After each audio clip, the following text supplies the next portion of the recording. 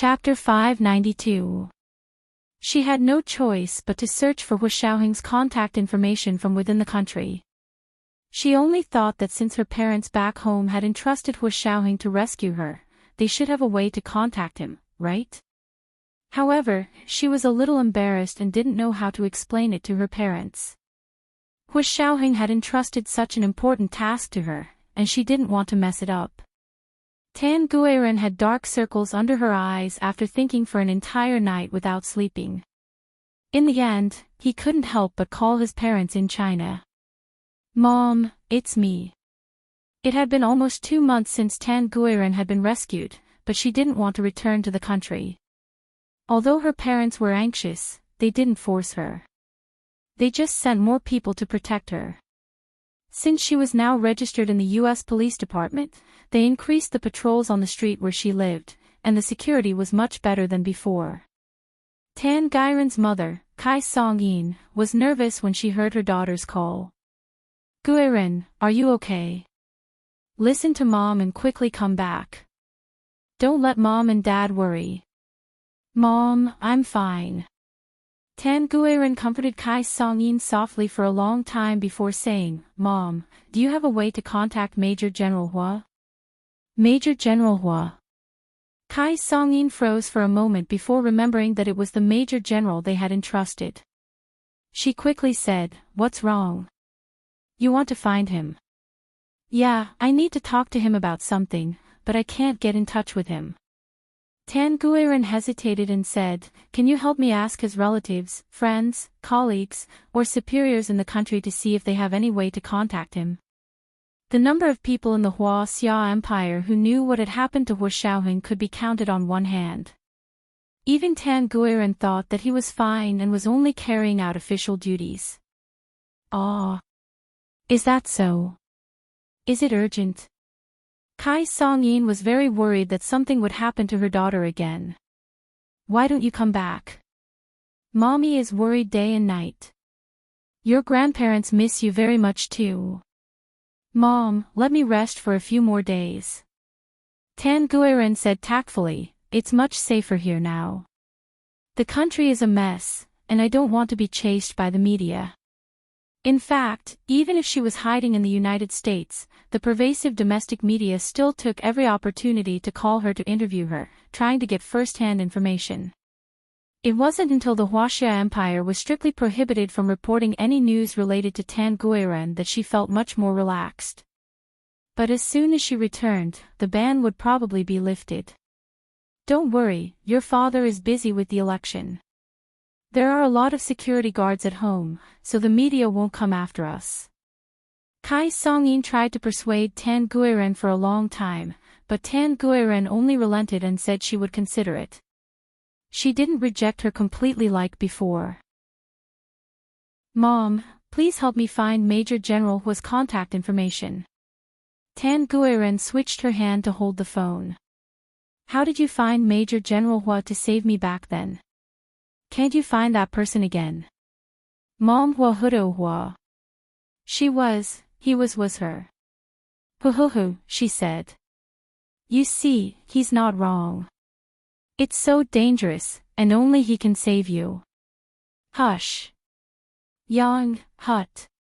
Hush. Hush from to Hudo she from her from. Dong, what to Hua Chen dongs you." Kai Song-yin saw her daughter repeatedly asking for Hu Xiaoheng's contact information, and her heart skipped a beat. She smiled and nodded. "Sure, no problem. My friend doesn't know how to contact Major General Hua. He only knows that he's very capable." "Hudo," Kai Song-yin nodded. "She doesn't know how to contact him." Putting down the phone, Kai Song-yin thought about it for a while before calling General Ji. General Ji's secretary picked up.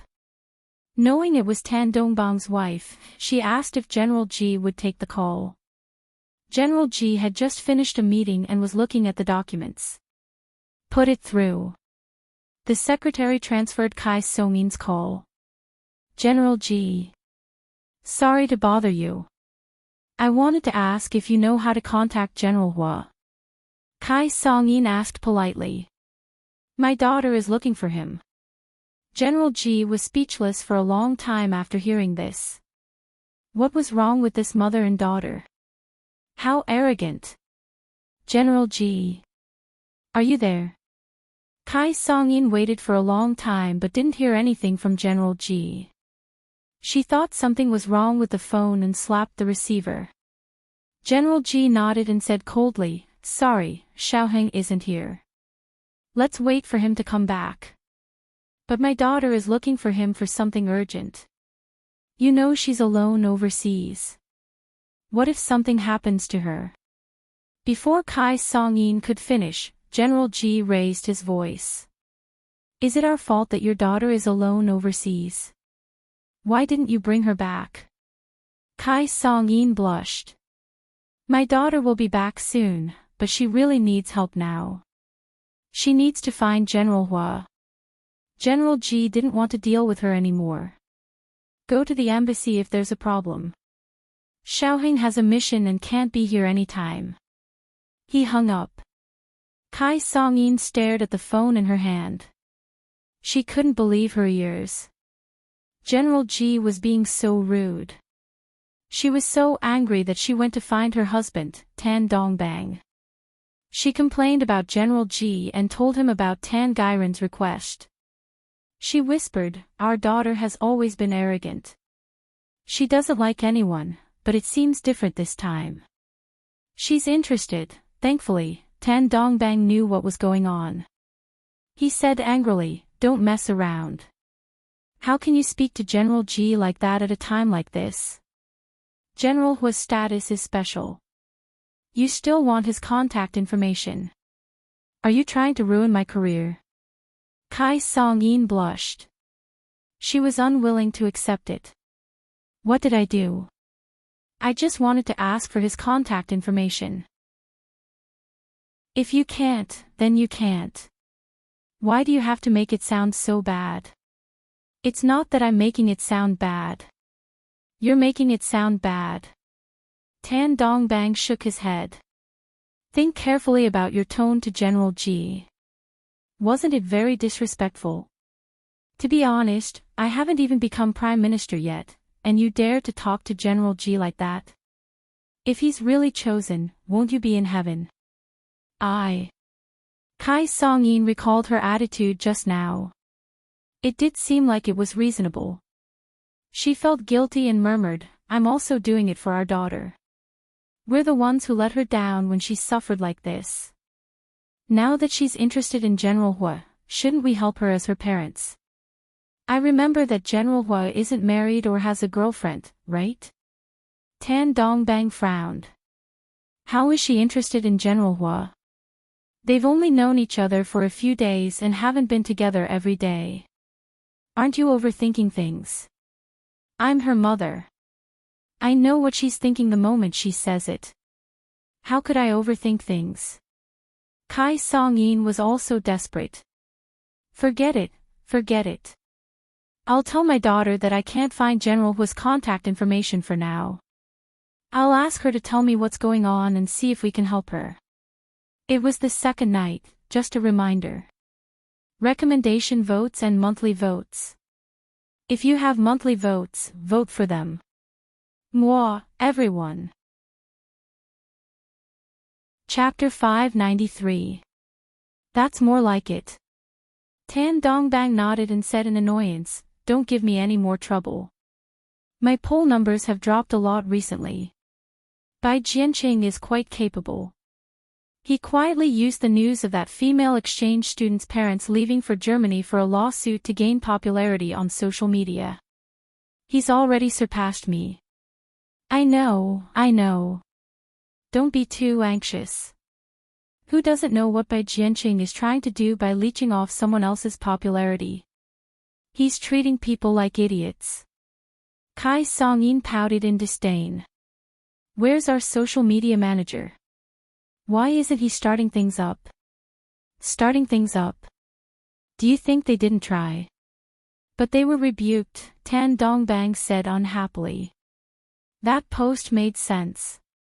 Indeed, whether Bai Jianqing is trying to leech off the popularity or has selfish motives, he did help that family. Also, that family isn't related to him, so it makes him seem even more noble. Pfft.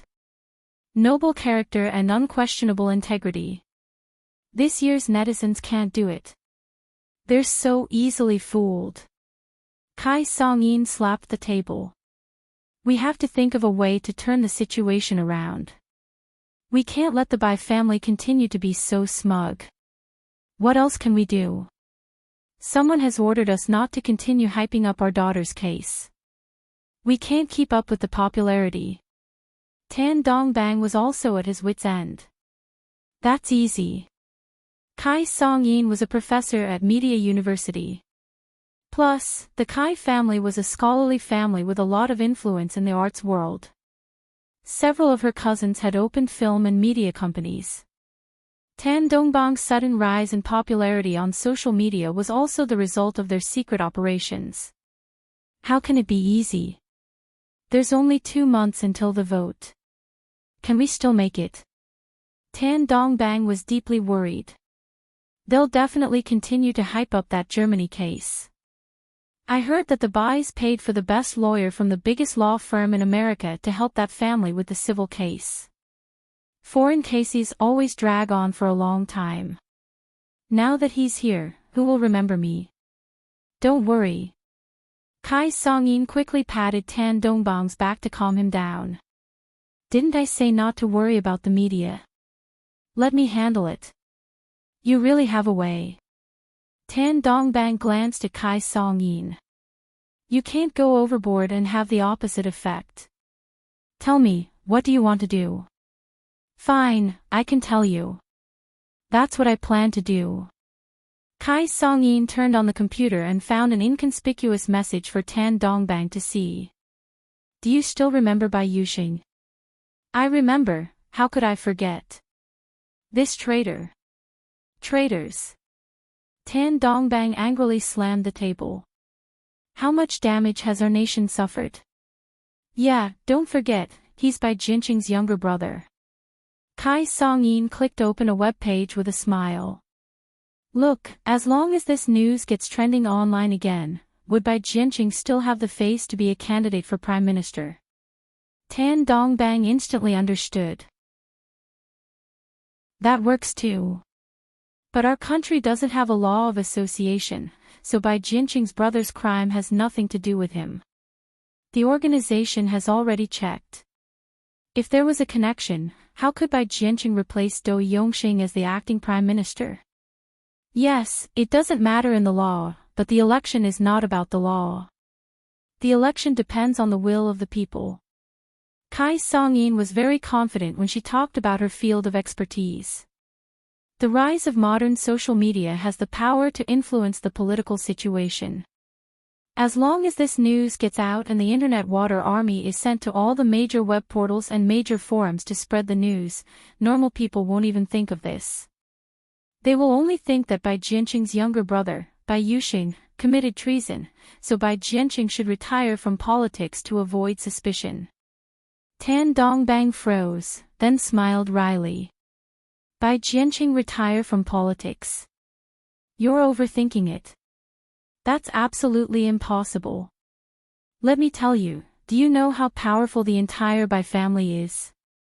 The Bai family's in-laws and old acquaintances were all over the upper echelons of the Xia Empire. Even Kai Song-yin's maiden family, the Kai family, was indirectly related to the Bai family by marriage.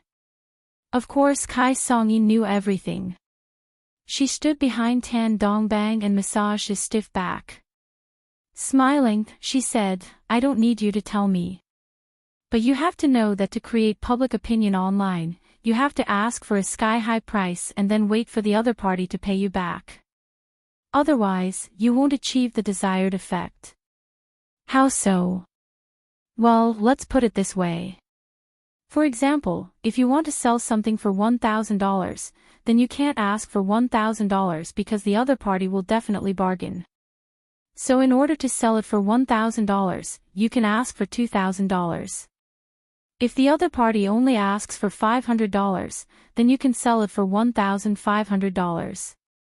If the other party asks for half, then $1,000 is the price you have in mind. Using the media to create public opinion is the same thing. Tan Dongbang understood what Kai Song-yin was saying. He frowned and thought about it for a long time before saying, "It's better to be careful. Don't make the netizens hate you, or you'll lose more than you gain." "I know. I'll tell them to be careful." Kai Song-yin stopped. "Do you feel better?" "Much better. Thank you, madam." Tan Dongbang smiled as he squeezed her hand and watched her leave. In the next few days, before the planned news about Bai Yuxing went online, the Huaxia Empire's social media was suddenly flooded by He Zhichu, a professor specially hired by B University's Faculty of Law. It turned out that he was also a partner of the largest law firm in the United States and the most expensive lawyer in the country. This time, he was helping the average female exchange student's family with the lawsuit. Although the Bais were paying, he said that the final lawyer fees would be deducted from the subject matter after the lawsuit was won. This meant that if the lawsuit wasn't won, the Bais wouldn't have to pay a single cent.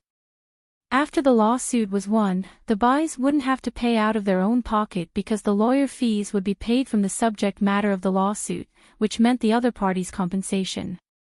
When this news spread, coupled with He Zhichu's cool, cold, and elite profile, it sent the entire social media world, which valued looks, into a frenzy. Such a good lawyer, such an impressive resume, and so handsome. How could people live? Almost instantly, He Zhichu's fan club announced its establishment on Weibo, and Gu Nianji miraculously became invisible in the wave. Aside from the people close to her, almost no one knew that she was the main assistant accompanying He Zhichu to Germany for the lawsuit. Similarly, He Zhichu suddenly became an internet celebrity, which made the Bais seem too calculative. The media companies related to Kai Song-yin immediately followed up with the report. Other than liking He Zhichu, they also began to set the pace for Bai Jianqing.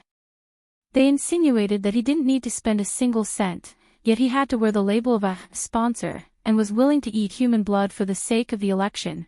Bai Jianqing was extremely embarrassed when he saw the report and quickly ordered someone to contact the American law firm to say that the lawyer fees would be calculated separately.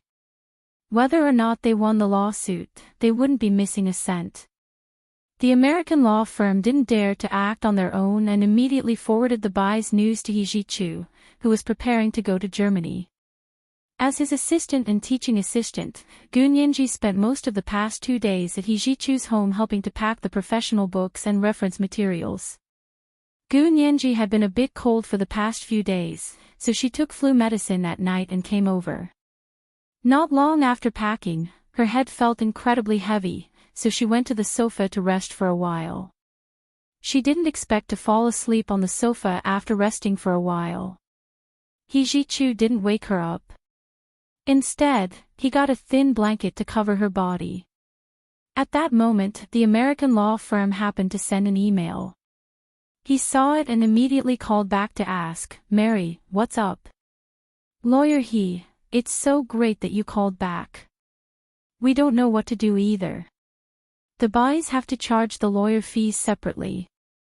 Mary, the secretary of the American law firm, was having a mental breakdown. She had never seen anyone so desperate to pay. Why would they be angry if they didn't give it up? He Zhichu quietly listened to the entire story and took out his phone to browse Weibo. He immediately understood why the Bais were doing this. He sat sideways on the sofa, and Gu Nianji slept not far from him. He could reach out and touch her head. The living room windows were open, and the cool night breeze blew in through the floor-to-ceiling screen. He Zhichu tucked Gu Nianji in with the blanket again before speaking quietly on the phone. "They want to pay. Can they afford it? Even if they can, aren't they afraid of people suspecting that they got their money illegally?" He Zhichu's lawyer fees were exorbitant. In the past, corporate law cases only took 10 minutes to complete, and the fee was $50,000 per minute. 10 minutes was only 500,000 US dollars, which was still within the budget of large public companies. However, civil cases that came with criminal cases could take up to an hour. Calculating all of the buy's assets, it was probably enough for He Ji-chu to win the entire case. Of course, the buys wouldn't go bankrupt for someone else's case. Mary understood He Ji-chu's meaning and asked, "Then what does lawyer he plan to do?" The other party said they can't do it without paying a single cent. You know they have an election, so it's not good for them to be accused of riding on their popularity. The law firm was also very picky. Bai Jianqing was one of the candidates for the Hua Xia Empire's prime minister, and was very likely to be the future prime minister. Based on the principle of good business with him, the American law firm wouldn't make things difficult for him. He Ji-chu thought about it and said, "Then I'll give them a friendship price. Just ask for the highest fee from my lawyers." He Ji-chu's lawyer fees were exorbitant, but his lawyers weren't. The highest fee was only 1,000 US dollars an hour. The buys could definitely afford this price. Also, we'll definitely want a percentage of the subject matter. He Ji-chu didn't do business at a loss. Since he was a lawyer, he had to be more considerate than others. Of course. I'll give them a quote. "Thank you for your consideration, lawyer He." The secretary hung up happily and went to prepare a new contract for the buys. He Ji-chu hung up and looked out the window at the night sky. He suddenly missed the taste of black draft beer. This is the first update. Please click on the monthly vote to see if you can vote. There are also recommendation votes. There will be an extra update at 7 p.m. Chapter 594. He Ji-chu wanted nothing more than to hold a large draft beer and go boating with Gu Nianji on the Isar River in Munich. The case had taken place in the Roslau region of Germany, but due to the involvement of high-ranking Roslau police officers, the case was later handled by the Munich Police Department and the court was moved to the Munich District Court. He Ji-chu was taking Gu Nianji and 4 other American legal assistants to Munich, Germany. When Gu Nianji woke up, she realized she was still on the sofa but covered with a thin blanket. He Ji-chu was sitting next to her and had fallen asleep with his head propped up on his hand. She looked up from the sofa and blankly stared at He Ji-chu. He Ji-chu looked very charming as he slept. There was no trace of his usual aloof expression on his handsome face. His shimmering, almond-shaped eyes were closed tightly, and his brows were relaxed. He was clear and handsome, like a gentle boy next door, unlike the temperamental Professor He. Gu Nianji made a face and quietly got up from the sofa. But the moment she moved, the sofa sunk in. He Ji-chu seemed to be a light sleeper and was immediately startled awake. His long eyelashes fluttered, and he opened his eyes. He instinctively looked at Gu Nianji, who was standing next to him, and happened to meet her large eyes. He Ji-chu's breath caught in his throat. Those were a pair of sparkling, black eyes, they could see straight into his heart. Gu Nianji froze and instinctively looked away. He Ji-chu finally lowered his eyes, his long eyelashes covering all his thoughts. Gu Nianji stood up from the sofa and rubbed her eyes. She asked in confusion, "How did I fall asleep?" "Professor He, you didn't even tell me." She rubbed her waist and gritted her teeth. "Sleeping on the sofa is too tiring. My back hurts." He Ji-chu opened his shimmering, sultry eyes and said coldly, "You were lying down, but I sat all night. I'm the one who's hurting." Gu Nianji was speechless. This conversation sounded so strange, but seeing He Ji-chu's darkening expression, Gu Nianji immediately smiled obsequiously and said to him, "Professor He, do you want me to massage your back? Or I can call and find you a professional level 8 massage therapist. You know how to massage backs?" He Ji-chu snorted disdainfully. "I'm guessing that if you hit me twice, it means that you hurt your hand and you're going to sue me for work-related injury, right?" "Of course not." Gu Nianji giggled and shook her head. "Professor He thinks too lowly of me. How could I? Gu Nianji had never massaged anyone's back before. Well, except for Hu Xiao, who was one of them. He Jichu also knew that she was just coaxing him, but even so, he was happy. Alright, you can go back. You don't have to come today. Take a hot bath first before resting. You have a cold, and if it doesn't get better, I won't be taking you to Germany. He Jichu looked at the Vacheron Constantine watch on his wrist. We still have 3 days. Ah. Yes, Professor. Gu Nianji quickly picked up her laptop. Then I'll go back now. She dashed out of He Jichu's suite and returned to her dorm. Ma Qiqi interned at the law firm during the day, so Ma Qiqi didn't know that Gu Nianji didn't come back last night because she came back late and left for work early in the morning. Gu Nianji opened the door to the dorm in a daze early in the morning and almost floated to the bathroom to take a hot shower. Then she fell into bed and slept like a log. When Ma Qiqi came back from work that night, she remembered that she hadn't seen Gu Nianji in 2 days. She knocked on her door to wake her up. Gu Nianji's eyes were swollen from sleeping, so she groggily opened the door. Qiqi. What's wrong? What's wrong? What's wrong? You look like you're sick. Ma Qiqi reached out to touch Gu Nianji's forehead. Gu Nianji had slept the whole day and had indeed had a high fever, but it had gone down on its own. Now she was covered in sweat and felt very uncomfortable, but her head didn't hurt anymore. Gu Nianji rubbed her eyes. I had a cold yesterday, but I'm much better today. I'm just tired. This is the after effect of a high fever. Hurry and go rest, Ma Qiqi said as she walked Gu Nianji back to her room. What do you want to eat? I'll go buy it for you. Gu Nianji yawned. I want to eat porridge. Okay, I'll go buy century egg and lean meat porridge. I want to eat it too. Ma Qiqi made a face and moved closer to Gu Nianji to ask mysteriously, Nianji, Professor, he is going to Germany for a lawsuit. Can you help me get an autograph? Gu Nianji knew that Ma Qiqi was the most concerned about this case. She thought about it and whispered to her, Qiqi, I want to tell you something. What? I will go to Germany with Professor He and help that female exchange student's parents with the civil lawsuit. Gu Nianji smiled as she watched Ma Qiqi's expression change from disbelief to ecstasy. Ma Qiqi almost turned into a howling cult leader in an instant. She hugged Gu Nianji's shoulders and shook her vigorously. She shouted, Nianji. Nianji. Is this true? You're really going to Germany to help them with the lawsuit? It's absolutely true. The visa is already done. Gu Nianji hesitated but still reminded Ma Qiqi, don't tell anyone, and don't put it online. Ma Qiqi stuck out her tongue. If Gu Nianji hadn't specifically reminded her, she really would have bragged about it online. But since Gu Nianji had already brought it up, she definitely wouldn't tell anyone. As friends, the most important thing was to respect each other's privacy. Okay, I won't tell anyone. When is your flight? I'll see you off.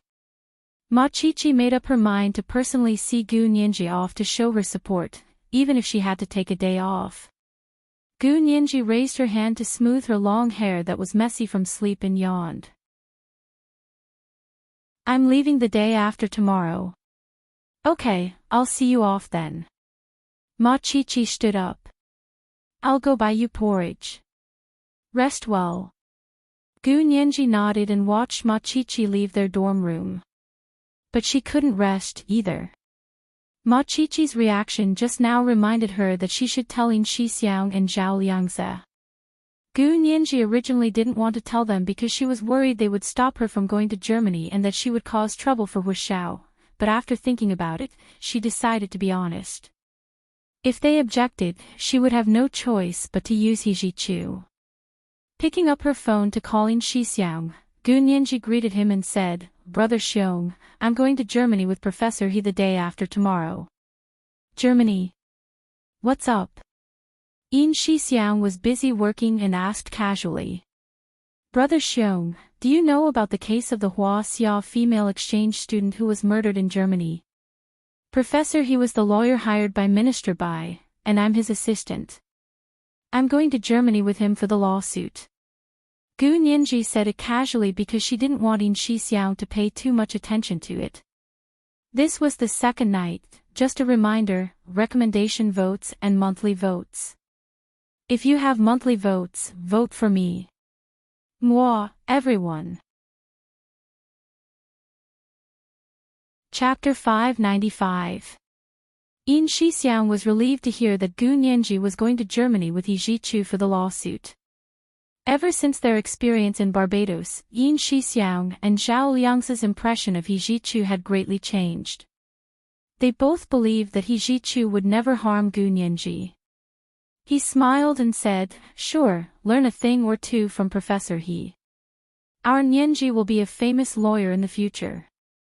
After saying that, he reminded her, there are many fun places in Germany. After you get there, go there more when you have time. Take it as a free trip. She hadn't expected Yin Shixiang to agree so easily and even encourage her to take the opportunity to go out and have fun. Could it be said that Yin Shixiang was intentionally giving her a chance to be with Hu Xiao?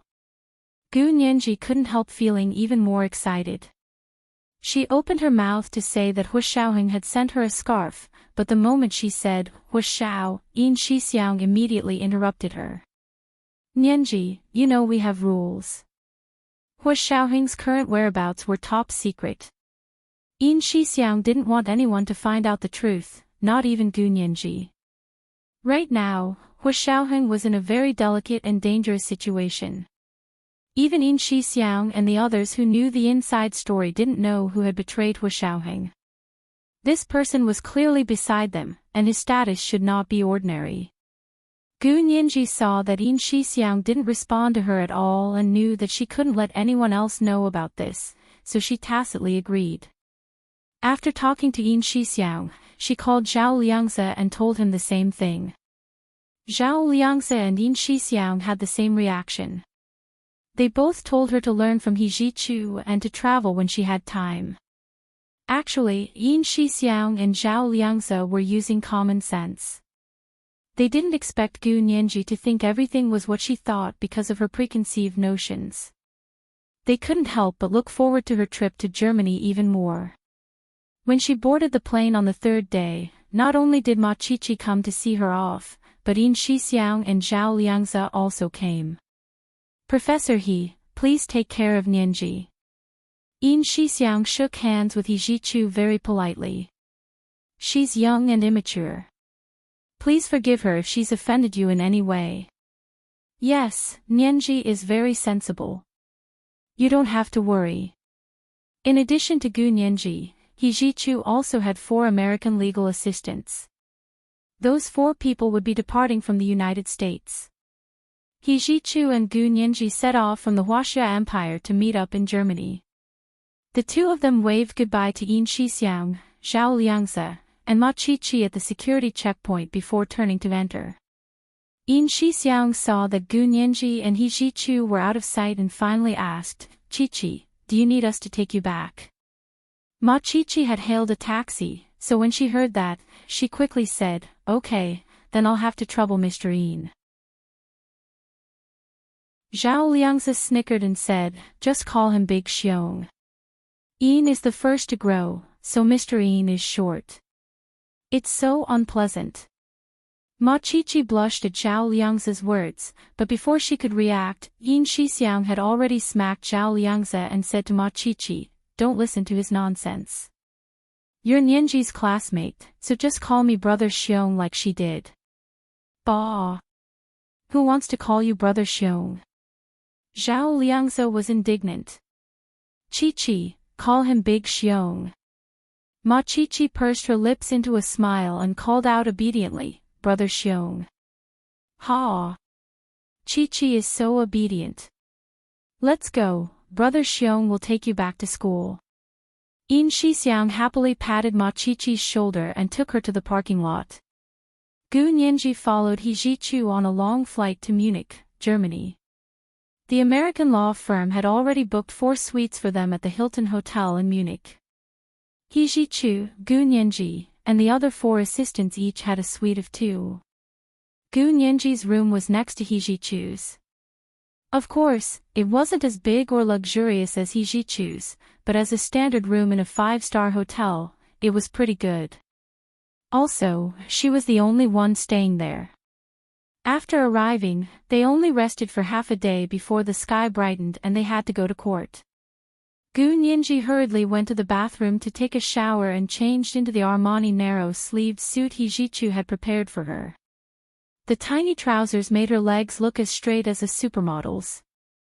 Her long hair was tied into a bun at the back of her head, revealing her smooth, jade-like forehead.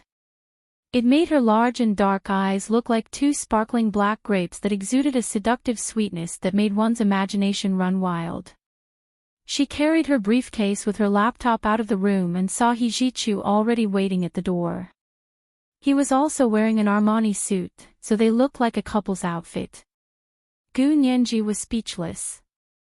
He Jichu seemed to understand what she was thinking and said calmly, "This is the uniform brand designated by the firm.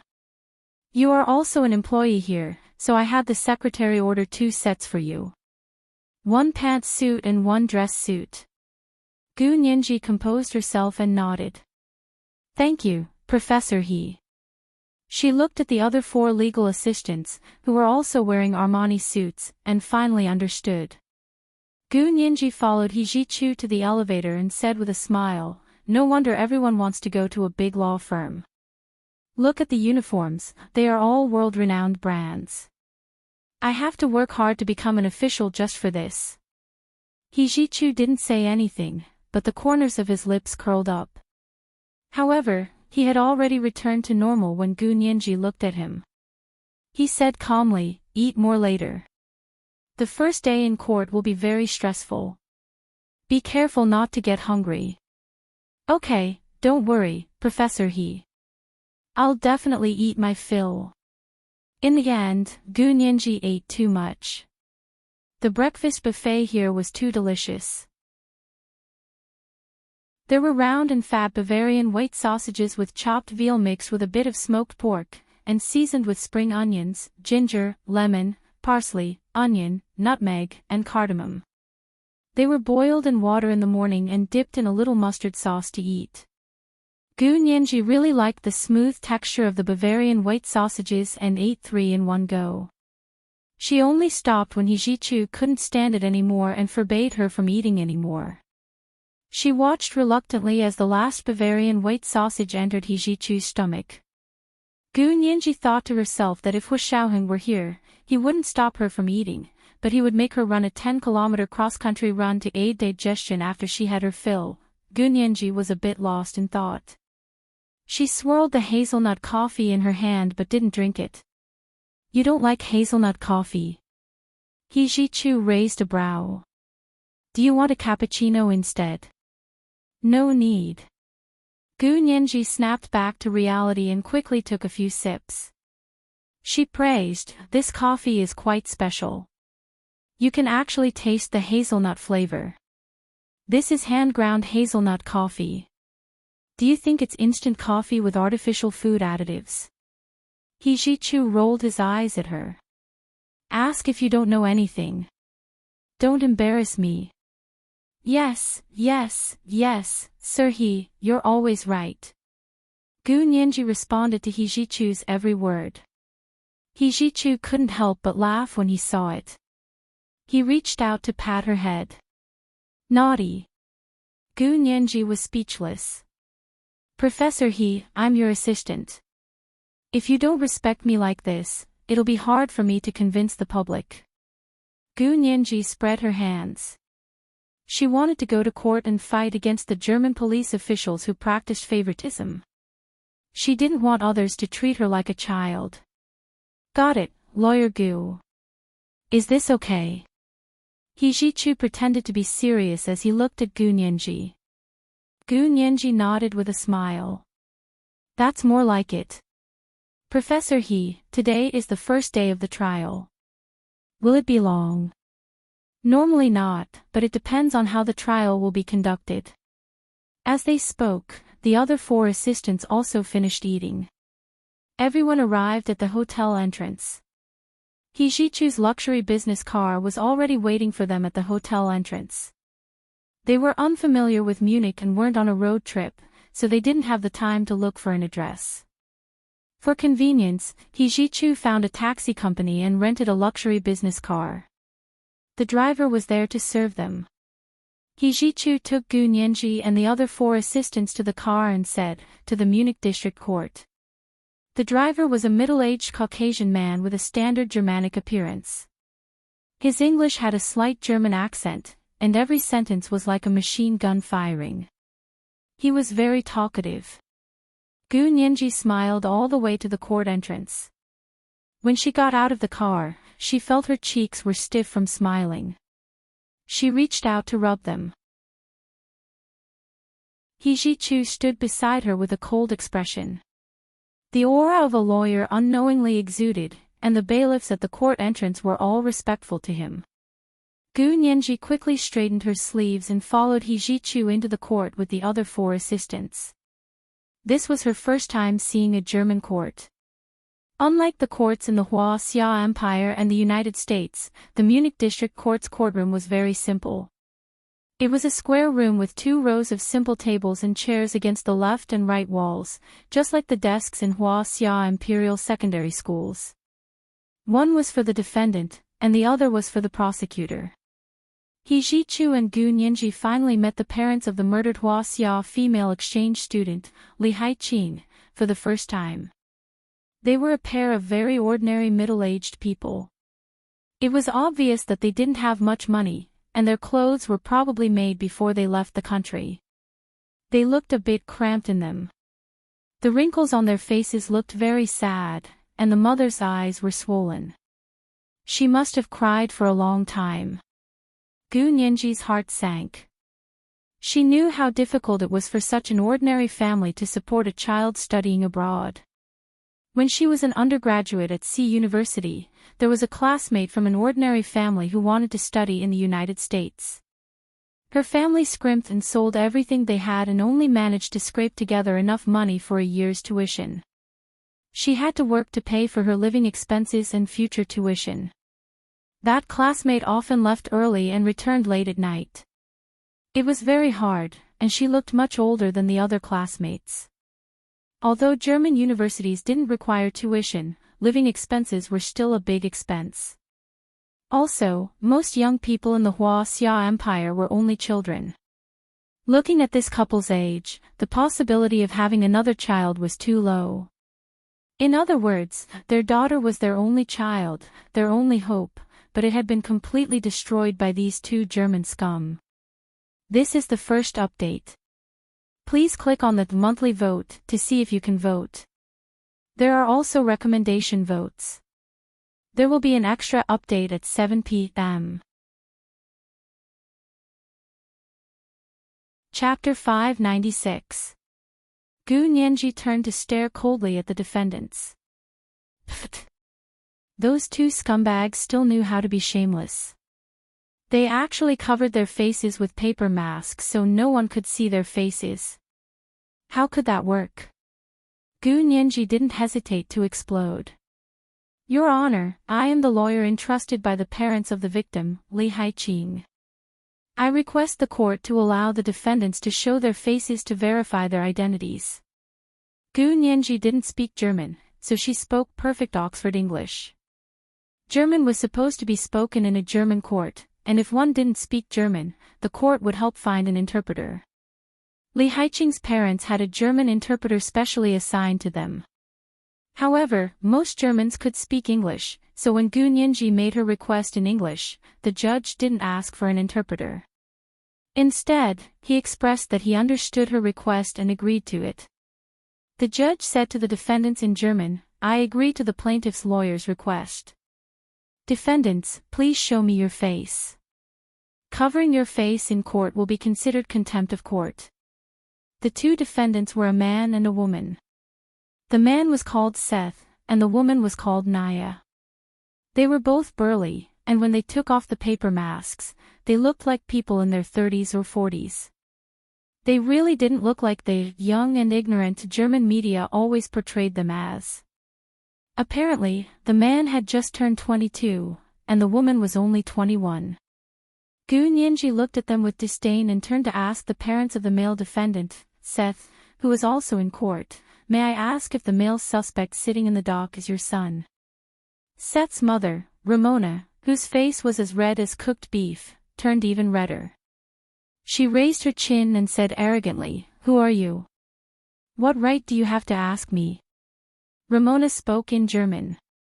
She clearly knew English, but she had to pretend that she didn't understand English. Gu Nianji didn't understand German, so she was looking at the interpreter to translate when she heard He Jichu walk over and say coldly in German, "The judge just confirmed that she is the lawyer entrusted by the plaintiff's parents. It's fine if you don't understand English, but don't you understand German?" How did someone who doesn't even understand German become a high-ranking police officer in the Roslaw region? Did you graduate from high school? Ramona was frightened by He Jichu's imposing manner and shifted uneasily in her seat before rolling her eyes. "Yes, he's my son." "Are you sure? You didn't find an insignificant person to take the blame, did you?" Gu Nianji didn't let up, and her questions were very sharp. Ramona was completely enraged. She stood up and waved her fists. "He's my son. Do you want to do a DNA test?" "Of course." She turned to look at the judge. "Your Honor, the defendant's parents requested a DNA test. I ask you to grant this reasonable request." The judge raised an eyebrow and turned to look at Ramona. "Ramona, do you want a DNA test?" Ramona had only said those words out of anger because she had been provoked by Gu Nianji. How could she ask for a DNA test? Besides, they were already planning to take the blame. Why would she ask the court to do a DNA test? Hearing this, Ramona shook her head guiltily. "Your Honor, there's no such rule in the procedure." "We don't, You don't agree to a DNA test?" That was strange. Why? Why? Why? Gu Nianji repeated "why" 3 times and interrupted Ramona. She turned to look at the judge. "May I ask if the German court has a procedure to verify the defendant's identity?" The judge thought about it for a moment and nodded slowly. "Yes. Then we request to start the procedure to verify the defendant's identity." Gu Nianji turned half a circle on the spot and stared sharply at the uncomfortable Ramona. "Senior Superintendent, as a law enforcement officer, you actually disregard the court's procedural justice and knowingly break the law. You're confusing the public and obstructing our legitimate request to verify the defendant's identity. May I ask what your intentions are?" After Gu Nianji finished speaking, the German translator immediately translated it into German. Some of the German staff present who didn't understand English were shocked and pointed at Ramona. Ramona was furious but knew she couldn't nod. If she nodded, her son would go to jail. She wouldn't even be able to change the scapegoat. "Why aren't you saying anything? Can you not speak in court?" Gu Nianji raised her voice. "Senior Superintendent, please answer me." "Ramona, please answer the plaintiff's lawyer's question." The judge coughed and didn't let Ramona off the hook. Since the judge had spoken, Ramona had no choice but to answer. She nodded reluctantly. "If you want to do the test, then do it." Gu Nianji sighed in relief and thought to herself that this was the time to close the door and let Brother Chen go. Unfortunately, Brother Chen wasn't here. She didn't feel comfortable letting someone else do the test. But she had no choice. She could only work harder and keep a closer eye on them. The court summoned a forensic doctor to draw a vial of blood for Ramona and Seth. They didn't draw blood from Ramona's current husband, York, because he was only her son's stepfather and they weren't related by blood. Gu Nianji watched without blinking. When the forensic doctor finished drawing 2 vials of blood, she quickly raised her hand and gestured. "Wait, please draw 2 more vials of blood. I want to keep a file. What do you want? The forensic doctor was shocked. Why do American law firms need to keep a file of blood? They knew the plaintiff's parents had hired the best lawyer from the largest American law firm this time. They originally thought it was useless even if the best lawyer from the largest American law firm was the best. The dragon couldn't beat the snake in its den. In the end, the lawyer hadn't even made a move yet, and this young female assistant was already so aggressive. They began to feel afraid. He Ji-chu said dryly, whether or not the blood should be kept depends on the case and the person. Since the defendant's parents have a criminal record of obstructing justice, we must be careful. His words were like a whip that made all the Germans at the scene dizzy and embarrassed. From the judge to the court's janitor, everyone blushed at He Ji-chu's words. Because what he said was true. Senior Superintendent Ramona and her husband had indeed tried to cover up evidence of their son's crime after the crime. Later, when they couldn't cover it up any longer, they asked her son to turn himself in. After turning himself in, he immediately poured the dirty water of 3P on the poor victim. Gu Nianji had grown up with Hu Xiaoheng and the others, so she was a girl with a strong sense of justice. She hated this kind of selfish behavior that disregarded other people's lives. Therefore, He Ji-chu had chosen her among his assistants to represent him in court. Not only could it train her abilities, but it could also allow her natural emotions to influence the judge. This was the importance of being infectious and having a good personality.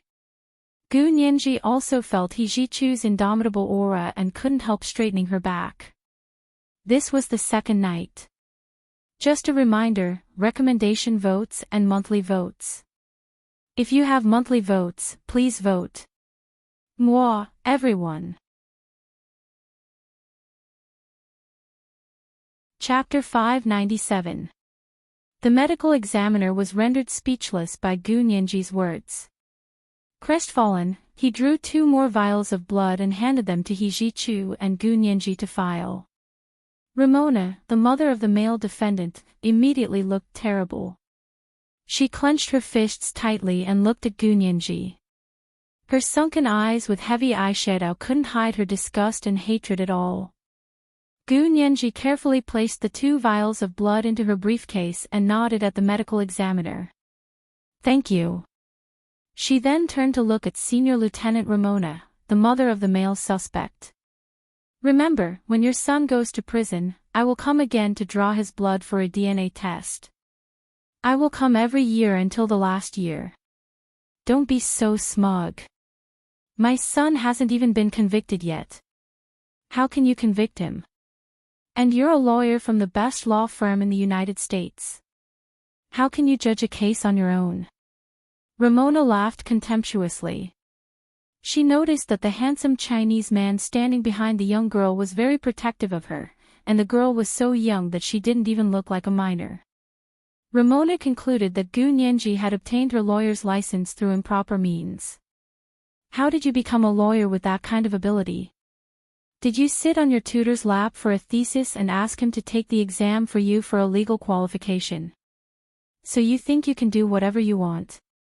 Ramona's expression darkened and no longer pretended that she didn't understand English. This isn't America. This is Germany. He Ji-chu glanced at Gu Nianji discreetly. He was a bit worried that she would flip out and lose her composure in court. As a lawyer, the most important thing was to control one's emotions. Ramona clearly wanted to provoke Gu Nianji so that she could turn the tables. However, Gu Nianji was very calm and didn't fall for it at all. She took out her little notebook and pretended to write on it. Senior Lieutenant Ramona, I want to add another charge of defamation to the list of lawsuits against you.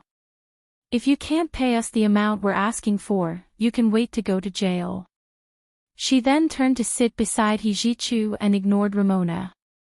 Hearing Gu Nianji's warning, Ramona's heart sank. She couldn't help glancing at her husband, York, and whispered.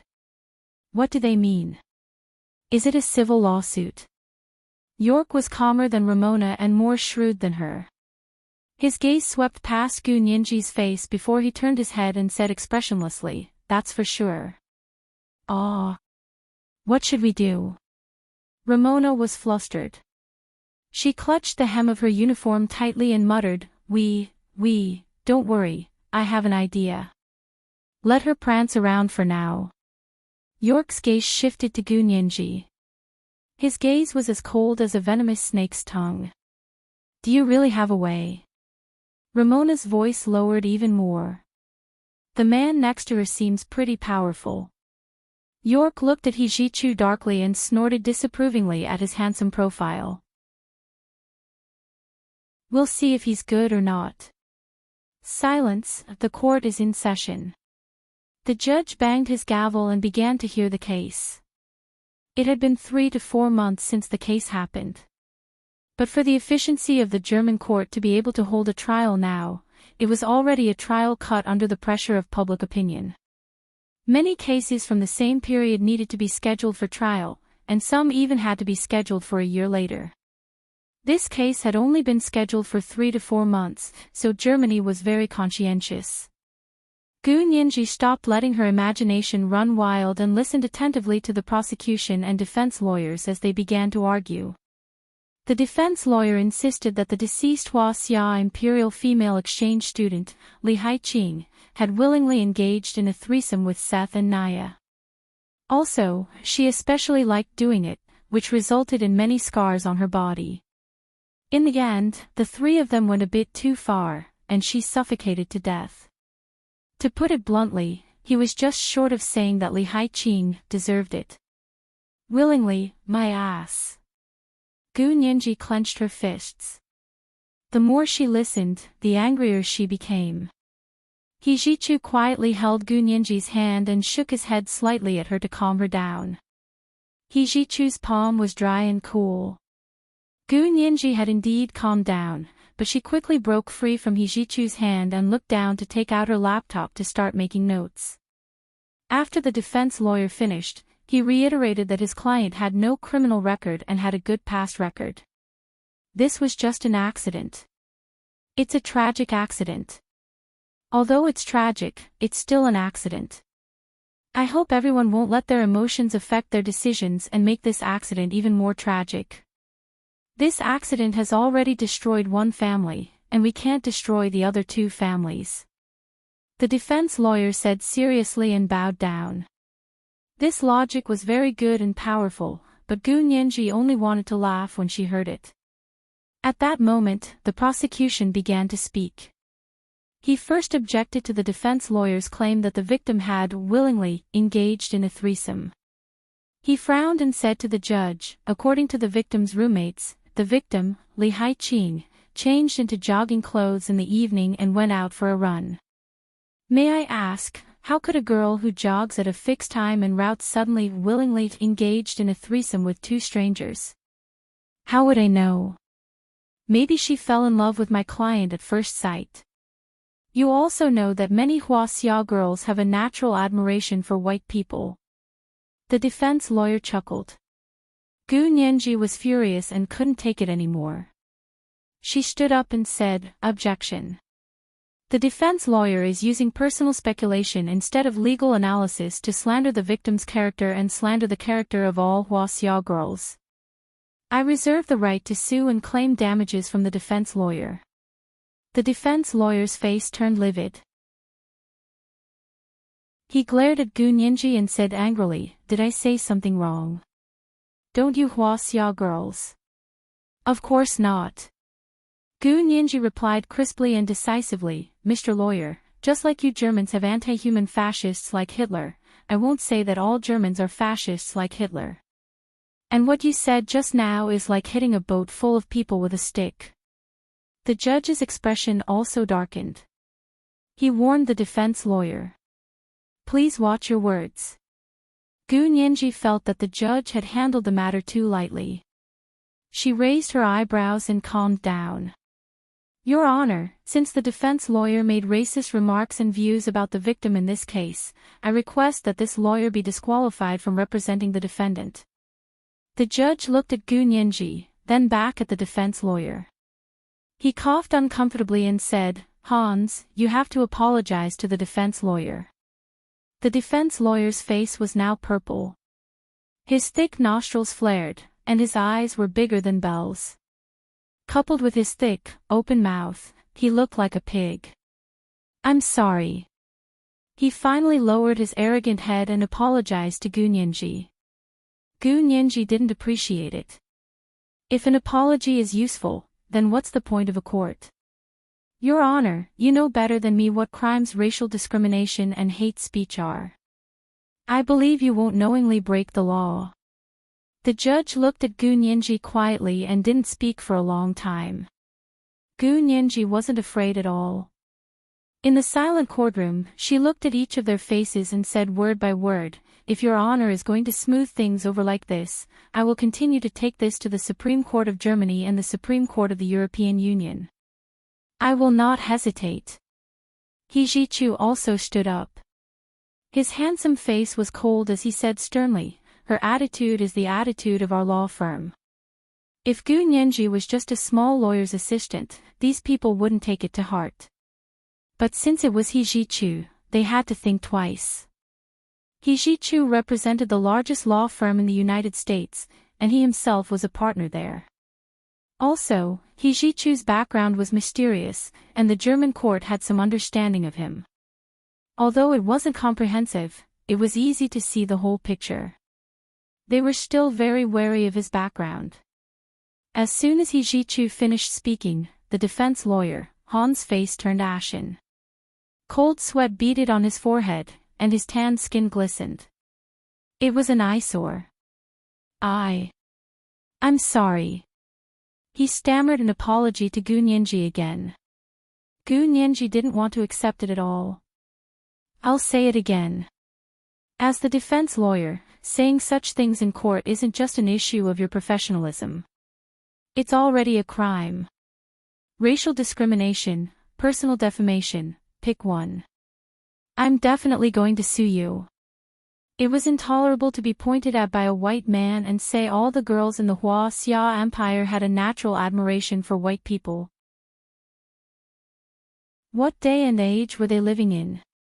He still thought that white people were better than everyone else. He shouldn't blame Gu Nianji for teaching him a lesson. First, she had to complain to the German Bar Association about Hans's legal qualifications. If he was found guilty of misconduct, his legal qualifications would be revoked, and in serious cases, he would be permanently banned from applying again. Then she would definitely file a case in court and sue him for racial discrimination and personal defamation. No matter when the case would start, she wanted to hang a Damocles sword over his head so he would be on tenterhooks all the time. She wouldn't let him have an easy time. Of course, the most important point was that the defense lawyer had to be replaced. That way, they would be able to attack the opponent's momentum to the greatest extent. If she didn't teach Seth's family a lesson, they wouldn't know why the flowers were red. Under Gu Nianji's insistence, the judge announced that the defense lawyer would be disqualified. The defendant would need to choose another lawyer and set a date for the trial. On the first day of the trial, with Gu Nianji's godly assistance, the prosecutor removed the defense lawyer. After the judge adjourned the trial, everyone on the defense's side had dark expressions, especially the male defendant, Seth. He kept glaring at Gu Nianji. His gaze was vicious and perverted, and his eyes were bright red like he was mentally ill. Gu Nianji wasn't afraid at all. She stretched out 2 fingers and made a scissors gesture. If it weren't for the fact that they were still in court, Gu Nianji would have made a shooting gesture at the male defendant. This was the first update. Everyone, please click on your monthly votes to see if you can vote. There are also recommendation votes. There will be an extra update at 7 p.m. Chapter 598. He Jichu glanced at her, and she sheepishly retracted her hand and followed him out of the courtroom. At the entrance of the Munich District Court, the prosecutor who had represented the victim, Li Haiqing, walked up to Gu Nianji and said sincerely, "Miss Gu, I sincerely apologize to you. Most Germans don't think that way. The Huaxia people are very intelligent, and we respect them very much. We will never allow that kind of speech to appear in our country. After all, Germany was the country where the Prime Minister had personally knelt before the memorial to the murdered Jews.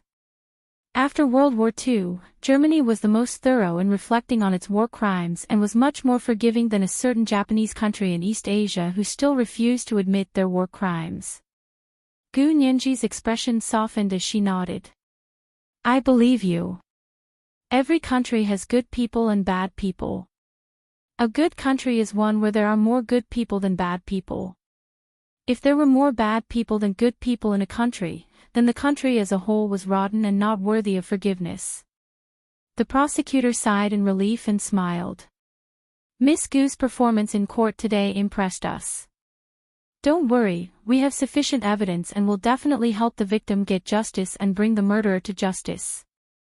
Criminal cases still rely on you. Gu Nianji also expressed her gratitude. I sincerely thank you for selflessly helping a powerless foreign student.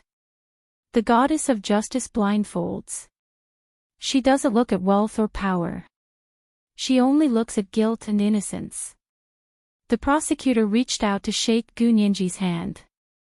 There are still a few tough battles to fight. You have to be mentally prepared. I will do my best. Gu Nianji nodded and watched the prosecutor leave. The defendant's parents walked past Gu Nianji with sullen expressions. Seth's stepfather, York, suddenly turned to look at Gu Nianji. His gaze was bone-chilling and sent chills down Gu Nianji's spine. Gu Nianji wasn't afraid at all and glared back at him.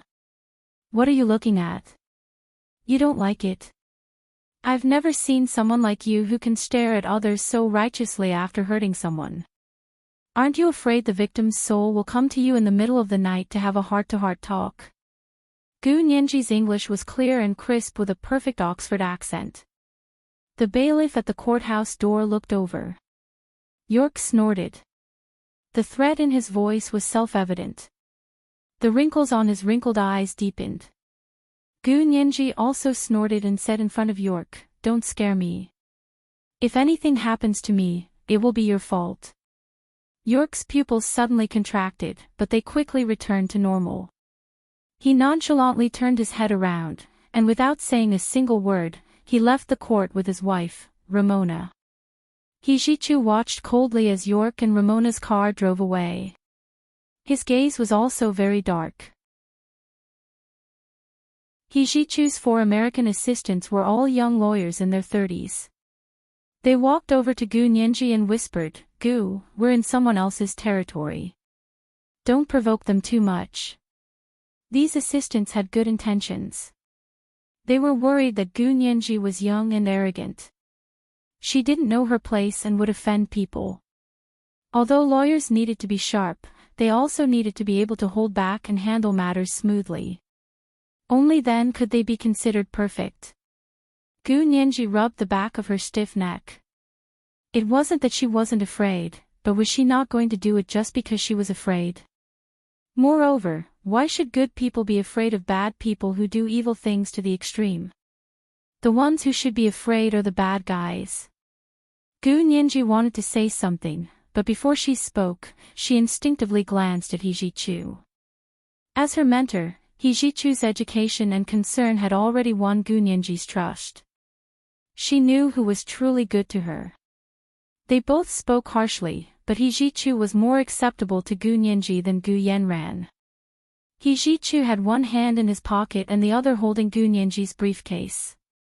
His handsome face was still cold, but his shimmering, sultry eyes were faintly warm. He glanced at his watch. "Okay, let's talk back at the hotel." As they spoke, the luxurious business car they had chartered drove over. Gu Nianji followed Hijichu into the car. She and Hijichu sat in the middle 2 seats. One of the other 4 assistants sat in the front passenger seat, and the other 3 sat in the 3 seats in the last row. After the small incident, everyone gradually became excited. After all, it was a good sign to have a good start on the first day. Although lawyers were the most logical profession, the market for superstition did not discriminate between professions. After returning to the hotel, the other 4 assistants asked Hijichu for permission and happily went sightseeing. They originally wanted to invite Gu Nianji to go with them, but Hijichu rejected them before they could ask her. Gu Nianji didn't plan to go herself. After a tiring day, she needed a good rest. After returning to the hotel room, Gu Nianji first went to the bathroom to shower and change into casual pants. A pure white heavy silk loose-sleeved blouse with a navy blue edge, a pair of light blue Egyptian cotton cropped pants, and a pair of snow-white Ralph Lauren sneakers. Her hair was loose behind her, and she only used a hairdryer to half-dry it. Hijichu knocked on the door and came in. A hint of surprise flashed in his eyes as he asked her slowly, "Where do you want to go for lunch?" Gu Nianji was about to speak when she heard her phone ring. She hurried back to the bedroom to take out her phone from her purse. It was actually Gu Yanran calling. She hesitated for a moment before swiping it open to answer. "Sis." Gu Yanran sounded anxious on the other end of the line. "Nianji. Where are you? Why can't I find you anywhere?" Gu Nianji didn't know what to say for a moment. She had only told Yin Shixiang, Zhao Liangze, and her roommate, Ma Qiqi, about going to Germany with Hijichu. However, she had asked Ma Qiqi not to tell anyone else. It was summer anyway, so there weren't many people on campus. Ma Qiqi was busy with her internship at the law firm every day, so she didn't have much time to contact Gu Nianji. However, when she found out that Gu Nianji was going because of the pitiful female student from the Huaxia Empire who was killed, Ma Qiqi immediately applied for leave to see her off at the airport. Before she left, Ma Qiqi reminded her again and again that she had to seek justice for the female student and bring the culprit to justice. Gu Nianji knew that Ma Qiqi was very concerned about the case, so she told her where she was going. When the news was revealed, Hijichu took the initiative to stand up and become the most popular lawyer. He made a big splash and quietly suppressed the news of Gu Nianji going abroad with him. Anyway, Hijichu was the main lawyer and the person the Bais truly wanted to hire. Gu Nianji was only one of his 5 assistants, so it was reasonable that no one paid attention to her. As for the Special Operations Forces, because Gu Nianji's background had been investigated, her father had been taken to the Huaxia Empire.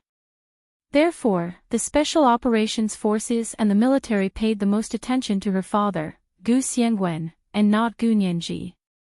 Therefore, the protective measures that Hu Shaoheng had set up for Gu Nianji had been completely withdrawn.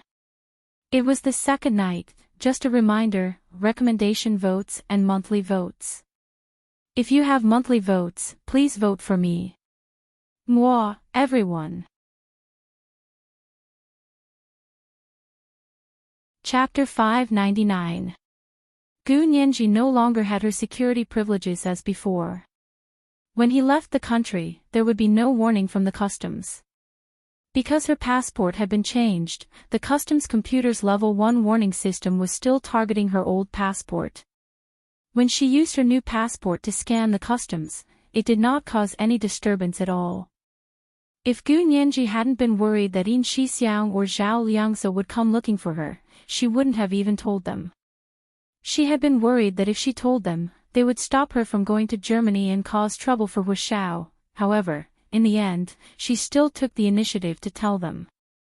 Fortunately, Yin Shixiang and Zhao Liangze didn't say anything to stop her.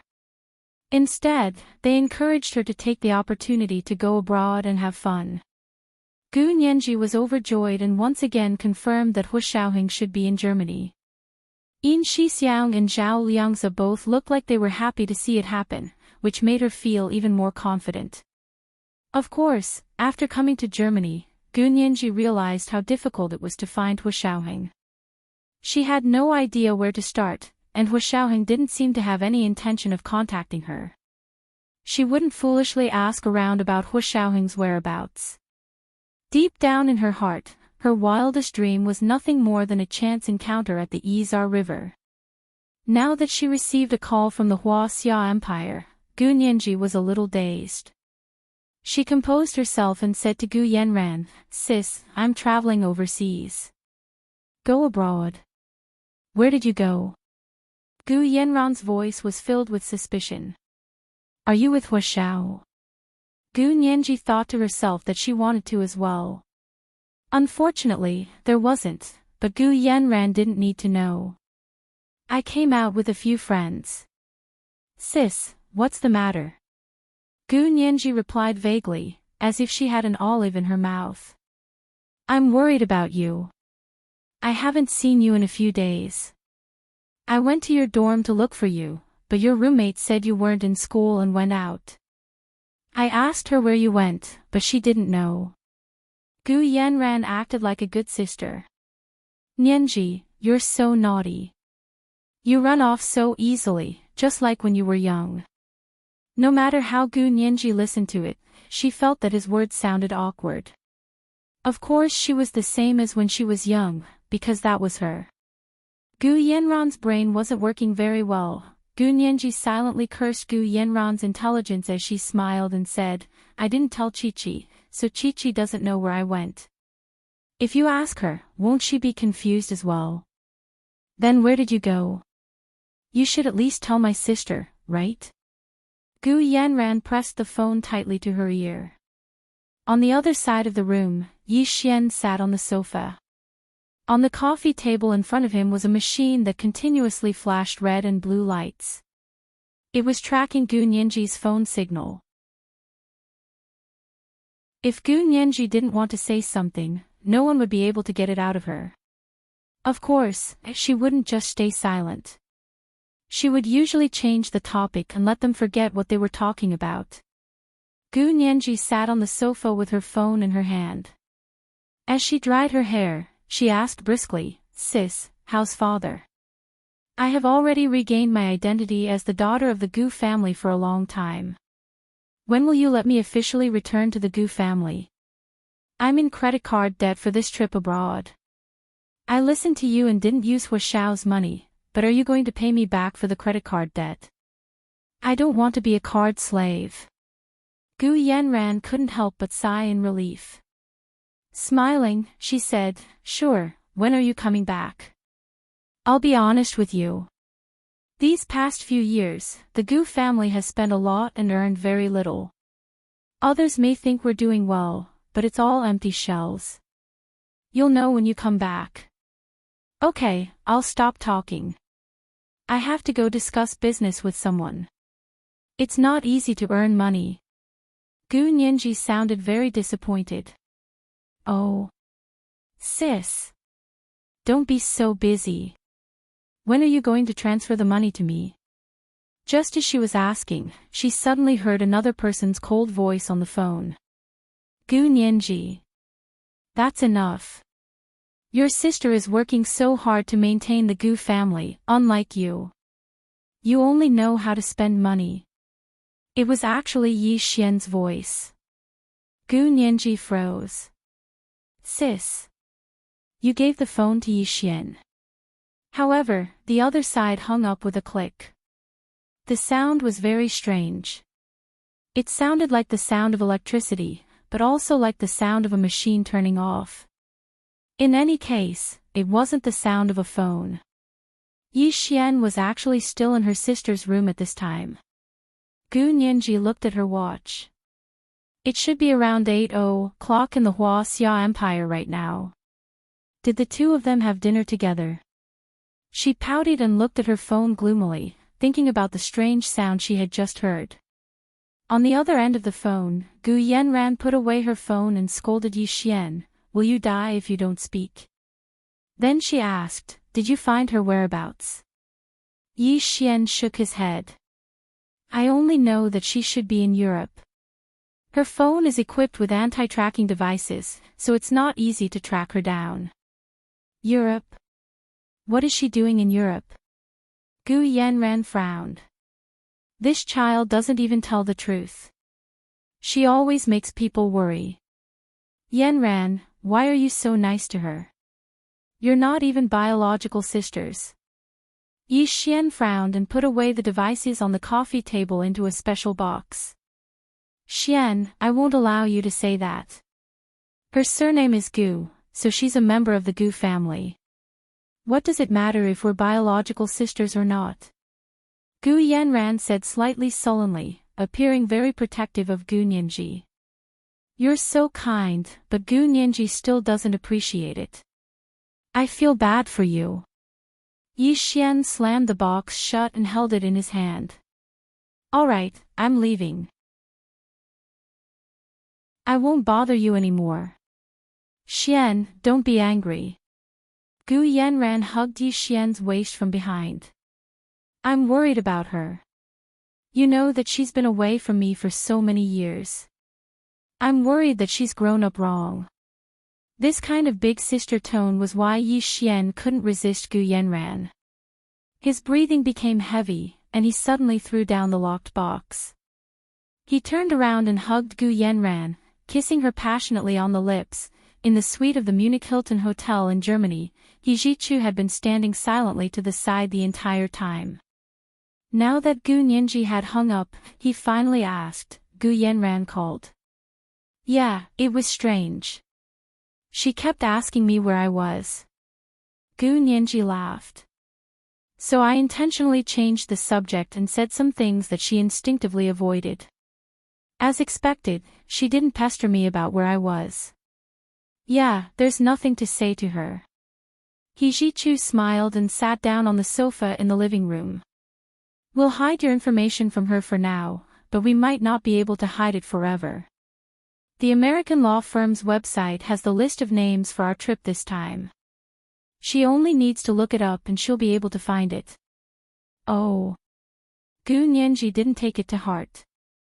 She was going overseas for work, so it didn't matter even if Gu Yanran found out. At most, she would scold her for lying to her. However, Gu Nianji felt that she had no obligation to tell Gu Yanran the truth. It wouldn't affect Gu Yanran's interests, so why did she have to report everything to her in detail? Did she really think she was her sister? Gu Nianji's memory hadn't recovered, and she hadn't nurtured her sisterhood with Gu Yanran before it was destroyed by Gu Yanran's attitude towards her. What could she do? She was also very desperate. Leaning back on the sofa, Gu Nianji felt the back of her neck start to ache again. She reached out to rub it and said, going to court is really exhausting. I thought I'd seen the world, and it's not my first time in court. I didn't think I would still be subconsciously nervous. Your neck hurts. He Jichu reached out to massage Gu Nianji, but she quickly jumped away and smiled. I don't dare to trouble Professor He. Only disciples serve their masters. I've never seen a master serve his disciples. Then why don't you just see it today? He Jichu laughed and stopped talking when he saw Gu Nianji's embarrassment. He stood up and asked, where do you want to eat? I'm not familiar with this place at all. The white sausage in the morning was delicious, but it seems like it's only available for breakfast. Gu Nianji couldn't forget the Bavarian white sausage in the morning. It's only available in the morning in this hotel, but if you want to eat it, we can look outside. It should be easy to find. He Jichu turned to ask her, do you want to go? Yeah, that's good. Gu Nianji went in to take out her LoveLore sachet and followed He Jichu out of the hotel. They hailed a taxi at the entrance and asked the driver where the more famous restaurants were. The driver recommended a 4-star Michelin restaurant, and they went there excitedly. It turned out that the local driver's recommendation was reliable. German cuisine was famous for all kinds of pork knuckles dishes, such as the famous German pork knuckles that all gluttons on the blue planet knew.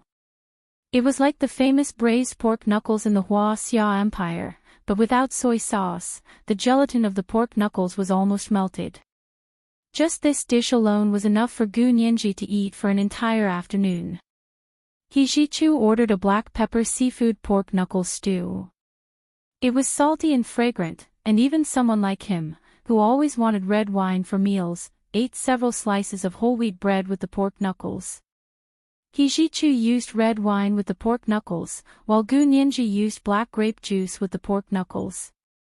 Gu Nianji wanted to lick her fingers after eating and said to Hijichu longingly, "Professor He, the pork here is so delicious. It's really fragrant. It's comparable to the specially supplied pork in the Xia Empire." Moreover, it was the taste of the food itself, not the taste of seasonings added to it. The best dishes were the taste of the food itself. The seasoning should be used to enhance the taste of the food itself and not steal the show. Hijichu was very picky about food, but he had to admit that the pork here tasted almost the same as the pork in his hometown. "Eat more if you like it. I'll ask if they deliver. If they deliver, we'll order here for the next few days." Hijichu got up to call the waiter over and asked in German if they delivered. This was a local restaurant that provided both in-house and delivery. Hijichu ordered lunch and dinner with them and changed the menu every day to deliver to the Hilton Hotel. After lunch, Hijichu and Gu Nianji left the restaurant. They found the Hilton Hotel they were staying at on their phone map. It wasn't far from here. They didn't call a taxi again and just strolled back to digest after the meal. This is the first update. Please click on the monthly vote to see if you can vote. There are also recommendation votes. Today was Monday, especially with the recommendation votes. There will be an extra update at 7 p.m. Chapter 600. It was an afternoon in Munich, and the sun shone down from the clear blue sky, softening the asphalt road. The two of them walked side by side on the sidewalk. The trees were dense and shady, and the cicadas chirped. They didn't feel hot walking under the trees. The Alps were not far from the edge of the city, and they could see the snow on the mountain ridges. Although it was summer at the foot of the mountain, the top was covered in snow all year round. Under the summer sun, it shone brilliantly like a diamond on a crown. It was breathtaking. Gu Nianji pointed to the snow-covered peak in the distance and smiled. "Professor He, it's beautiful, isn't it? I wonder if we still have time to go skiing in the mountains. This is the Bavarian mountains in the Alps, and the glaciers are more eroded.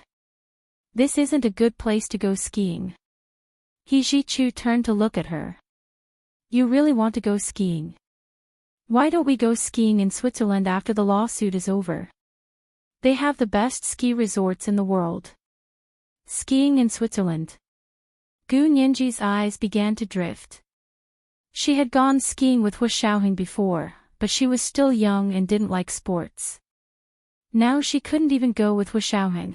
She sighed softly and shook her head to not let these things affect her emotions. It was already past 2 in the afternoon when she finally returned to the hotel with Hijichu. Gu Nianji was much more energetic and didn't want to go back to her room for now.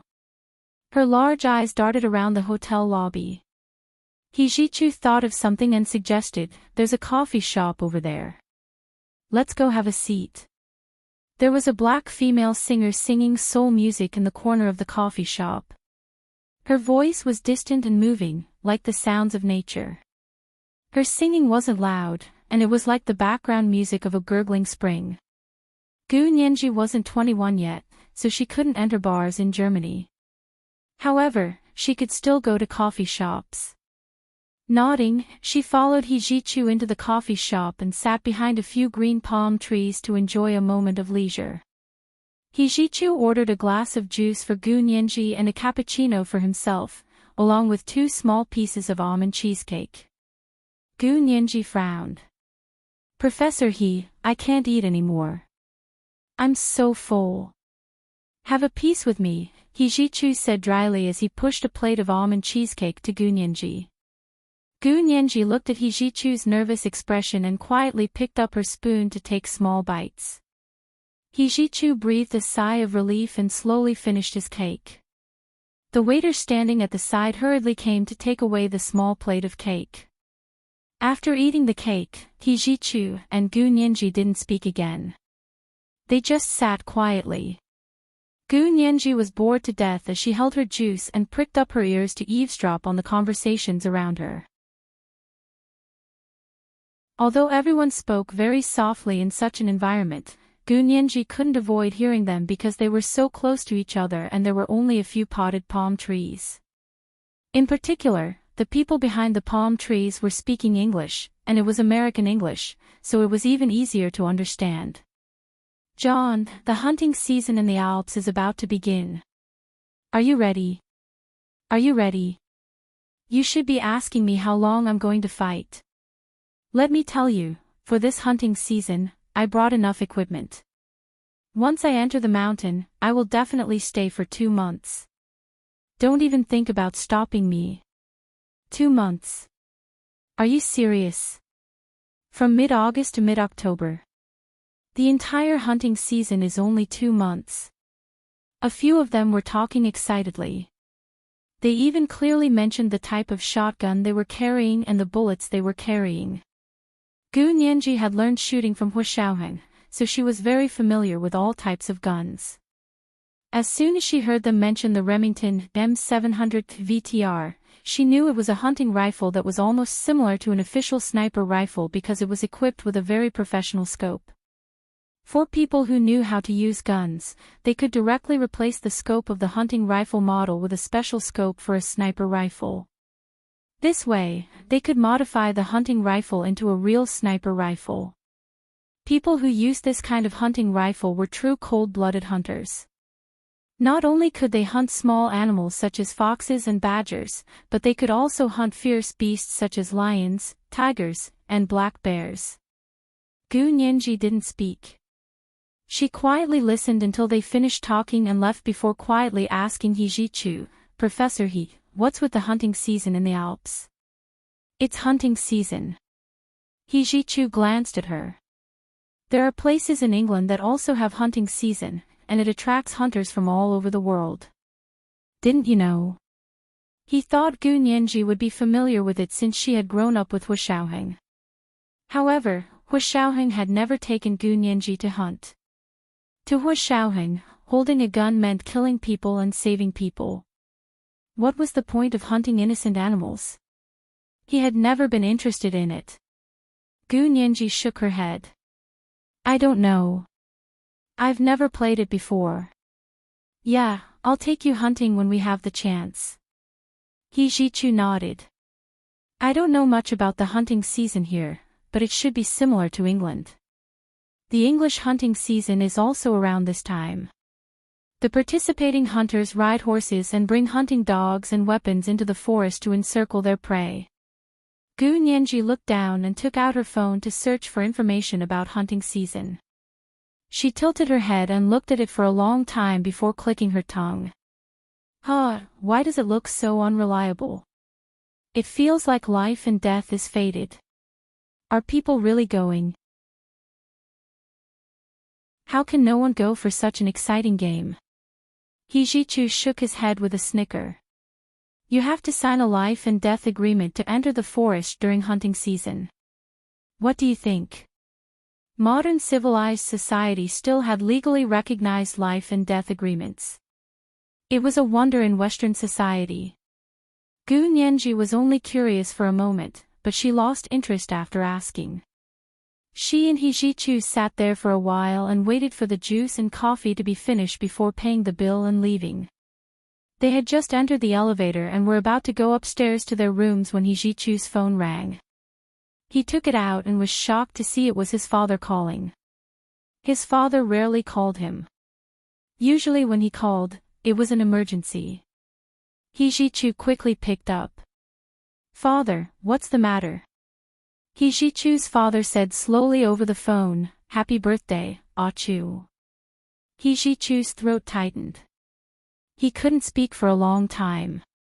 "Thank you, father." He finally managed to force out the words, but his throat was already choking. Gu Nianji looked at He Zhichu curiously and was also shocked. "Professor He, it's your birthday." In the small elevator, her voice was so clear and crisp that it echoed. Senior Mr. He heard it on the other end of the line. He frowned. "Achu, Who are you with? It was the second night, just a reminder, recommendation votes and monthly votes. Today was Monday, so recommendation votes were especially important. Moi, everyone.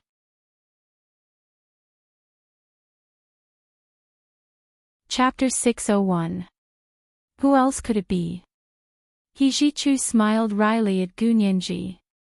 Okay, father, I'm going to hang up now. I still have a case here. I'll definitely come back to see you once it's over. Mr. He sighed. It's Nyenji. Aren't you going to bring her back? Hijichu didn't respond. Mr. He spoke very quietly, so Gunyenji didn't hear him. She wasn't listening either. She was only thinking that today was Professor He's birthday. No wonder he asked her to eat cake with him. It was a birthday cake. Hijichu hung up the phone. The elevator had already reached their floor. Gunyenji stepped out of the elevator, her eyes sparkling. She smiled at Hijichu. Professor He, happy birthday. Hijichu didn't care about her casual greeting. You don't have to be so polite. Birthdays are celebrated every year. It's nothing special. How is it not special? Gunyenji felt bad. Professor He, let me give you a birthday present. Gunyenji's heart softened when she saw Hijichu all alone. No one even celebrated his birthday for him. Okay, I'll be waiting. Hijichu didn't stand on ceremony at all. His shimmering, sultry eyes twinkled. This is your first birthday present for me. You have to be thoughtful. If it's not, I won't accept it. Gunyenji was speechless. There was such a thing. He had to be picky about presents. Gunyenji thought to herself. Of course, she didn't dare say it out loud. She smiled and spread her hands. Then how should I say it's good? Professor He has everything from space shuttles to needles and thread. What else do you need? Even if you need something, I can't afford it. Slap. Hijichu lightly slapped her open palms. Isn't it smart to think about it yourself? If you can't even think of this, I think you're a fool for having a smart face. He then turned to return to his suite. He left Gunyenji standing alone in the hotel hallway. She stomped her feet at his clear and handsome back. At night, Hijichu called everyone for a meeting. He said he had just received a call from the prosecutor. They had found a new lawyer and the trial would continue the next day. The 4 assistants and Gunyenji began preparing for the trial the next day. They divided up the work. One of them investigated the background of the defendant's new lawyer, and the other looked for cases he had fought in before. Gunyenji was responsible for reenacting the case so that she could answer all kinds of questions from the opposing lawyer. It was just like in the arena. They wielded spears while the other side wielded shields. It was a competition to see if their spears were more powerful and could pierce through the other side's shield, or if the other side's shield was more powerful and could block their spears. Everyone discussed until midnight before returning to their rooms to sleep. Early the next morning, the 6 of them took a commercial car to the Munich District Court to participate in the trial. This time, the court they went to was different from the last time. Last time, the seats in the courtroom were like middle school desks, but this time, the seats were thick and heavy black. They were placed on both sides of the room, adding to the sense of oppression. Gunyenji walked in and saw the black courtroom seats. She couldn't help but breathe lightly. Everyone sat down on either side of the defendant or the plaintiff. The judge soon came in on time and announced that the court was in session. The plaintiff's prosecutor and the defendant's lawyer began to argue about the age of the 2 defendants. The male and female defendants were both burly and stood there like a wall. They looked more like they were in their 30s or 40s and not 22, as the defendant's lawyer had claimed. However, there were no problems with the defendants' birth certificates. At the time of the crime, they were indeed only 21 years old and not yet 22. According to German law, there was a qualitative leap from 21 to 22. German criminal law stipulated that suspects between 18 and 21 who had not reached the maturity level of an adult would be dealt with according to juvenile law and tried in juvenile court. Therefore, the main topic of discussion today was whether or not the two suspects had reached the maturity level of an adult. Gu Nianji was very annoyed when she saw this. These two B***stars looked like adults at first glance. What's more, they had committed a crime that only adults would commit. She didn't understand what was there to argue about.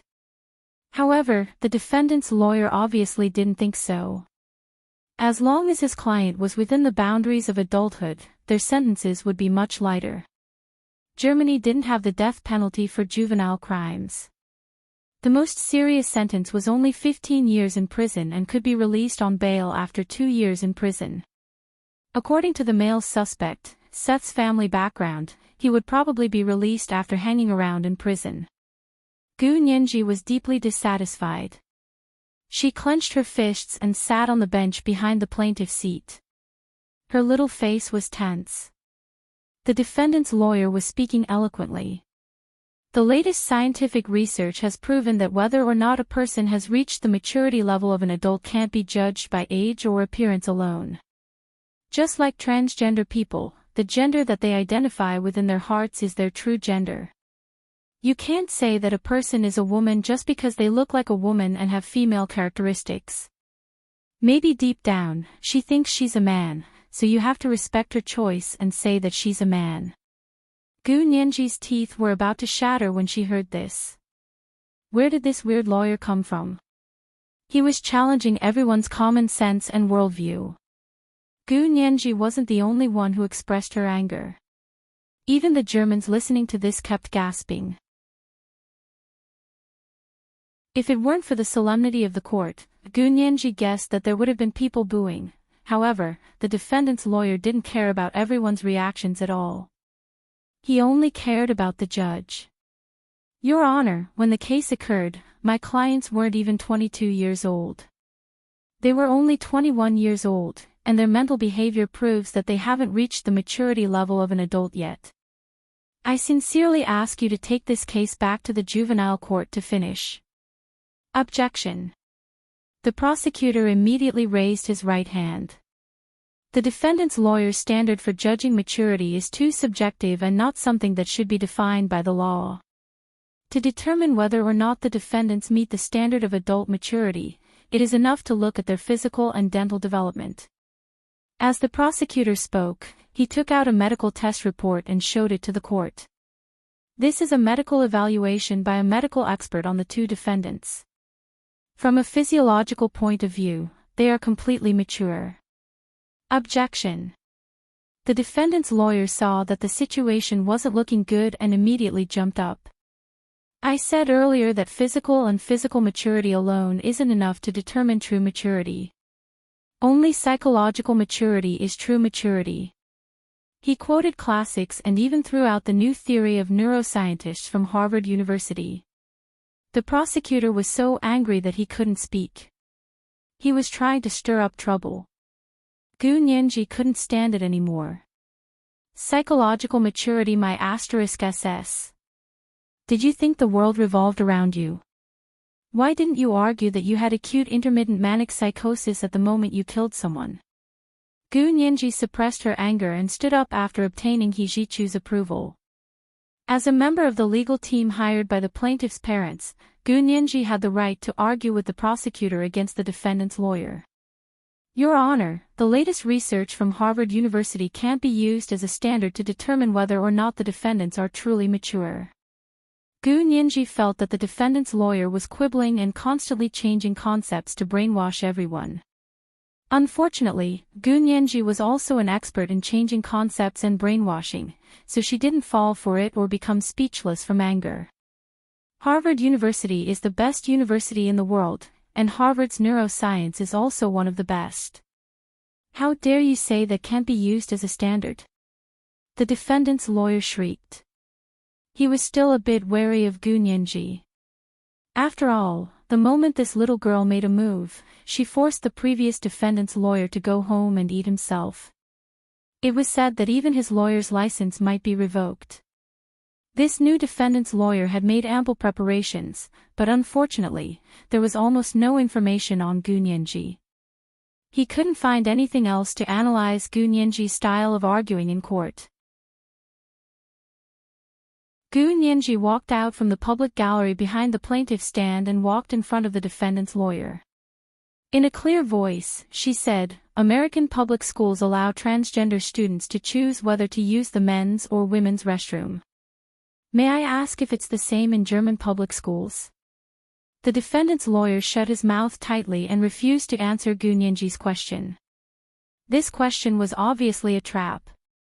As soon as he answered, he would fall into the trap, and his previous defense would be completely ineffective. "Please answer me." Gu Nianji waited for a while, but when the defendant's lawyer still didn't speak, she urged him. "Your Honor, the defendant's lawyer isn't speaking. Shouldn't we get another lawyer for the other party?" Gu Nianji could only ask the judge for help. In court, the defendant's lawyer had to speak when questioned by the plaintiff's lawyer. The defendant had the right to remain silent, but the defendant's lawyer didn't. When the new defendant's lawyer heard that Gu Nianji was going to use the same trick again, he couldn't help but sneer. "What? Are you going to sue me for racial discrimination again?" "No, I'm not going to sue you for racial discrimination." Gu Nianji raised a brow.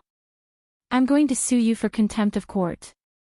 The defendant's lawyer glared at Gu Nianji as if he had just seen a dog. He opened his mouth and finally said angrily, "What the hell do you want to say?" "I'm asking you a question. Please answer me. Will German public schools recognize the rules for transgender students in American public schools?"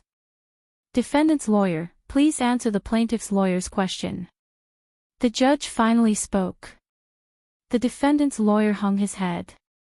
After a long time, he finally said, "No." Then he immediately said, "But this standard is different from Harvard University's standards for personal maturity." "It is different. Sir, I think you're trying to force a duck onto a perch by making this defense. You just found an argument, right?" Gu Nianji shrugged. "Actually, why do you have to go through all this trouble? A subject as advanced as neuromedicine isn't suitable for you, and it's even more unsuitable for your client who appears to be mentally retarded and crazy." This was the first update. There would be an extra update at 7 p.m.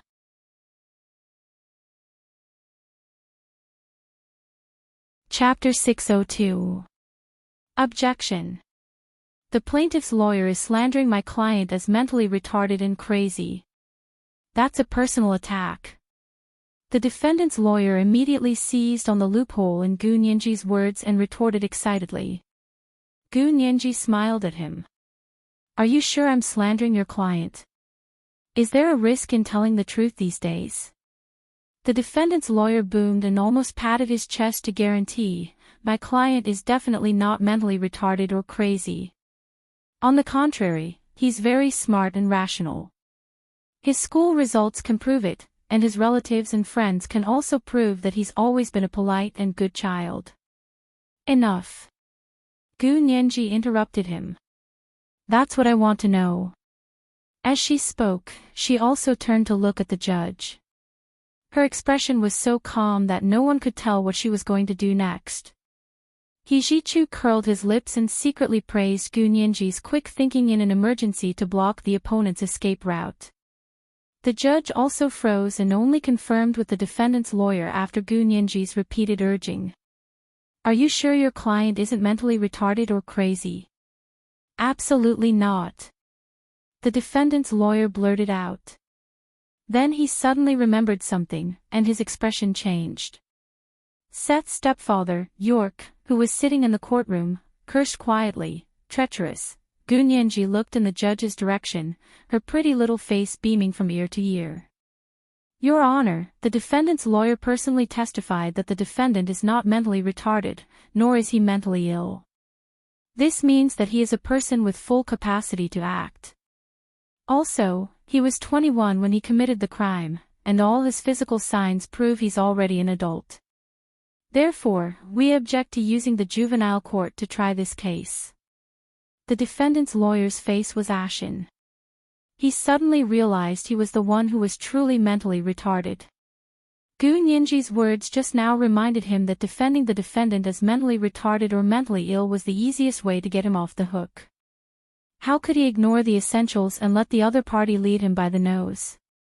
In the end, this little b*tch had outsmarted him and personally cut off the possibility of a mentally retarded defense. The male defendant, Seth's parents, wanted to kill him with vicious glares. Therefore, the defendant's second defense, which they thought they were well prepared, lost another round because of Gu Nianji's interference. When the judge sighed and announced that the defendants would be tried as adults, Ramona, Seth's mother, immediately burst into tears. "My baby! My baby!" She threw herself at him and cried, hugging her son, who was as big and strong as a wall. The corners of Gu Nianji's mouth twitched as she muttered in Mandarin, "Let the baby go, it's still a child, don't be so smug." The defense lawyer walked over and pointed to the sky, warning her in a threatening manner.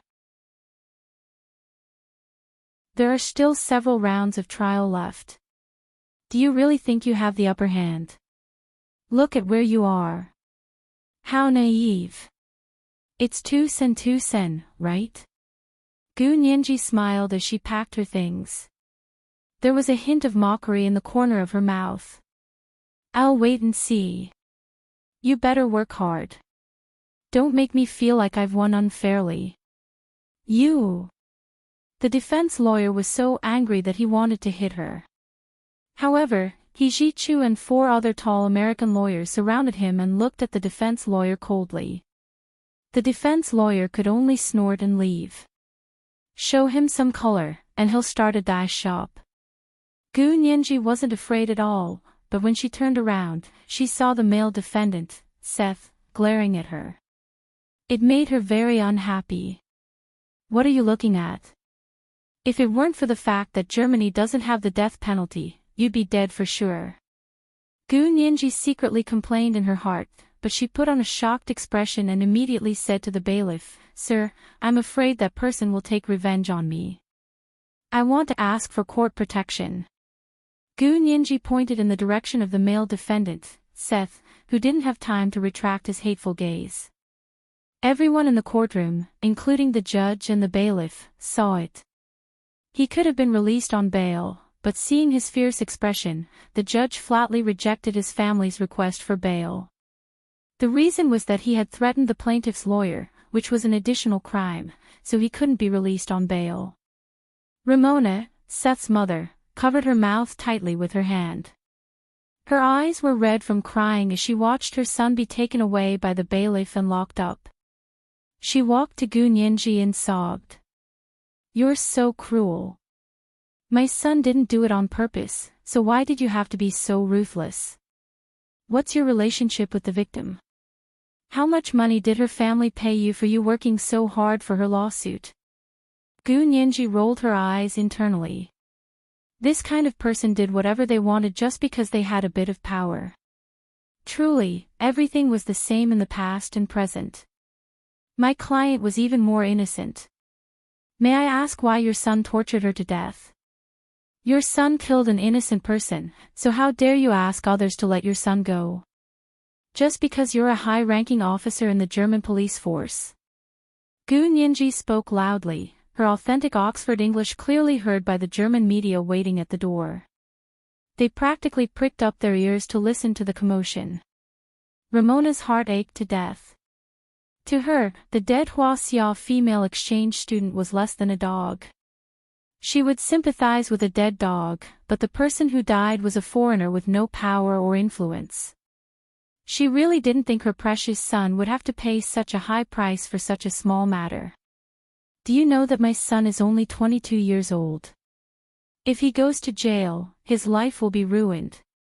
What chance will he have in the future?" Ramona angrily accused Gu Nianji. "And there's no evidence at all.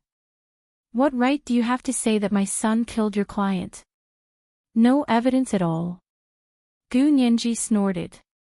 How do you know there's no evidence at all? Of course I know. My husband and I personally investigated this case.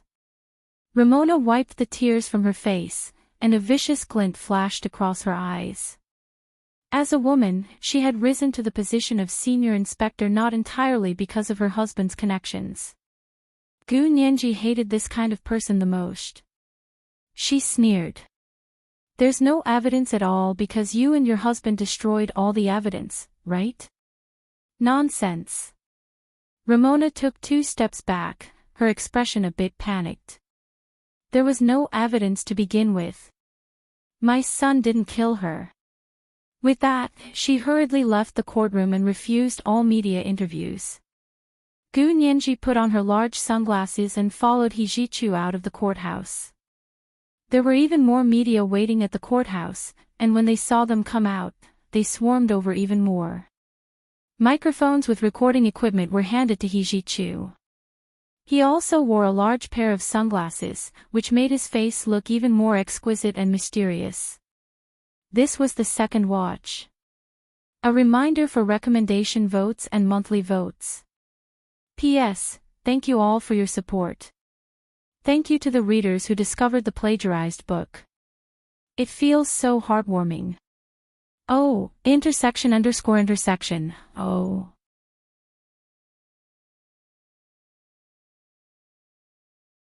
Chapter 603. He Jichu didn't say a word and didn't look at the reporters chasing after him. He walked to his luxurious business car as if there was no one else around.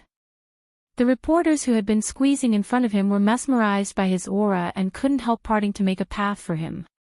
They watched as the 6-person legal team from the largest American law firm filed out and got into their car. After the car sped away, the reporters finally snapped back to reality and began frantically broadcasting the results of the day's trial. Unfortunately, audio and video recordings weren't allowed in the courtroom, so they could only use a few photos of the official trial issued by the court to accompany the news. By the time Gu Nianji and the others returned to the hotel, the German media was already reporting on the second trial of the case. Gu Nianji and the 4 American assistants watched TV in He Jichu's hotel suite and discussed the case at the same time. Watching He Jichu's handsome back as he strode to his business car, Gu Nianji sat on the sofa and cupped her cheeks as she smiled. Professor, he is famous in Germany now. He Jichu was indeed famous in Germany, but the Germans paid more attention to the largest American law firm behind He Jichu. Law firms usually didn't advertise publicly, so He Jichu being in the limelight this time could be considered a free large-scale advertisement for his law firm. The law firm originally had branches in Europe, but they were in England and France, not Germany. After the case appeared, the Germans became very familiar with the law firm, and the Americans who knew how to do business immediately decided to open a branch in Germany. Because He Jichu was a partner of the law firm and a symbolic figure for the Germans to familiarize themselves with the law firm, he was also appointed to preside over the opening of the German branch. He Jichu didn't need to do much of the trivial work. He only needed to oversee the general direction and sign important legal documents. As for the case they were trying, He Jichu made Gu Nianji the team leader, and the other 4 assistants became her subordinates. After the previous 2 trials, the 4 American assistants were impressed by Gu Nianji's abilities. Also, because the case involved a female student from the Huaxia Empire and was of the same language and ethnicity as Gu Nianji, it would be more sincere for her to be the main representative. It would also arouse the sympathy of the judge and the German public, so they unanimously supported Gu Nianji as the leader to win the case. When the Germans saw her, they would think of the pitiful and innocent victim who had died, and they could gain more sympathy. Although the law had its own logic, public pressure was also very important. It was impossible for a judge not to pay attention to public opinion, because a judge was also a human. To the 4 American assistants, as long as they won the lawsuit, they would receive the same benefits as Gu Nianji. Because in theory, they were all Hijichu's assistants, so Hijichu was the main person in charge. Gu Nianji was the leader of the team, but it was a different division of responsibilities within the team. It wouldn't affect their future resumes. Therefore, with everyone's support, Gu Nianji became the main force against the defense's lawyer in the trial. When she appeared in court the next day, Gu Nianji had tied her long hair into a bun at the back of her head and put on some light makeup. She looked more mature than when she wasn't wearing makeup, and her movements were full of confidence. She no longer looked like a young college girl. She stood next to Hijichu, her cold expression almost identical to his. "I can tell that you're Mr. He's student." One of the assistants teased her. "Gu, you're such a good learner. You can even imitate Mr. He's expression perfectly." Gu Nianji touched her face and smiled. "Smith, you have bad eyesight. You said I look like him. Are you saying I'm not a woman, or that Professor he isn't a man?" The assistant named Smith froze for a moment before understanding. He was instantly defeated by Gu Nianji's incisiveness. His face ashened, he quickly glanced at Hijichu. He didn't expect Hijichu to be looking at them with a cold expression. "Oh my god. Gu, you've really screwed me over. Can't I just make a joke?" Smith moved closer to Gu Nianji and pointed at her with gritted teeth. Hijichu's expression darkened. He finally said, "Smith, you don't have to appear in court today. Go see how the branch is progressing and report to me tonight." He kicked Smith out of the trial with one sentence. Smith wanted to cry but had no tears. He knew he had gotten into trouble by talking too much. He could only pack his briefcase dejectedly and leave the Munich district court. He went to check on the progress of the new German branch. How could such a boring task compare to the excitement of a trial? He wasn't wrong. Today's trial was indeed exciting. This was the third trial.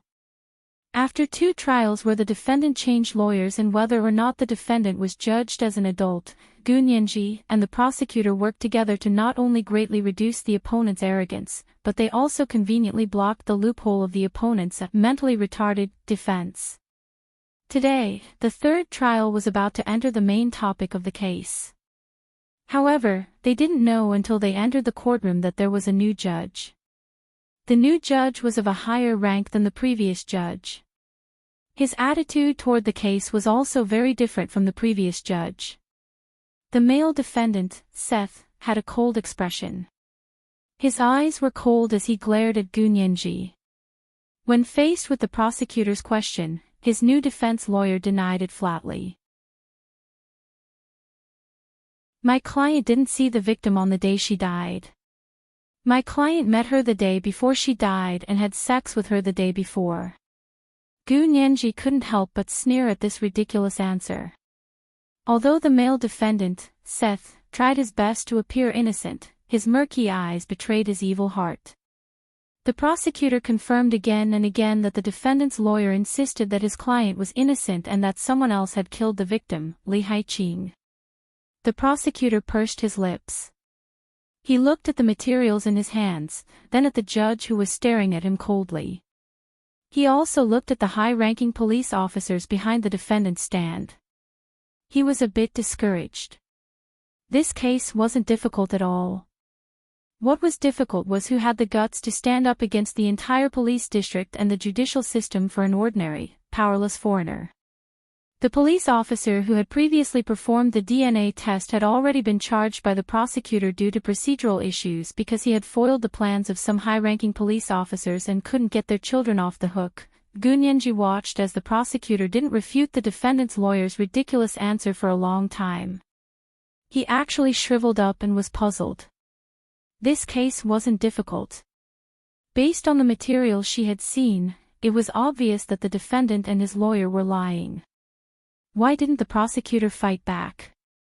After a while, the relieved judge announced a 15-minute recess. After 15 minutes, if the prosecutor and the victim's lawyer didn't have new evidence, a preliminary verdict would be made. In that case, the defendant was likely to be acquitted due to lack of evidence. Gu Nianji didn't understand. She straightened up and asked He Jichu quietly, "Professor He, what's going on?" He Jichu knew more about things beyond the law than Gu Nianji. He said coldly, "These people should have already taken control of the entire judicial system. The prosecutor doesn't dare to argue with them anymore." Gu Nianji's eyes widened in shock. There wasn't a trace of impurity in her clear black and white eyes. She asked blankly, "Why? How dare they?" This was a matter of life and death. A foreigner. Why wouldn't they dare? They even dare to do it to their own people. It's just that the cost is higher. The corners of He Jichu's mouth twitched. But this time, they've kicked an iron plate. Gu Nianji took a deep breath and patted her chest. "Thank you for your support, Professor He. I'll go ask the prosecutor and then let me do it." He Jichu looked at her quietly for a while. "Aren't you afraid?" "Afraid? Why should I be afraid of these sneaky people? I believe that evil can't prevail over good. I don't believe that they can really hide the truth from the masses. I believe that heaven's net has long arms, but nothing escapes. You'll have to pay for what you've done sooner or later." "Okay, then go ahead and try." He Jichu looked down. The key to this case is the transactions behind the scenes. The evidence in front of the courtroom is actually very sufficient, but the collusion within the judicial system here is too rampant. Ha! Gu Nianji only said one word before getting up to look for the prosecutor. In just a short while, the prosecutor was almost nowhere to be seen. Gu Nianji asked several people before finding him on the rooftop of the courthouse. Seeing his lonely figure standing on the rooftop, Gu Nianji suddenly understood what He Jichu was saying. This prosecutor must be under a lot of pressure, right? He was afraid that after the case was over, he would be attacked and retaliated from within the system, right? After all, the murderer was the son of the head of their department. He didn't have the sharpness of the previous 2 times. He was almost completely subdued in front of the defense lawyer and didn't dare to argue with him. Gu Nianji didn't want to ask him why. He had already tried his best. Why make things difficult for him? Gu Nianji had never been someone who would let others sacrifice themselves for her or others' benefit. She walked over slowly and coughed softly. The prosecutor turned around and saw it was Gu Nianji. He forced a smile at her and said quietly, "I'm sorry." Gu Nianji's eyes were a little wet. She raised her head and took a deep breath to swallow her tears. She said in a low voice, "If you don't mind, can you give me your information? I'll be the chief control officer later." "Are you sure?" The prosecutor gasped. "You're still young. I understand how you feel. When I was as young as you, I also had a strong sense of justice. But I'm already 50 years old this year and will soon be retiring. If I give it my all, I might lose my qualifications for public office forever, my pension, and spend the rest of my life in poverty."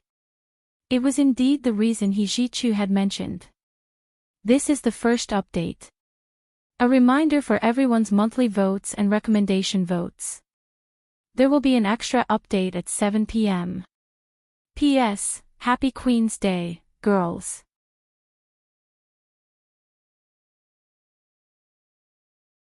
Chapter 604. As Gu Nianji lamented her lack of experience, she felt more respect for He Jichu. She said to the prosecutor, "I understand, and I don't blame you. I just hope you can give me the information. It's not illegal, and I'm also the victim's lawyer. I have the right to share the information with you." Although the prosecutor was afraid of retaliation from those people, he also had his own sense of justice. The psychological pressure of not being able to redress the grievances of the poor victim was no less than that of being threatened. Seeing that Gu Nianji only requested to share the information and that it was legally permitted, he agreed without hesitation. I'll give it to you when we get back to court. He patted Gu Nianji's shoulder. Work hard. The last chance is in your hands. Gu Nianji was very grateful. She followed the prosecutor back to the court and took a flash drive from him. The information is all here, but it's all in German. You can use real-time software to translate it into English immediately. Although it's not very accurate, the general meaning shouldn't be wrong. The prosecutor secretly suggested to her. Gu Nianji agreed with a smile and returned to her seat. She passed the flash drive to He Jichu. Professor He, this is the German information. Can you take a look? He Jichu took the flash drive and inserted it into the computer port to start browsing. There was a lot of information, and the prosecutor sorted out the key points. He Jichu quickly translated the summary of the case into English and summarized a few contradictions and suspicious points for Gu Nianji's reference. Gu Nianji also opened her laptop and silently connected to the Munich District Court's free Wi-Fi. Since the Munich and Roslau judicial systems were blatantly colluding with each other to obstruct justice, they couldn't blame her for taking drastic measures. She knew it was illegal to a certain extent. At least, it violated the court's rule that trials were not to be held in public. However, this violation had nothing to do with the case. Even if it was discovered in the end, it wouldn't affect the trial. Gu Nianji pursed her lips, her gaze determined. Her slender fingers flew across the laptop and opened a small software that she made. Using a heavily disguised IP address, she hacked into the court's central control system and connected to the court's video surveillance. At the same time, she shared the video surveillance with the court's official account on Germany's largest social media to broadcast the entire trial. In order to make the Germans realize how evil their elected judge and police chief were, Gu Nianji intentionally adjusted the angle of the surveillance cameras in the courtroom. The main part of the courtroom focused on the judge, the defendant's lawyer, and the male defendant, Seth. In the public gallery, it focused on Seth's stepfather, York, and mother, Ramona. She carefully left an angle in the courtroom that would not be captured by the cameras. When the time came, she would stand at this angle and take charge. Only her voice could be heard on the shared live stream, but her figure could not be seen. Soon, a live stream of the trial appeared on the official account of the Munich District Court. The Germans who were following the case were keenly aware of it. For a while, there was a surge of public sentiment on social media, and the server was almost overcrowded. The court's official social media account wasn't very active and didn't have many followers. This time, because of this famous case, they only gained a few followers. Therefore, the court didn't send anyone to manage the social media account. Only a part-time court clerk went there once a month. Therefore, when people discovered the live stream of the trial, the social media account gained 1,000 followers a second, but the Munich District Court didn't know anything about it. 15 minutes passed, and the smiling judge announced the start of the trial. He said eagerly, "If the defendant's lawyer and the plaintiff's lawyer have no further questions, I can announce." "Wait." Gu Nianji stood up and said calmly, "I have a question." The judge's expression darkened inch by inch. He stared at Gu Nianji. "What did you say?" "Please speak German." As expected, he was deliberately making things difficult. Gu Nianji raised a brow. No wonder the previous two trial judges who sympathized with the victim had been replaced. It turned out they had replaced a judge who was biased towards the defendant. Gu Nianji raised her voice and said in English, "According to your law, I can defend in English. Your court will have to assign an interpreter for me. We don't have an interpreter here." The judge spread his hands with a sullen expression. "You can either speak German or shut up and let me announce the outcome of the trial." When the judge said this, the court's official social media account exploded with the live stream of the trial. Countless Germans who were watching the live broadcast of the court trial felt as if 10,000 beasts were galloping in their hearts. How could this be? Wasn't this clearly not allowing the prosecution's lawyer to speak? Although German was supposed to be spoken in German courts, there was no rule against English. You're saying you can't find an interpreter? Fine. At the same time, countless Germans with professional translation qualifications called the court and volunteered to be the German interpreter for the lawyer representing the victim, Li Haiqing's parents. The court staff quickly asked the judge who was in the middle of the trial if they needed an interpreter. The judge looked at them coldly and didn't dare ask a word. The judge continued to say to Gu Nianji, nothing else to say. Fine, I announce. Wait. This time, it was He Zhichu who stood up and spoke in German. I'll be her German interpreter. His pure Hanover accent surprised the judge. The tens of thousands of Germans watching the live stream finally laughed. This was the first time they found themselves choosing to stand on the side of a foreigner in a conflict between a native and a foreigner.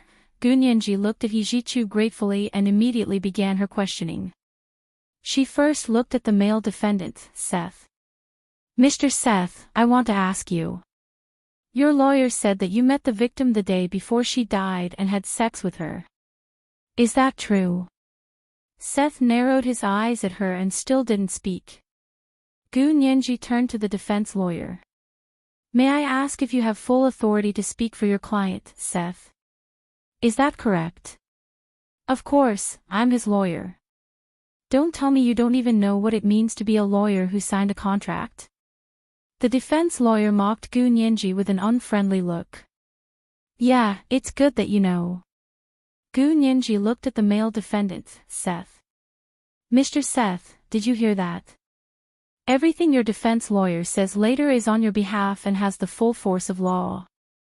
Gu Nianji saw the confusion on Seth's shiny face and coughed lightly before continuing to explain. So, you still plan on not saying a word? He's not you. Is his understanding of the case and yourself as profound as yours? It was the second watch. Just a reminder, there were recommendation votes and monthly votes. Mwah. Oh, intersection. Oh.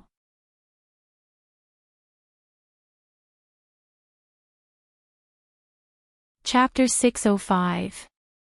Deal with the chief prosecutor himself. Don't want a defense lawyer. Seth's heart skipped a beat, and he shifted uneasily in his seat. He instinctively looked at his parents in the gallery behind him.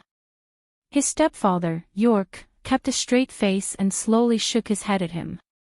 Of course, he couldn't let him defend himself. He knew his stepson's personality very well. Gu Nianji saw all of this and curled her lips into a small smile. She looked like she could deal with him easily. She understood Seth's personality and behavior. From the information, he was a selfish, narrow-minded, extreme, and impulsive person. He didn't have a high IQ, and his judgment was poor. However, he was strangely conceited and didn't trust anyone but himself. Otherwise, she wouldn't have set up such a trap to expose Seth's shortcomings in front of all of Germany and even the entire world.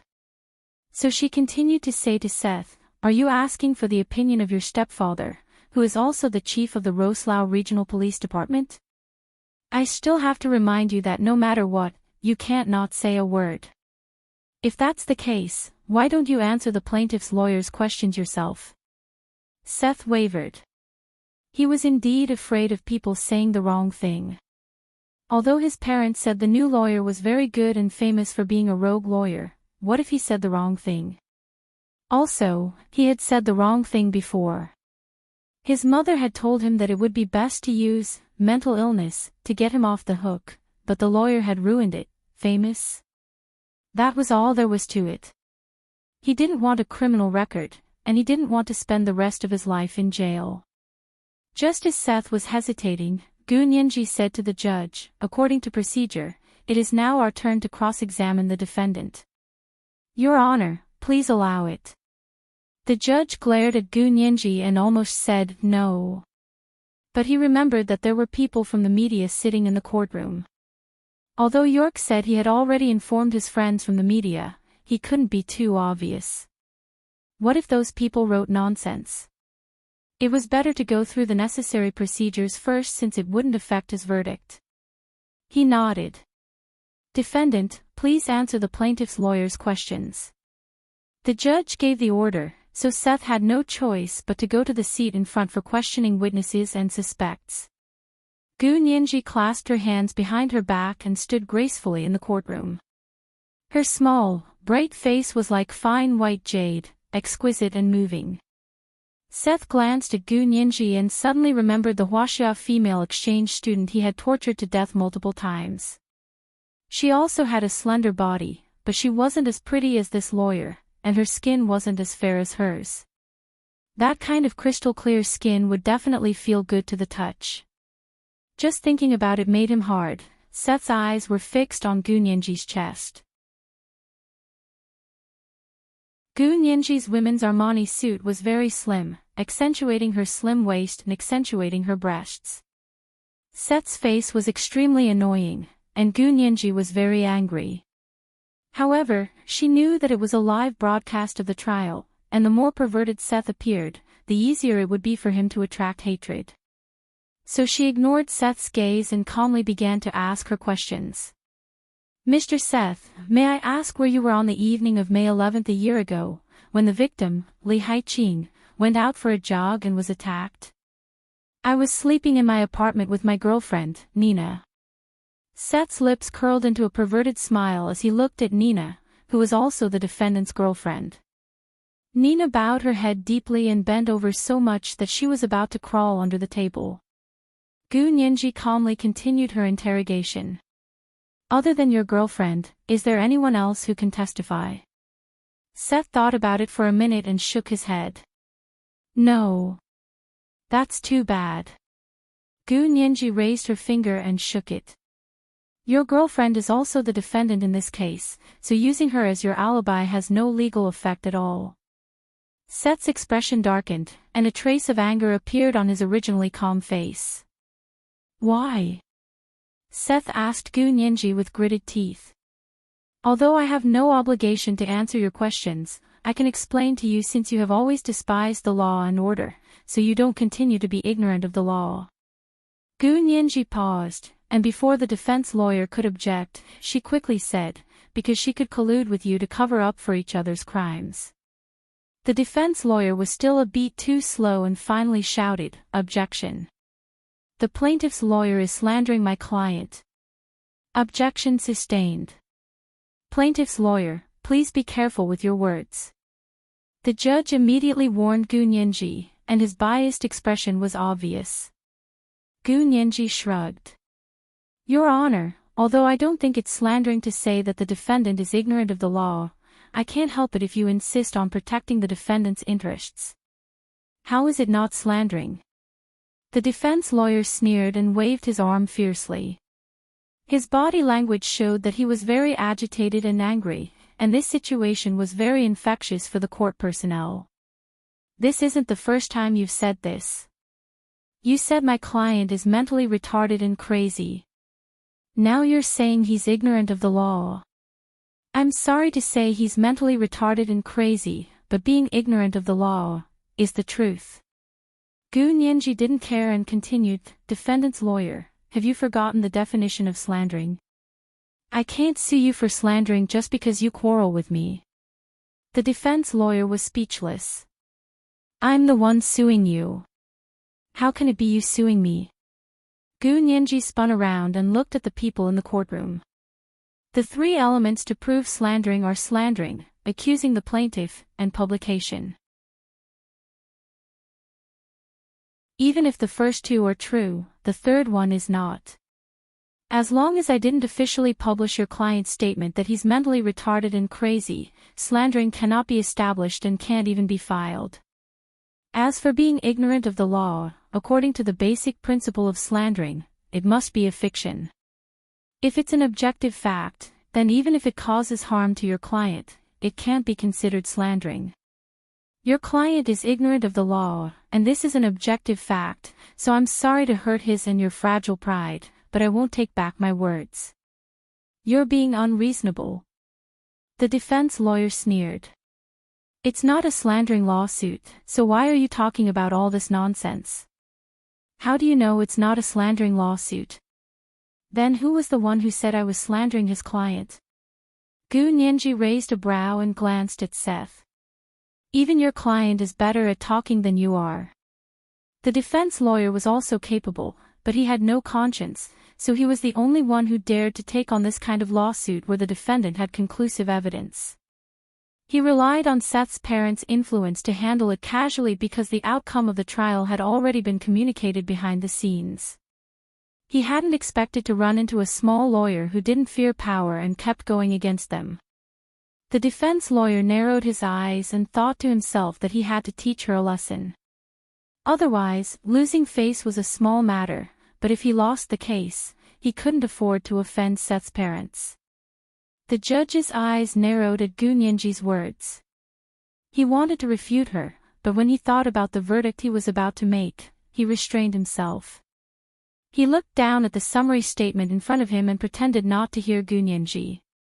Gu Nianji smiled and turned to ask the male defendant, Seth, again, so on the evening of May 11th last year, what were you and your girlfriend doing? Seth shut his mouth and refused to say anything else. It won't do if you don't speak. If you don't speak, I'll assume you have no alibi that day, Gu Nianji said calmly. She took out a document and said loudly to the people in the courtroom, "This is Mr. Seth's statement when he turned himself in to the police." Seth froze. Gu Nianji took the statement and asked him, "Is this your signature?" Seth looked at it and nodded. "Yes. You said in the statement that you saw the victim, Li Haiqing, on May 10th, the day before she died, and that you had sex with her. It wasn't the day she was attacked and died of an unnatural cause." "Yes, it was the day before. We had sex." A strange smile appeared on Seth's face. He looked at Gu Nianji and his fingers trembled. Gu Nianji's expression turned serious as she took out a forensic report. "Mr. Seth, since you said you had sex with the victim the day before, why was there still your *** on her body and clothes when she died? Even if you didn't shower for a night and there were traces on your body, who would wear clothes full of *** and go jogging in the same clothes the next day?" He had overlooked this point. Seth's eyes flickered as he stammered. "Who knows? Maybe it was her eccentricity." "Eccentricity my ass. Are you stupid, or do you think we're all stupid?" Gu Nianji felt that his excuse was ridiculous and insulting everyone's intelligence. Objection. The plaintiff's lawyer is insulting my client again and making a personal attack. The defendant's lawyer stood up and glared at Gu Nianji. The judge was expressionless and said to Gu Nianji, "Plaintiff's lawyer, please watch your words. This is the third time." Gu Nianji chuckled and spread her hands. "Your Honor, I was making a reasonable inference." "Of course, if you and the defendant's lawyer believe that a reasonable inference is not allowed, then what's the point of us arguing so hard?" The judge hung his head uncomfortably and laughed dryly. "As long as it's a reasonable inference, of course it's allowed. Then I inferred from the defendant's ridiculous words that he thinks we're stupid. Is that not allowed? Or do you and the defendant's lawyer think it's normal to go jogging in clothes full of *** the next day?" The defendant's lawyer and the judge both shut up. He Jichu continued to translate for her from the side. His cool and emotionless voice complemented Gu Nianji's forceful debate and was surprisingly effective. At least the countless Germans watching the live broadcast of the trial were completely convinced. Gu Nianji picked up another document and said, "The victim, Li Haiqing, disappeared on the evening of May 11th last year when she went jogging. Later, her roommate called the police, and 2 days later, her naked body was found in the woods behind Seth's building. Her clothes were only found after the police rummaged through 50 tons of trash." This was the first update. A reminder to everyone for your monthly votes and recommendation votes. There would be an extra update at 7 p.m.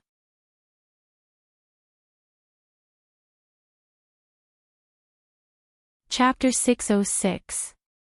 After the police filed the case, the police officer who did the DNA testing was sued by the local prosecutor's office because he announced to the media that the defendant's DNA was found on the clothes and the victim's body. They said that he violated procedural justice by announcing the DNA results ahead of time. And everyone should remember that when the case was first filed and the defendant had just turned himself in, there was another prosecutor who used the defendant's side of the story and violated professional ethics and judicial principles. He immediately held a press conference to say that the victim had initiated a threesome with the defendant and had suffocated to death after going too far. I can also let everyone know that the prosecutor who held a press conference to say that the victim was a willing threesome was not sued by the prosecutor's office for violating procedural justice. Instead, he was promoted. One announced the truth and became a defendant, while the other falsified information and was promoted. How harmonious! Of these two people, one released correct information to the public, but was accused of violating procedural justice. The other released false information and intentionally misled the public, but was promoted and made a fortune. What does this mean? Gu Nianji's gaze fell on Seth's parents sitting in the courtroom. This means that this originally simple case was obstructed by internal police and became what it is today. Objection. The defendant's lawyer was furious and waved his fist at Gu Nianji. You have no evidence to say that the police obstructed internal police. Your accusation is very serious, I'm telling you. I don't need you to tell me. Gu Nianji calmly took out the information that the prosecutor had given her. According to the police department's own records, the day before Seth turned himself in, his parents drove to his residence to clean up and took away more than 10 bags of trash. At the time, the building that Seth lived in had already been designated as a key inspection area by the police department, and nothing was allowed to be moved. However, Seth's parents used their privileges to openly enter and interfere with the handling of evidence. Can I reasonably infer that the defendant's parents had already removed and destroyed all direct evidence? All of this was written on the flash drive that the prosecutor had given Gu Nianji. In for a penny, in for a pound, in for a pound, Gu Nianji spilled the beans.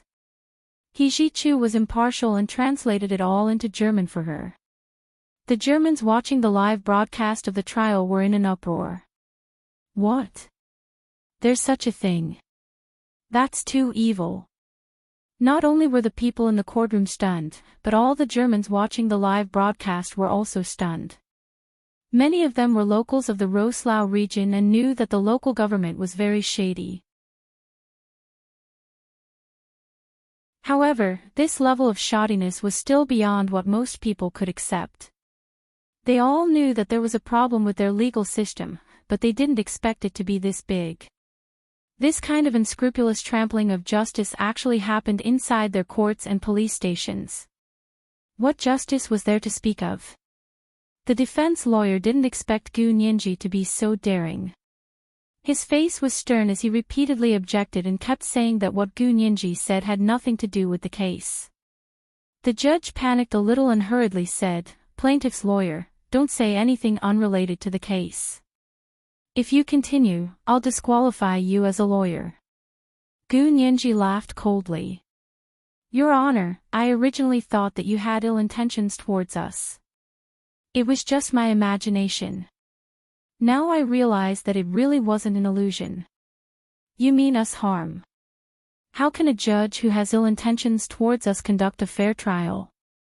Also, I obtained my lawyer's license from the United States and the Hua-Xia Empire, not Germany. You have no right to disqualify me."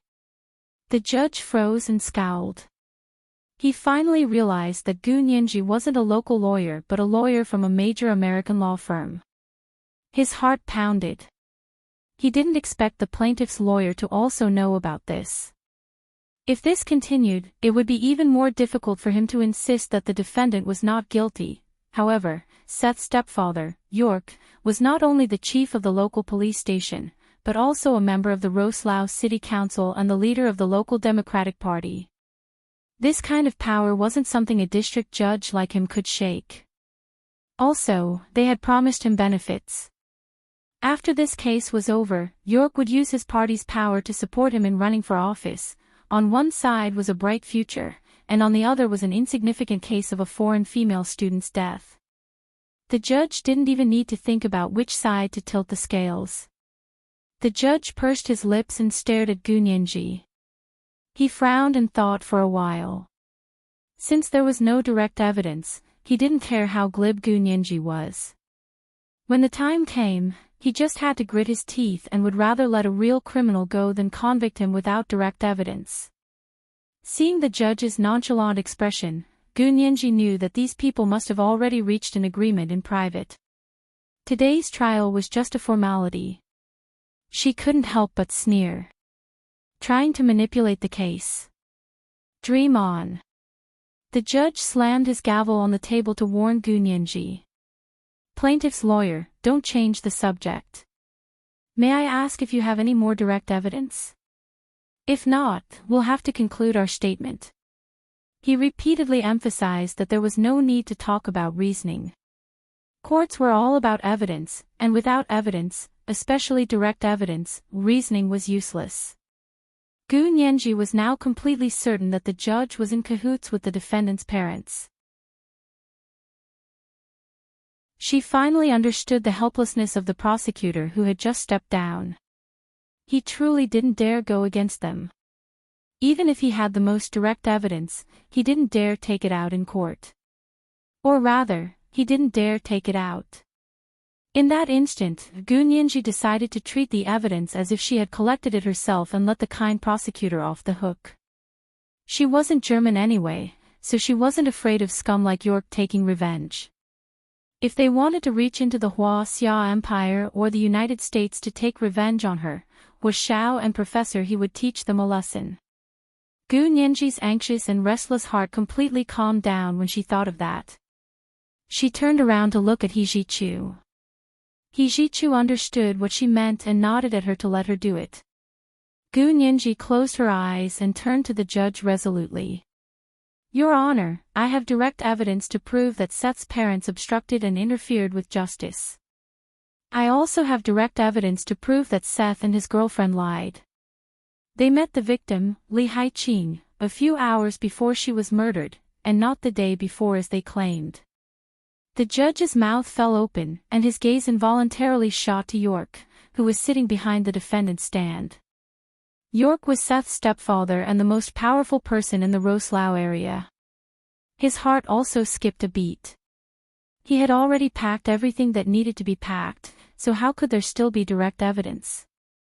It was the second watch. A reminder, recommendation votes and monthly votes. Mwah. Oh, intersection. Oh.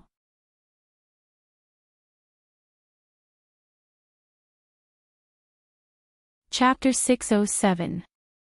The direct evidence Gunyenji had obtained from the prosecutor was the surveillance footage of an antique store across the street from Seth's apartment. The evidence was so important that the righteous officers in the Roslao Police Department had a tacit understanding and didn't mention it to their superiors, York and Ramona. That was why they didn't know about the existence of the evidence until now. The surveillance footage was originally used by the antique store to protect its own store, but it happened to include the area in front of the apartment building across the street. Seth's head jerked up and he looked at Gunyenji in horror. Gradually, a cruel glint flashed across his eyes as he slowly lowered his head and licked his dry lips with his scarlet tongue. The judge and the defendant's stepfather, York, felt their hearts sink. When did they get this evidence? How did they not know about it? The defendant's lawyer paled but immediately stood up to ask, "May I ask where the plaintiff's lawyer obtained this evidence? Why wasn't it reported to the court before?" Gunyenji had already saved the surveillance footage onto her laptop from the flash drive the prosecutor had given her. She had also uploaded it to the Xia Empire's cloud backup, so she wasn't afraid of anyone deleting it. She replied calmly, "Of course it was the surveillance footage from the antique store. What else do you think? As for why it wasn't reported, we only just obtained this footage." The defendant's lawyer was bewildered and couldn't help turning to look at York. York nodded at him expressionlessly.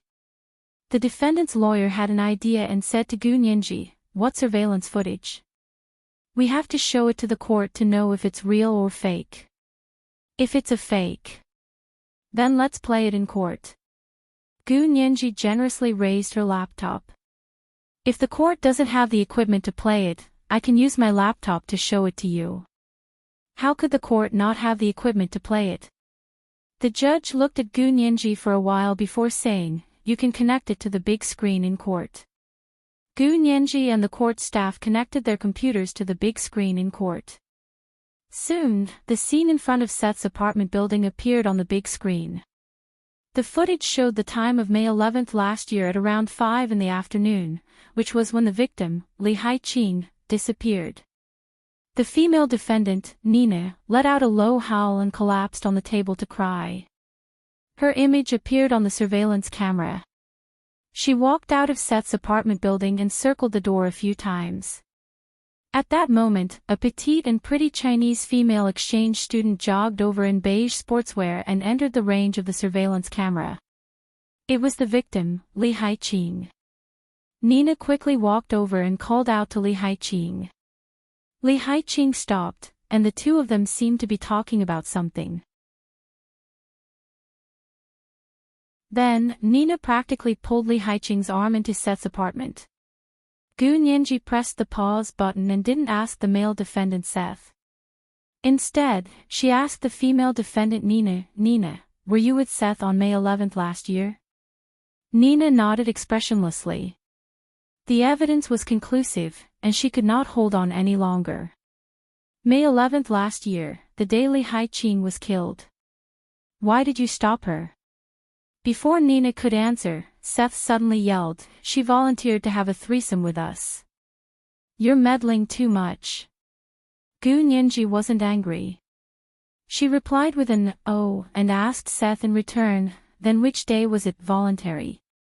Do you want to think about it again? Was it the 10th or the 11th? Seth's eyes were bloodshot as he glared at Gu Nianji, unable to speak for a long time.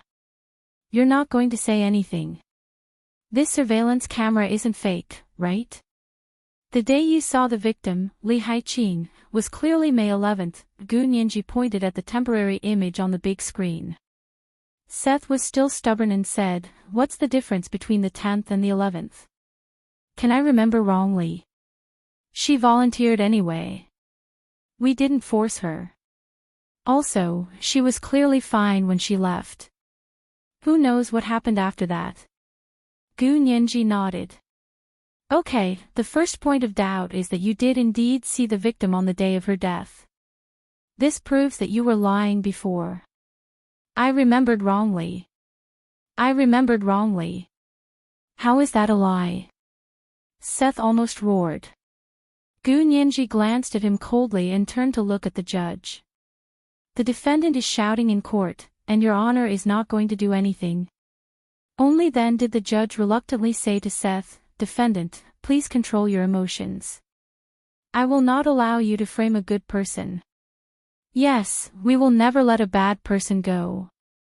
Gu Nianji followed up and almost made Seth jump again. The defense lawyer quickly came over to calm him down, but he still glared at Gu Nianji with hatred. Gu Nianji wasn't afraid of him at all and said, "You said she willingly had sex with you and then left. But I went through the surveillance footage of this antique shop from that day until now, and I didn't see any images of Li Haiqing leaving your house. May I ask how she left your house? Did she fly out? Or did she jump out of your window?" Seth panicked and quickly said, "She jumped out. She jumped out of her own accord." Li Haiqing's body was found in the woods behind Seth's apartment building, facing the back window of Seth's house. "Huh, you live on the 3rd floor. Did she jump from the 3rd floor? That's amazing." Gu Nianji said meaningfully and opened the video again. She said to Seth's parents sitting in the courtroom, "And you too, I'll ask you again. Did you go to Seth's house to help him destroy the evidence?" "Oh, no, I should say, clean up." Seth's stepfather, York, was livid, and his hands began to tremble. Gu Nianji quietly looked at York, the male defendant's stepfather. She didn't speak or retreat. This person was the root cause of the difficulty of the entire case. He had absolute power in the area where the crime occurred, and in the words of the Huaxia imperial bureaucracy, he was the head of the local public security, prosecution, and justice department. He was also the leader of the local Democratic Party and a representative of the People's Congress. This man was quite hard-working for his stepson. Gu Nianji secretly cursed him. If Seth was his biological son, he would probably have forcefully closed the case long ago. York also looked at Gu Nianji, and in that instant, he actually calmed down. This female lawyer looked quite brave, probably because she was a foreigner and thought he couldn't do anything to her. That was why she dared to speak and do what she wanted. The corners of York's mouth twitched. He looked down and looked away, no longer meeting Gu Nianji's gaze. Gu Nianji smiled faintly and focused her attention on the female defendant, Nina. She could tell that Nina was about to break down. She was the only way to get the entire truth of the case. Gu Nianji walked to her and began to ask, "Nina, what did you say to the victim, Li Haiqing, that day that made her follow you into the apartment? Why did you ask her to enter the apartment?" Nina hugged her head with both hands and wailed. She finally spilled the beans. Pointing at Seth, she said loudly, "It was him. He kept saying that I couldn't satisfy him. He wanted to break up with me. Unless I found another woman to have a threesome with him." "Find another woman. You found the victim, Li Haiqing. When did you meet her?" Gu Nianji was also nervous, but she still asked calmly. She could hear the sound of her blood gurgling in her ears. It made her excited and agitated. Now was the time to face the truth. "Shut up!" Seth roared at Nina and brandished his fists to threaten her. Nina also yelled at him, "You bastard! You wanted my cousin to have a threesome with you. My cousin agreed first, but then she rejected. She didn't come that day, so you beat me up and forced me to find another woman. Otherwise, we would break up. I was confused and went downstairs to look for someone. I happened to see Li coming over, so I said I had something to do and asked her for help. She followed me in. And then..." Gu Nianji pressed. Nina began to dodge. Gu Nianji composed herself and said, "Even if you're guilty, you'll at most be an accomplice. If you can expose the real murderer, I'll help you plead with the judge and jury." Nina took a deep breath as if she had found hope. She said. She knew she was tricked the moment she came in and wanted to run. Then Nina pointed at Seth. "He beat her up. It hurts so much. I'm most afraid of him hitting me." Nina curled up as if remembering the days when she was beaten by Seth. "What else?" Gu Nianji asked again, hoping Nina would spill everything in one go.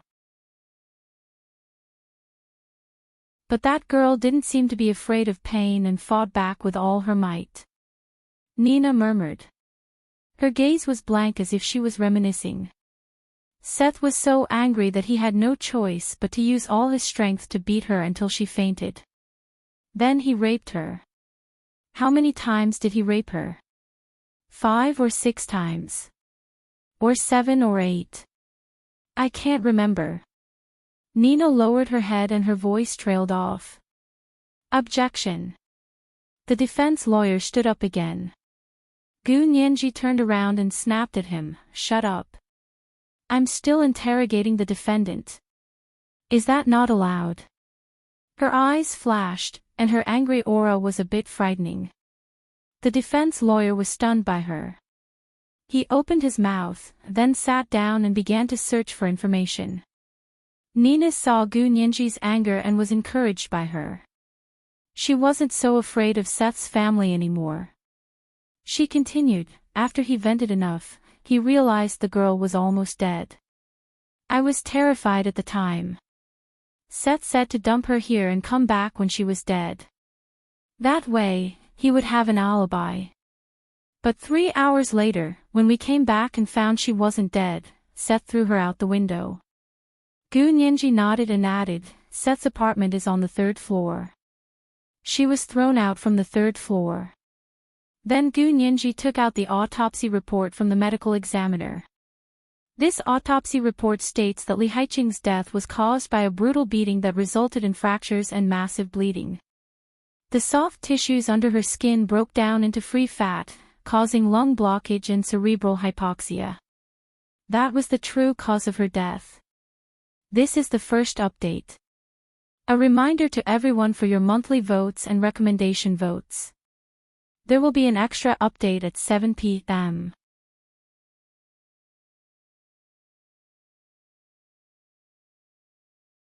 Chapter 608. In other words, Li Haiqing had been beaten to death. The courtroom was silent, and even Seth had regained his composure with a blank expression. Gu Nyenji looked at everyone in the courtroom and turned to the defense lawyer. I'll play another surveillance video.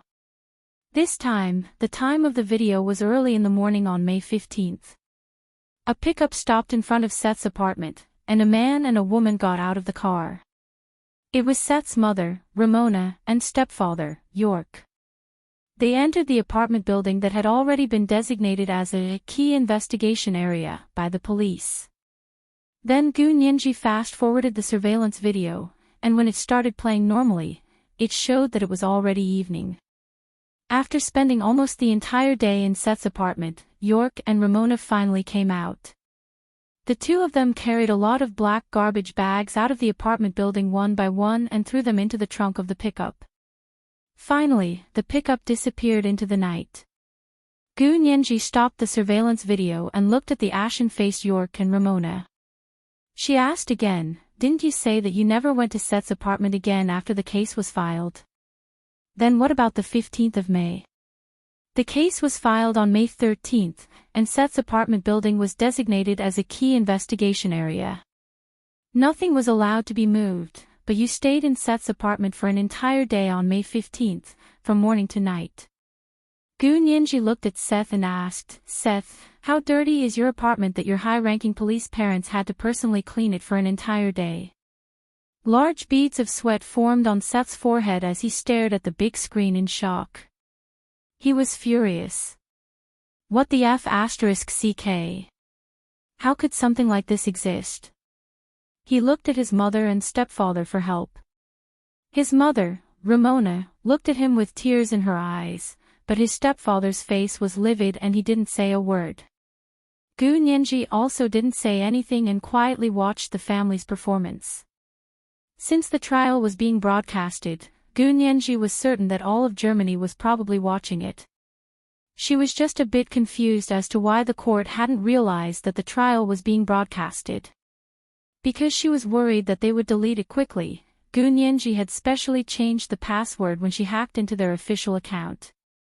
That way, even if they wanted to delete it, they would have to spend some effort to crack the password and log in. As expected, more and more people were watching the video on German social media.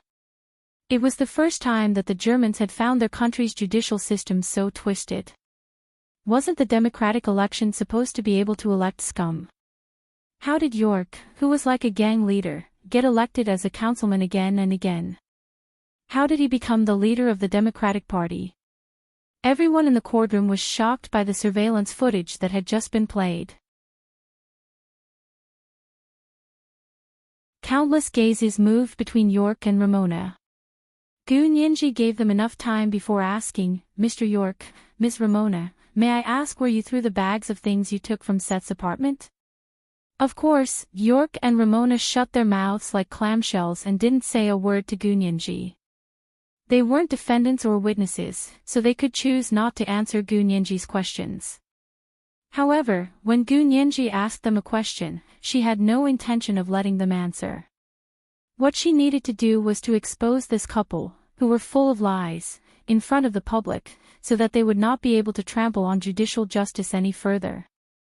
Therefore, their silence was exactly what Gu Nyenji wanted.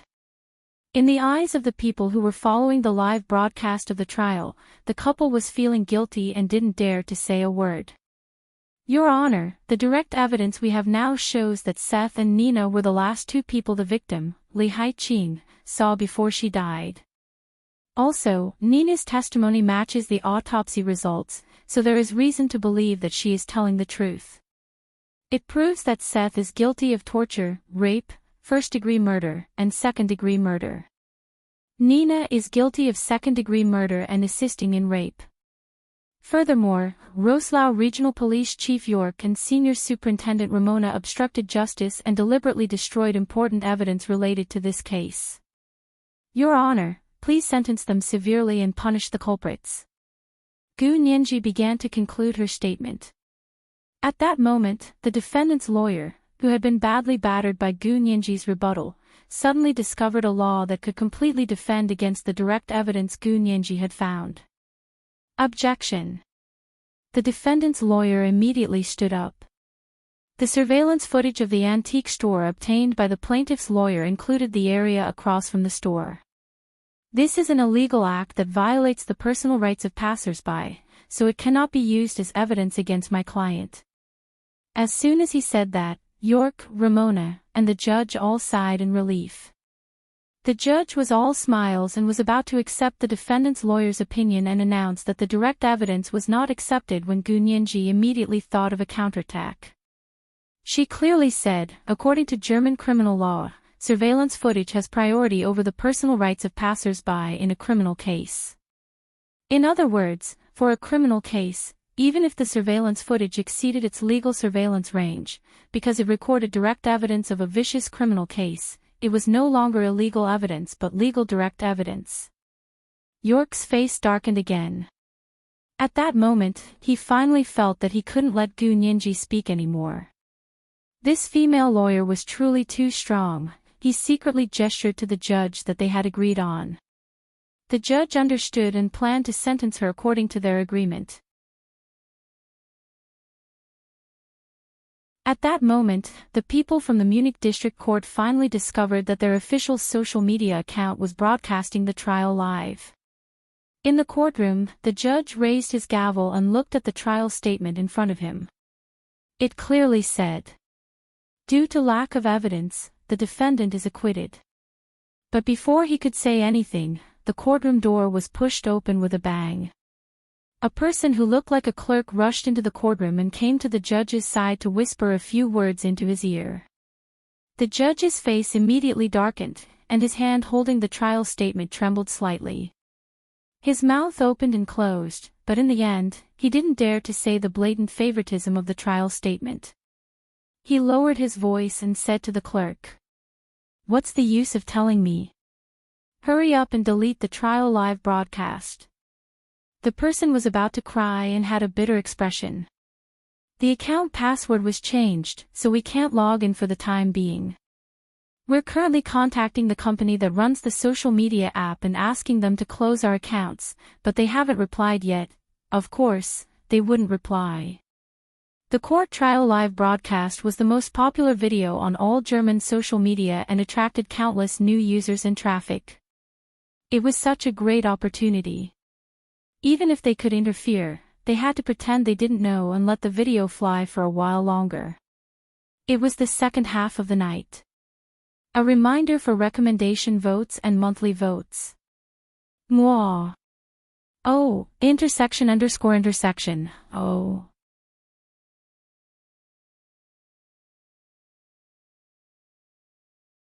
Chapter 609. The judge trembled with anger and closed his eyes, his heart pounding like a drum. This was supposed to be a small matter. He had worked with York for many years and had handled all kinds of wrongful cases, but now, for the first time, he felt like his good days were coming to an end. The judge was confused and could only say, "Hurry up and solve the problem. Go now." The clerk left in a hurry, and the judge looked at the familiar courtroom. Although he tried his best to remain calm, his trembling hands betrayed his thoughts. He trembled as he fumbled for the gavel on the table and tried several times before finally grabbing it. He planned to end today's trial immediately. Gu Nianji was standing closer and eavesdropping. She knew they had finally discovered the live video of the trial. Gu Nianji felt like she had said everything she needed to say, and the German people knew what they needed to know. Now, it would be up to how the case would play out on social media and traditional German media. Without a doubt, foreigners like them had to use the power of public opinion to go against the high-ranking police officers in Roßlau. Silence. Due to the new direct evidence in this case, the case will be adjourned for the time being. Court adjourned. The judge banged his gavel with trembling hands and left the room like he was fleeing. York and Ramona looked at each other and didn't understand why the judge had changed his mind. They had agreed to release Ramona's son, Seth, without charge today, and then they would quickly send him abroad to avoid the limelight. In the end, the judge didn't even announce the verdict and left. What had happened that they didn't know? As she stared at the judge's slightly hunched back, Gu Nianji was not in a good mood, especially after reading the information provided by the prosecutor, as well as the autopsy report from the medical examiner, as well as what the female defendant, Nina, had just said. It was like a boulder weighing heavily on her heart. Although they had won a complete victory this time, Gu Nianji didn't smile at all. She packed up her laptop and put on her large sunglasses. Walking between He Jichu and the 4 male assistants, she walked out of the courthouse with them. Once outside, oh my God! There was a sea of people outside. It seemed like all the media in Germany had come. The national television stations, local television stations, newspapers, magazines, online media, and especially the social media that live-streamed the trial, sent many reporters over to interview the plaintiff's lawyer, the defendant's lawyer, the plaintiff's parents, and all the relevant witnesses. Gu Nianji instinctively glanced at the plaintiff's parents. They were honest, ordinary people and had never seen such a big scene before. They were momentarily stunned. Professor He, let's get them out of here. Gu Nianji tugged at He Jichu's sleeve. He Jichu shook his head and said softly, we don't have to worry about it. Minister Bai sent someone to bring them over. They'll help them fend off the reporters. Sure enough, a few Chinese people who were also wearing sunglasses squeezed in and came to the victim's parents. They said to the reporters, thank you for your attention to this case. We hope that the German side can face up to the justice of their country, punish the suspects, and uphold justice for the dead. Gu Nianji felt a different kind of feeling when she heard it, even though it was a fairly standard speech. These people were obviously from the Huaxia Imperial Embassy in Germany. Of course, a diplomat's words were watertight and smoother than a lawyer's. Gu Nianji was relieved. The parents wouldn't be at a disadvantage if they followed these people. She followed He Jichu into the MPV without worry. Back at the hotel, Gu Nianji took a quick shower and changed her clothes. She met up with He Jichu and the others to go out for a celebration dinner. Although the case hadn't been concluded yet, the live broadcast of the trial today was enough to give those who wanted to manipulate the case a hard time. The 6 of them called the driver of the MPV to go to the 4-star Michelin restaurant that He Jichu and Gu Nianji had discovered for dinner. Gu Nianji loved the Bavarian white sausages there. She ate 4 in one go and was so full that her stomach was round. Delicious food had a soothing effect. Gu Nianji suddenly felt less depressed. They dined outdoors. The August night in Munich was quiet and crisp. Fireflies fluttered in the grass like little moving lanterns. The slightly intoxicating wind blew from the nearby Alps and Bavaria mountains, bringing with it the coolness of ancient glaciers. He Jichu and his male assistants were all drinking black draft beer. Only Gu Nianji held a cup of hazelnut cream coffee and a small piece of blueberry cheesecake in front of her. The scent of Bavarian roses flowed in the air. Everything was too good to be true. Gu Nianji discovered that she was getting drunk from the hazelnut cream coffee.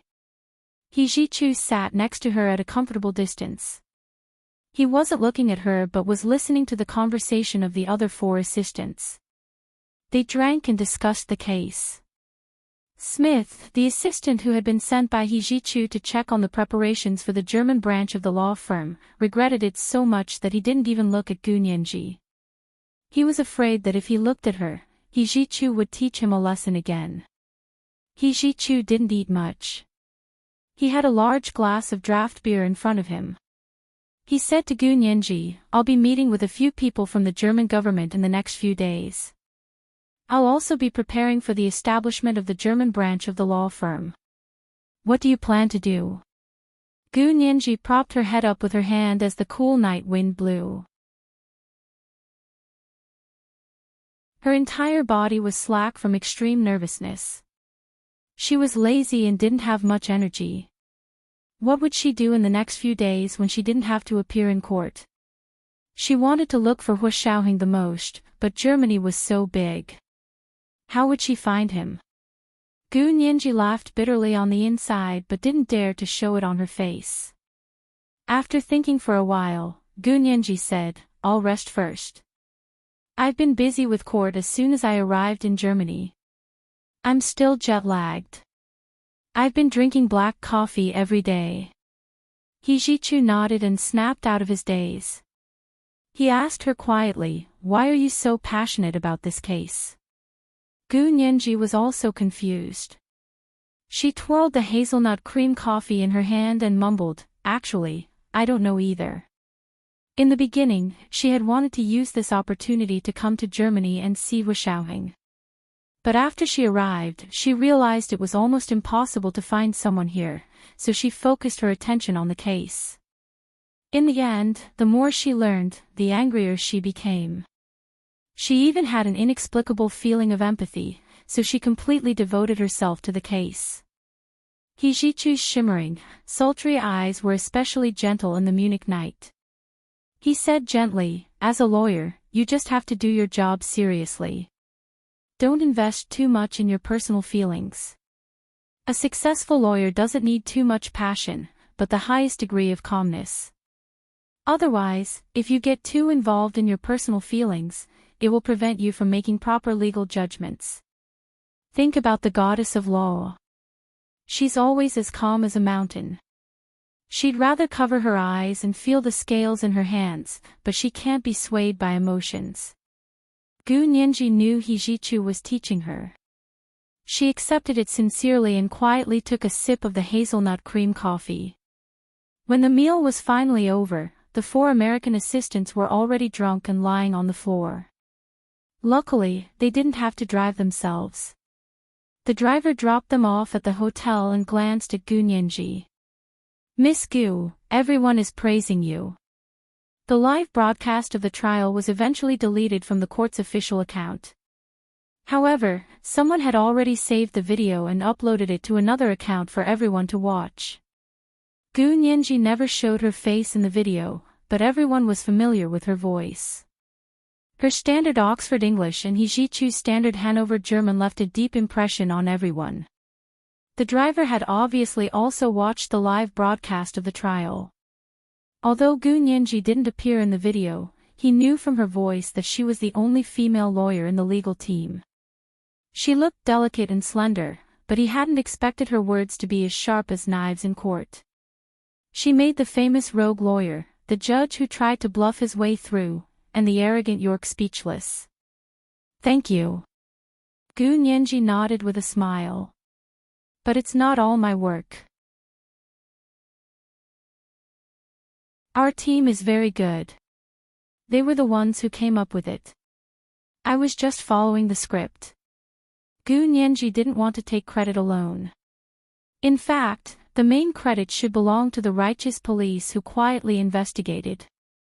Although they didn't dare to step forward, they protected all the evidence well as the prosecutor and the procuratorate. Without their efforts to provide detailed and heavy evidence, she wouldn't have been able to convince everyone no matter how glib her tongue was. In the dark Roslau region, it was because of these people that people felt that the night wasn't so dark yet, and that there was still hope for humanity. Gu Nianji was very grateful to the prosecutor for giving all the information to her. She was also grateful to the police in the Roslau region who secretly hid the direct evidence. If they hadn't tacitly hidden it from the suspect's high-ranking police parents, the truth of the case wouldn't have come to light so easily. Gu Nianji raised her simple coffee cup to the starry night sky in Munich. To all those who uphold justice. There were too many crooks and honest people in the legal profession. Being so professional, if one went against their conscience, it was very easy to distort the truth. Fortunately, the public's awareness and knowledge level were constantly improving. The era of one person controlling the world with one hand was already over. Gu Nianji thought of Hu Xiaoheng. If he was by her side now, he would definitely be proud of her, right? Because she was helping him protect what he wanted to protect. While Gu Nianji was thinking about Hu Xiaoheng, she didn't know his current situation was very tense. Hu Xiaoheng was an extremely patient person. Although he was only 29 years old, he had walked on the edge of life and death for the past decade. He had fought against the most elite, the smartest, the most cunning, and the most vicious enemies from every country. Sitting in his rented apartment, Hu Xiaoheng very carefully removed the gauze to see how his injuries were healing. This was the first update. A reminder to everyone for their monthly votes and recommendation votes. There will be an extra update at 7 p.m.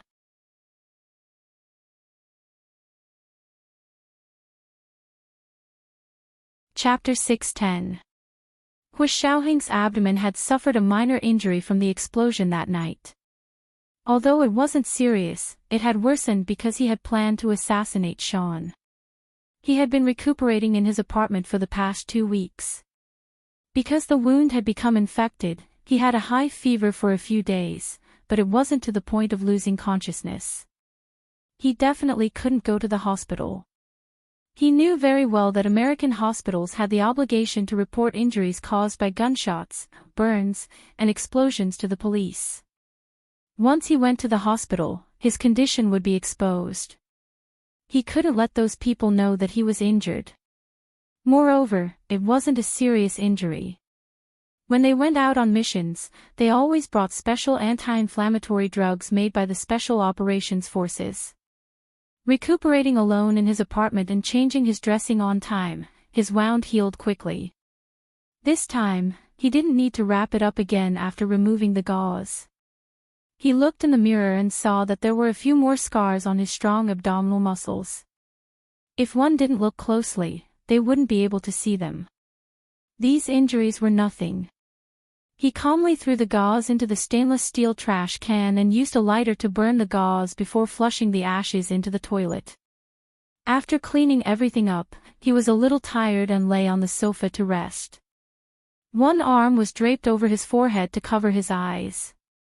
The sunlight coming in through the window was a little dazzling.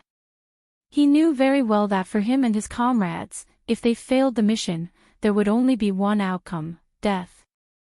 Their bodies would be destroyed, and not even their ashes would be found. His position was even more different. This was an industry where only success was allowed, not failure. This time, he was betrayed and fell into someone else's trap. It was his negligence.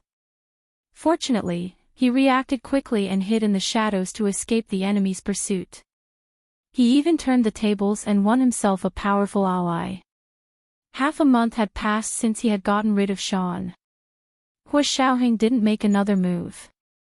Instead, he patiently waited in his high-end apartment in New Jersey to recuperate. Calculating the time, James had been the director of the CIA's Asian Intelligence Division for almost half a month.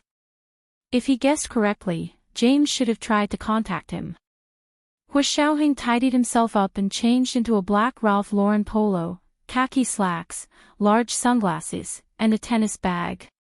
He drove the rented Mercedes-Benz SUV to Long Island, New York. He and James had agreed to meet at Tan Guiran's villa in Long Island, New York. He told Mr. Gu about it and also explained it to Tan Guiran. Of course, he had purposely given Tan Guiran this information and purposely didn't give her a way to contact him. That way, when James contacted Tan Guiran to look for him, Tan Guiran would definitely have to think of a way to deliver the letter to him. But without his contact information, she could only ask her parents back in the empire. Hu Xiaoheng wanted to use this method to provoke the traitor who had betrayed him because he was certain that this traitor had something to do with the people who had instigated the Tans. If it wasn't for this person, the Tans wouldn't have tried so hard to get Hu Xiaoheng to personally come to New York to rescue them. As long as the person behind the Tan family surfaced, the traitor's whereabouts would not be far away. He waited for half a month so that this matter would have time to ferment in the country. However, if he didn't show himself, the other party would be anxious. The other party would make a stupid move and expose himself. It was the middle of August in New York, and the incandescent sunlight made people dizzy.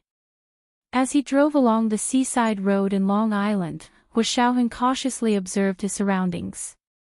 There was a device in the car to detect radio surveillance equipment, but there was no response at all on the way here. He remembered that the last time he was here, there were still many CIA agents monitoring the Tans, both openly and secretly. He parked the car near the tennis court in the villa area and played a few rounds of indoor tennis. After observing the surroundings, he finally arrived at Tan Gairen's villa and rang the doorbell. A middle-aged woman in her 40s who looked like a maid walked over and asked, "May I ask who you are looking for?" "I'm looking for your mistress." "Just tell her that Mr. Gu is here to visit." Hu Xiaoheng smiled slightly and knocked the tennis racket against his palm twice. Tan Gairen's heart skipped a beat when she heard Mr. Gu had arrived. She quickly put on her shoes and ran out. Seeing Hu Xiaoheng's tall figure standing in front of the iron gate, Tan Guiren suddenly felt her eyes moisten. Tan Guiren had been worried sick for the past half a month. She had contacted her parents in the Hua Xia Empire and asked them to find Hu Xiaoheng's contact information. In the end, they did find Hu Xiaoheng's phone number and email address, but no matter how she called or emailed, it was like a stone sinking into the ocean. She almost thought that Hu Xiaoheng was purposely avoiding her from now on. She hadn't expected him to finally appear. Tan Guiren quickly walked over and opened the iron gate. She said quietly, "You're here." A faint smile appeared on Hu Xiaoheng's calm face. "Miss Tan, sorry to disturb you." "You're welcome," Tan Guiren quickly said. "Come in quickly. I've been looking for you. But you haven't been here for a long time, and I didn't know your contact information. I was worried. Luckily, you're here again." Hu Xiaoheng greeted Tan Guiren with a smile at the door and said, "I came to play tennis with a friend and dropped by to see you. How are you? Is it safe to stay here? Why aren't you back in the Hua Xia Empire?" He then asked her, "Why are you looking for me?" His relaxed attitude finally calmed Tan Gairen's uneasy heart. She looked around and moved closer to Hu Xiaoheng. She whispered, "Someone sent a letter to Mr. Gu." Hu Xiaoheng knew it was probably from James. He nodded. "Can I trouble Miss Tan to show it to me?" "Come in. Are you in a hurry?" Tan Gairen's face was slightly red, and a few beads of sweat formed on the tip of her nose. Her porcelain face had a kind of touching delicacy, but unfortunately, the man in front of her didn't seem to be romantic. Hu Xiaoheng folded his hands behind his back and looked at the shady trees on the side of the road. "My friend is still waiting for me." "All right then." Tan Guiren was slightly disappointed. "I'll go get the letter for you." She handed the letter to Hu Xiaoheng. Tan Guiren, who usually didn't speak much, suddenly said, "Are you on a special mission?" Hu Xiaoheng was speechless. He looked up at Tan Guiren and said calmly, "Yes. Don't tell anyone else." The professionally trained Hu Xiaoheng knew that telling someone a secret and then asking them not to tell anyone else was the best way to spread that secret. What was a secret? What wasn't said was a secret. Anything that was said wasn't a secret, even if it was said to the tree hole. How did you know there wasn't a pair of ears on the other side of the tree hole? Tan Guiren felt a sacred sense of being entrusted. She clasped her hands in front of her chest and nodded very hard. I definitely won't tell anyone. I swear on my life. Hua Xiaoheng was speechless. He lowered his eyes and quickly read James' letter. He was slightly surprised. This was probably James' proof of loyalty to him. It was the second watch. A reminder for recommendation votes and monthly votes. Mwah. Oh, intersection. Oh.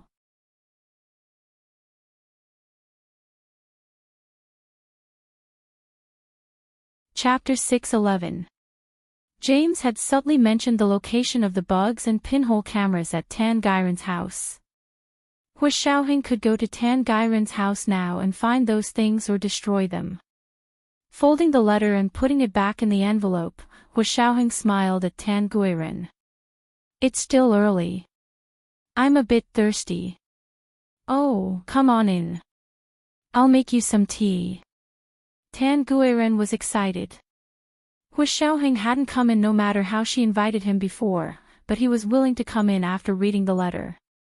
Did he want to express his gratitude? Tan Gairen walked briskly beside Hua Xiaoheng. Hua. Mr. Gu, how should I address you? Hua Xiaoheng looked at the decorations in the yard as he felt the control of the radio detector in his headset. There was no radio interference or receiving equipment within a 5-mile radius. James had indeed cleaned the place very well. Hua Xiaoheng was slightly relieved. This time, he finally followed Tan Gairen into her house. Tan Gairen turned and ran back to her room, her steps staggering. Hua Xiaoheng's smile didn't change as he held a tennis racket in one hand and stood under the tree in front of the iron gate. The leaves rustled softly and made a small noise that mingled with the sound of the waves in the distance. This was what Tan Gairen saw when she came back with James' letter. Her heart pounded and she could hear her own heartbeat. Tan Gairen remembered that he had only been willing to stand at the door for a while before asking her for a favor. The past was still vivid in her mind. Coupled with the fact that they had been through life and death together, Tan Gairen, who was usually very distant with outsiders and didn't know how to socialize, found that she didn't feel distant with Hua Xiaoheng at all. It was as if she had known him for a long time. Meeting him for the first time was like returning an old friend. She personally made a cup of de hong pao and brought it over to him, placing it on the coffee table in front of Hua Xiaoheng. There was a pot of silver jasmine flowers and a small bronze Buddha statue on the transparent postmodern glass coffee table. Hua Xiaoheng nodded politely and picked it up to smell it. He smiled. This is de hong pao. It smells okay. Tan Gairen tilted her head and smiled, her long black hair flowing down like flowing water. You have great taste. Hua Xiaoheng put down the cup and stood up to walk around. He basically confirmed the locations of the bugs and pinhole cameras that James had indicated. He put his hand into his trouser pocket and pressed on his phone. A series of ringtones sounded. Taking out his phone and swiping it open, Hua Xiaoheng grunted and said to Tan Gairen, I'm sorry. My friend has been waiting anxiously. Oh. Tan Gairen was a bit disappointed. She thought she would be able to spend more time with Hua Xiaoheng, but she didn't urge him to stay. She politely said, then go ahead and do your work. Come back when you have time. My door is always open for you. Thank you. Hua Xiaoheng nodded and left with his tennis racket. Tan Gairen walked him to the door. She wanted to say something several times but stopped herself. Finally, when Hua Xiaoheng stepped out of the metal door, she called out, Can you give me your phone number? This way, if there's anything in the future, I can look for you directly. This was the first time Tan Gairen had ever asked a man for his number. In the past, it was always those men chasing after her to ask for her phone number. She was very annoyed. She didn't expect that the tables would turn. There would come a day when she would ask a man for his phone number. But she was doing it for business, to pass on his message, wasn't she? Tan Guiren tried to convince herself, but her heart was still pounding and her eyes were burning. Hua Xiaoheng turned to look at her with a smile. If there's anything, I'll look for Miss Tan. Goodbye. He left just like that without leaving her his number. Tan Guiren was a bit disappointed. She stood under the tree in front of the door and watched Hua Xiaoheng's receding figure until she couldn't see him anymore. Then she reluctantly turned to go home. A few days after Hua Xiaoheng left, James came to visit Tan Guiren's house again. He was now the director of the CIA's Asian Intelligence Division, and Tan Guiren was the only daughter of Tan Dongbang, the popular Huaxia imperial prime minister candidate.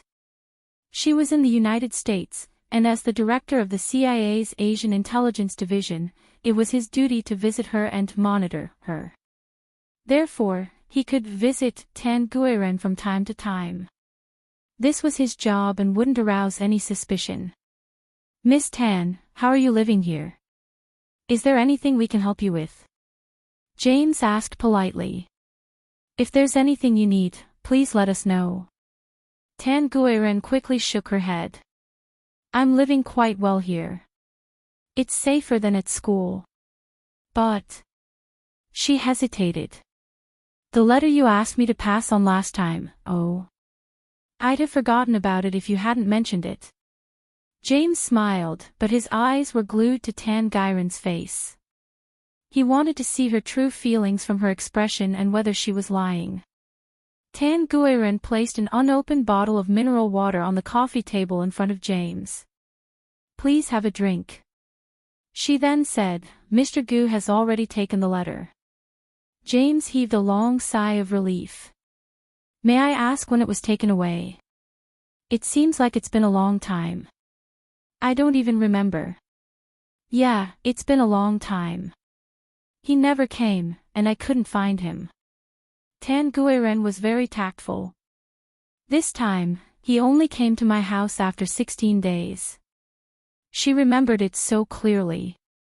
James looked at Tan Guiren in surprise and couldn't help but smile when he saw her hidden thoughts from the redness on her face. It looked like this mysterious Major General who also had a weakness. No wonder he had personally come to rescue her. It must be because this Miss Tan was no ordinary person. No wonder their people had chosen Tan Guiren as a hostage. It turned out that they knew about their relationship. And Hua Xiaoheng didn't stay with her after rescuing Tan Guiren. Instead, he tried his best to distance himself from her. From James' point of view, it was easy to understand. Because it was to protect Tan Guiren. If he loved her, he had to neglect her. That way, Tan Guiren would be safe. James thought about it from beginning to end, and the more he thought about it, the more he believed his analysis was reliable. He didn't expect Hua Xiaoheng or Tan Guiren to publicly admit their relationship, but from the clues, James felt like he had discovered the truth. He didn't touch the mineral water Tan Guiren placed in front of him and stood to shake her hand. Thank you for your help, Miss Tan. From now on, I will come to Miss Tan's house for tea at this time every 3 days. If Mr. Gu is free, we can come together. Tan Guiren raised her brows in surprise. You like tea too? Sorry about that. She didn't like coffee and only liked simple things like tea or plain water. She politely declined coffee and other beverages. James was a Westerner. Although Westerners also drank tea, it was different from the tea of the Huaxia Empire. She thought he wouldn't like tea from the Huaxia Empire. I really like tea from the Huaxia Empire. James left after saying that. Tan Guiren memorized this message. However, Hua Xiaoheng didn't come again for a while. Until one evening, when the weather outside suddenly turned gloomy. Thunder rumbled and rolled over the sea. Dark clouds pressed down on the horizon, and the entire sky seemed like it was about to collapse. Although this scene looked scary, the people who lived by the sea had already turned a blind eye to it. Wasn't there going to be a hurricane? Why would people living by the sea be afraid of hurricanes? The people who were afraid had already moved away. So everyone continued to leisurely do their own things. The TV station had already predicted the approaching hurricane a few days ago. This time, it was named Isabella. The sea breeze grew stronger as Tan Guiren returned from outside in the nanny car driven by Sister Fen. She remotely opened the metal gate and drove the nanny car to the garage. The garage was connected to the main house, so they didn't have to worry about the rain after entering. In fact, as soon as they drove into the garage, the torrential rain brought by the hurricane came crashing down. The sky seemed to have been torn open, and the water from the Milky Way poured down. The raindrops were so heavy that they could practically smash a deep hole in the ground. Tan Guiren got out of the car and quickly entered the main house through the garage's small door.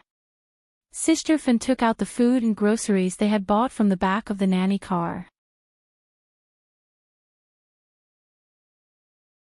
Because of the hurricane, people were worried about water and electricity outages, and traffic safety. Everyone was used to stocking up their fridges before the hurricane. Tan Guiren had just entered the house when she heard the video communicator on the living room wall start beeping. The other end of the communicator was outside the main door. Visitors usually communicated with the people in the main house through the video communicator before they could enter. She glanced at the video intercom and was stunned. Instinctively turning to look at the pouring rain outside, she rushed out without a second thought. Sister Fen had just carried a few large bags of food and groceries into the main house's living room when she saw that the living room door was wide open. The howling hurricane mixed with the torrential rain immediately soaked the living room's cashmere carpet. She could still see Tan Guiren running out of the house from the wide open door. Sister Fen was dumbfounded. She put down the food and groceries and hurriedly grabbed the big black umbrella she often used by the door and rushed out into the rain, shouting, "Miss! Miss! It's a storm! You need an umbrella!" Tan Guiren didn't hear anything. All she could see was the figure soaked in the rain in front of the metal gate not far away. She had actually seen Hua Xiaoheng standing outside the yard's metal gate in the video communicator. He must be completely soaked in such heavy rain. Tan Guiren ran to the yard's gate, panting. She quickly opened the metal gate and turned to say, "Come in. Why didn't you bring an umbrella in such heavy rain?" Hua Xiaoheng walked in with a tennis bag on his back and a tennis racket in his hand. He glanced at Tan Guiren and said, "Thank you." Tan Guiren actually hadn't brought an umbrella. She was already soaked from the rain in just a few steps. Her silk dress clung to her body, revealing the outline of her beautiful breasts, slim waist, and long legs. Her hair was also wet, and the rainwater flowed down her slender neck and into the shadow of her chest. At that moment, Sister Fen had already caught up with them with the big black umbrella. She quickly covered Tan Guiren while sneaking a peek at Hua Xiaoheng, who was also soaked. Hua Xiaoheng was still in his tennis attire and big sunglasses. He looked at Sister Fen's curious face and said, "Go in quickly. Your miss is soaked. I'm here to play tennis, and there's a storm. I'd like to borrow your place for shelter." This was the first update. A reminder for everyone's monthly votes and recommendation votes. There would be an extra update at 7 p.m.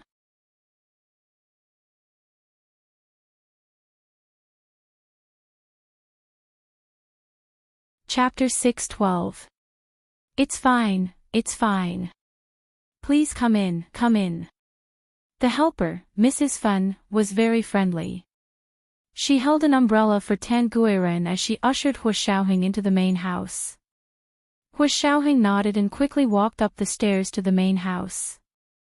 The door opened, and everyone filed in. The last helper, Mrs. Fen, closed the door behind her, and the raging hurricane was immediately blocked outside. The floor in the house was a bit wet, but the air was fresh and warm. It was a completely different world from the storm outside. Tan Guiren bit her lip and was a bit embarrassed. "Please have a seat. I'll go change." She then said to Mrs. Fen, pour this gentleman a cup of tea. She specifically instructed, I want the Hong Pao over there. Mrs. Fan agreed and quickly said, Miss, you should quickly change. You'll catch a cold wearing these wet clothes. I'll make a bowl of ginger soup for you. Tan Guiren nodded and quickly ran to her bedroom to change. Hua Xiaoheng was also wet, but he didn't sit down. He looked around and asked Mrs. Fan, where's the bathroom? Mrs. Fan smiled and said, this way. She brought him a large towel. Sir, you have to change too. We don't have anything suitable for you here. We only have Mr. Tan's clothes. Would you like to change for now? She was talking about Tan Dongbang's clothes, which was Tan Gairen's father's.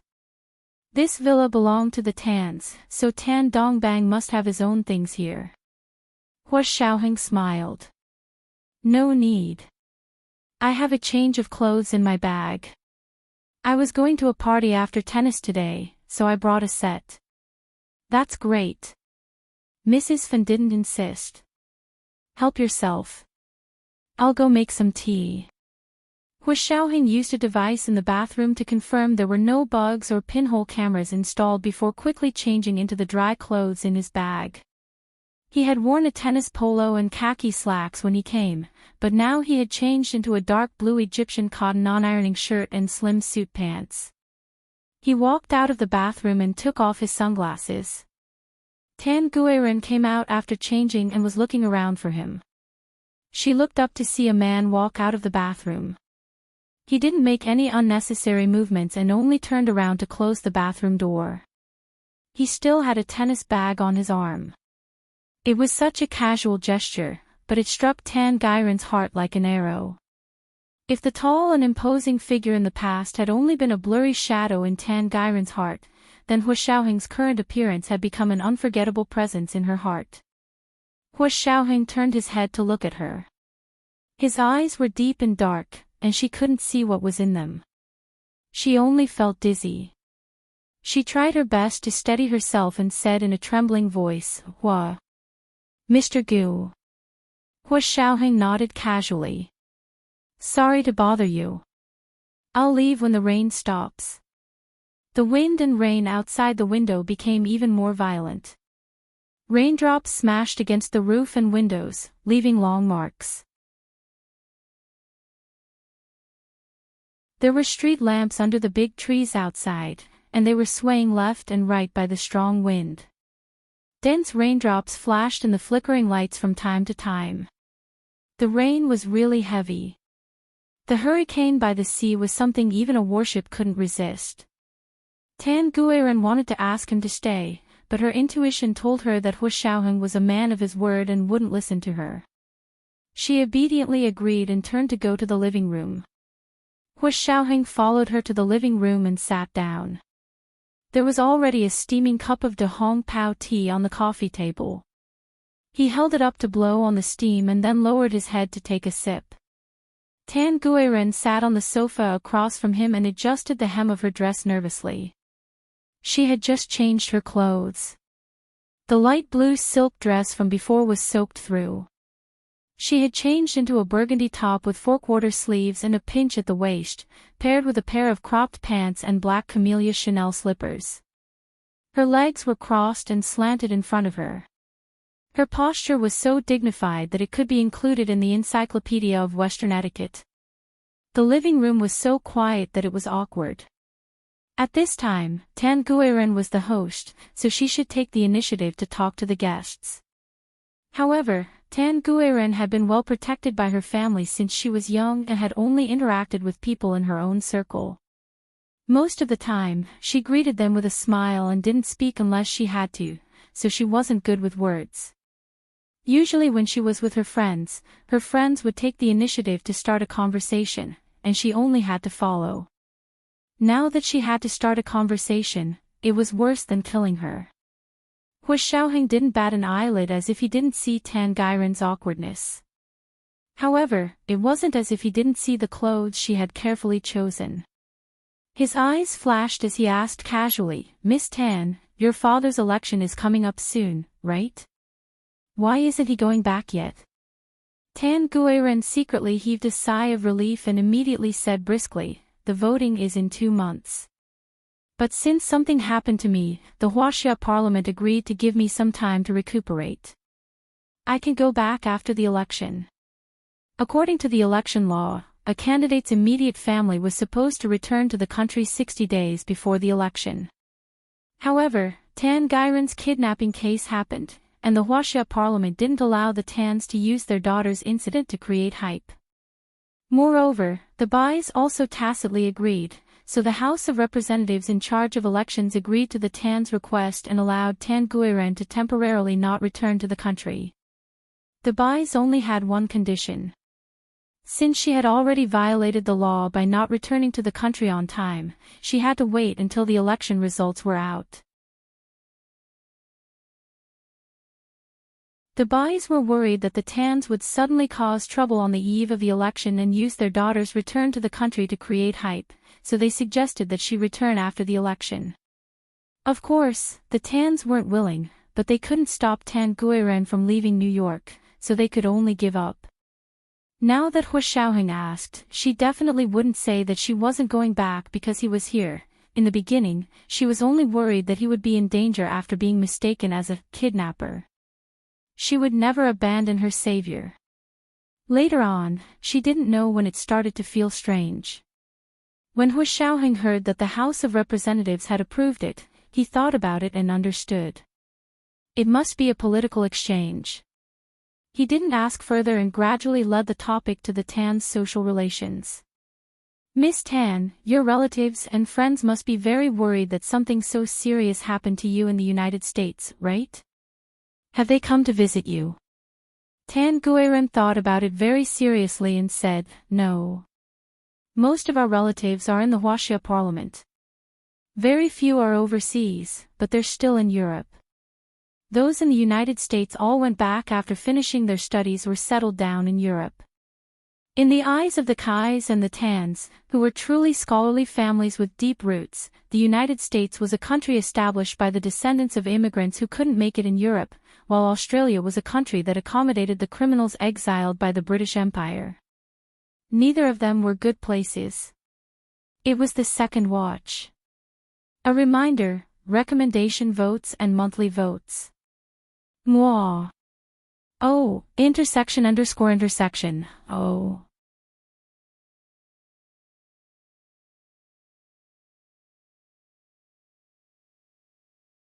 Chapter 613. The Tans and the Kais either wanted to stay in the Huaxia Empire wholeheartedly and felt that the Huaxia Empire was better than anywhere else, or they could only live in the more culturally rich European continent. Hu Xiaoheng looked thoughtfully at a large plum vase in the corner of the living room. It looked like it had at least 1,000 years of history and was definitely an antique. He just didn't know how it had been taken out. Tan Guiren followed Hu Xiaoheng's gaze and saw that he was interested in the plum vase. She quickly said, "That was a gift from my distant aunt. My aunt's family settled in the United States a long time ago. She's one of the few relatives who have settled in the United States. Early. Yes, my distant aunt's great-grandfather went abroad in his generation. If I think about it, it should be at least 100 years. Hu Xiaoheng was relieved. It turned out that she had been taken abroad a long time ago. At that time, the country was in chaos. After the conversation ended, the living room fell into silence again. Tan Guiren mustered her courage and said to Hu Xiaoheng, "I really have to thank you this time. If it wasn't for you, I definitely wouldn't be alive." Hu Xiaoheng tapped his knee lightly as if nothing had happened. He smiled and said, "You're welcome. This is my job. But you have such a high status. You don't need to come here personally.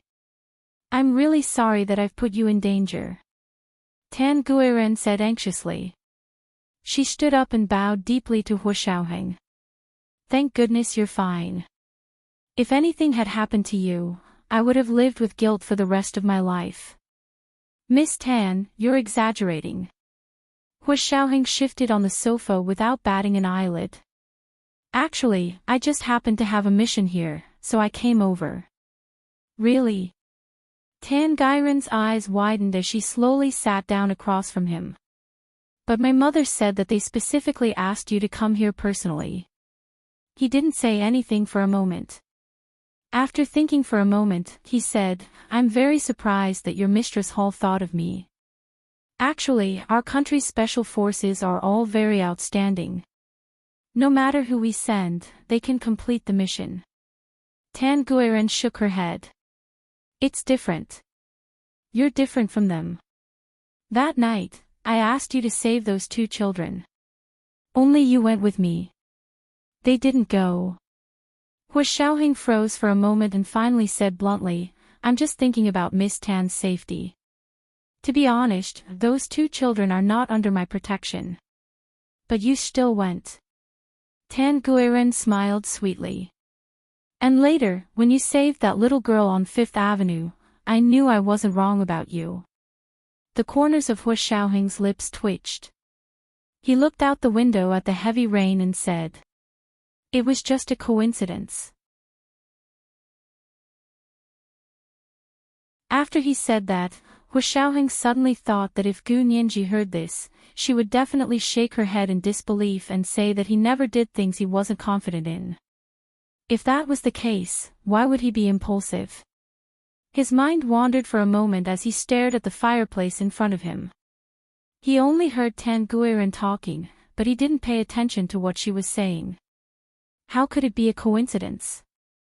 I'm not a fool. Not only will I use my eyes to see, I will also use my heart to see. Tangiran smiled like a flower and made a heart shape with her slender fingers in front of her chest. My mother's good friend recommended you to her. How could it be wrong? Oh. Your mom's friend recommended it. That's so surprising. Not many people in the Huaxia Empire know me.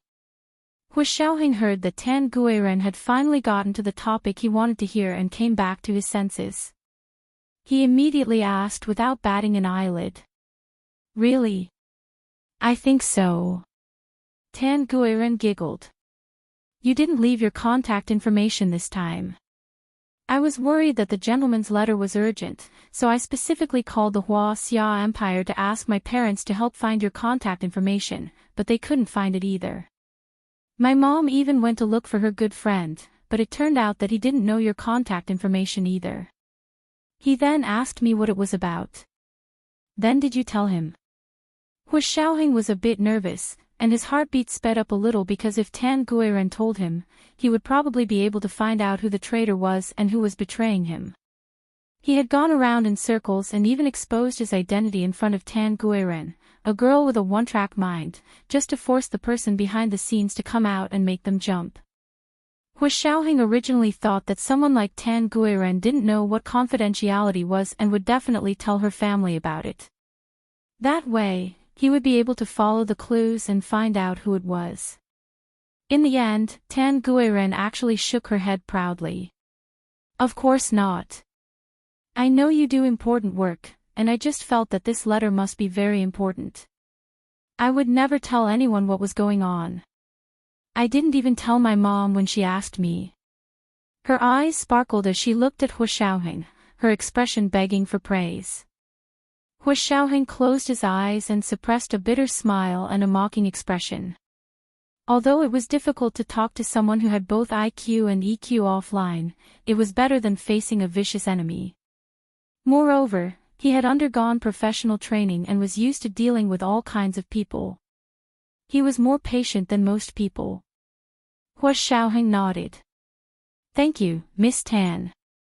The two of them spoke for a while before a gust of wind blew in from outside, and the lights in the room suddenly went out.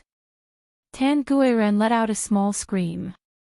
The helper, Sisfan, ran out from the kitchen and shouted, "The power's out! The power's out!" The wind outside must have cut the line. Hua Xiaoheng stood up. In the darkness, his deep and magnetic voice had an indescribable charm. Tangiran's heart instantly calmed. Don't worry, Sisfun. I remember there's a diesel generator at home. Let's go check the basement. Tan Guiran also stood up from the sofa and walked 2 steps forward.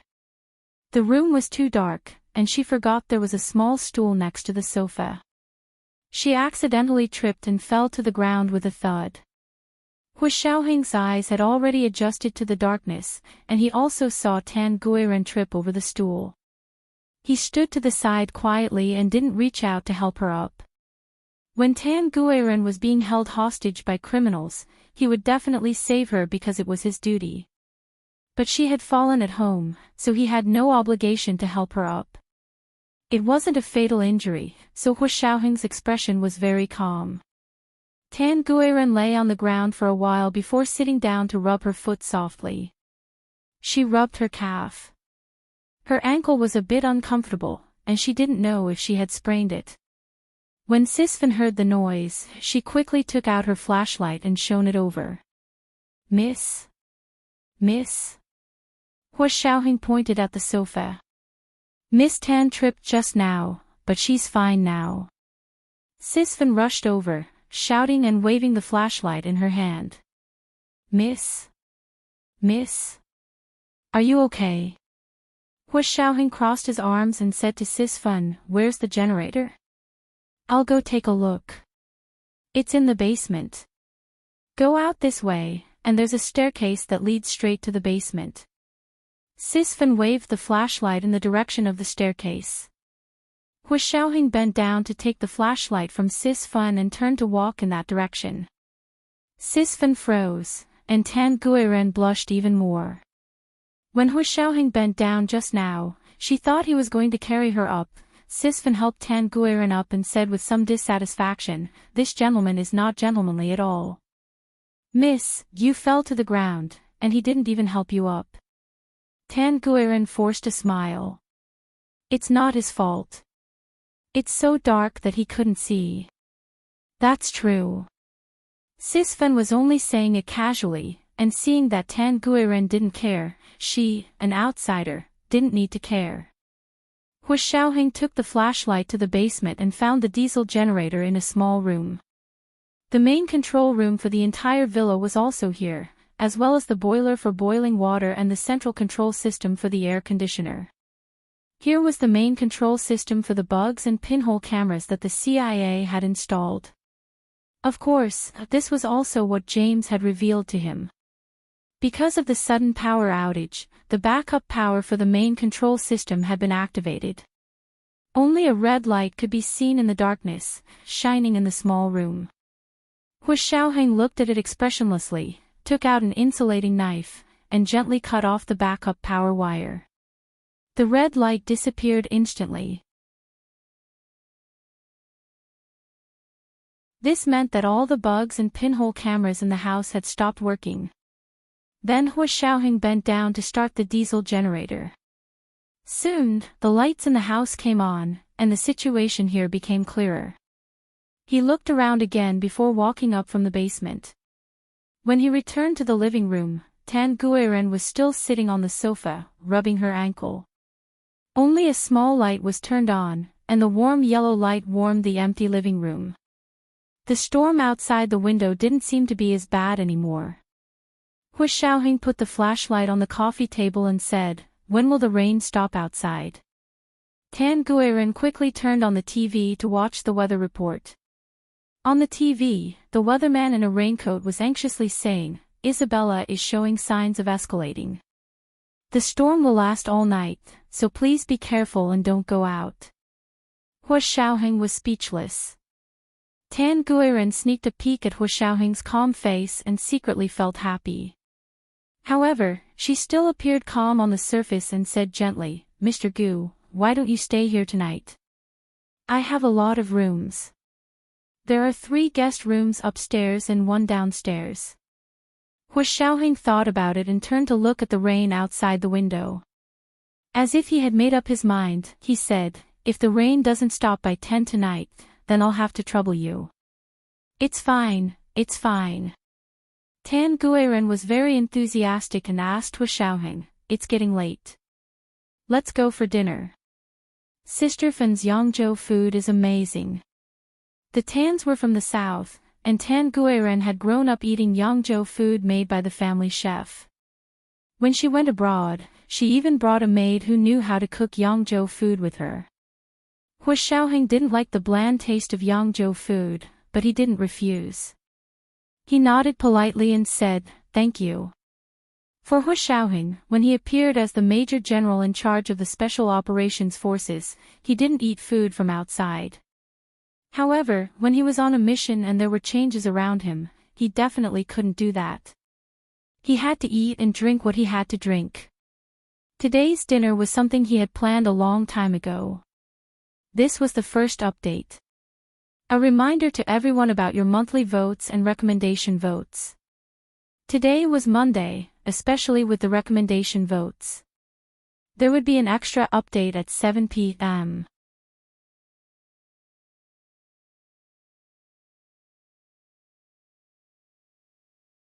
Chapter 6:14. Tan Guiren brought Hu Xiaoheng to the dining room to sit down. Because they were using a household diesel generator to generate electricity, they couldn't be as carefree as before when they had public electricity. Only a small light was turned on in the living room, and only the ceiling light was on in the dining room. On the long dining table were 4 appetizing dishes and 1 soup. They were all authentic Yangzhou cuisine. In the middle was a lotus-shaped soup bowl with a round, fist-sized lion's head and 2 green vegetables inside. The soup was very fragrant, and one could smell it when they were close.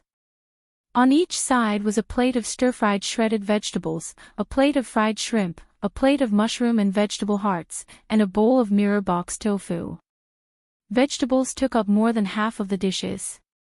Without hesitation, Tan Guiren scooped the only lion's head into Hu Xiaoheng's bowl. "Try this.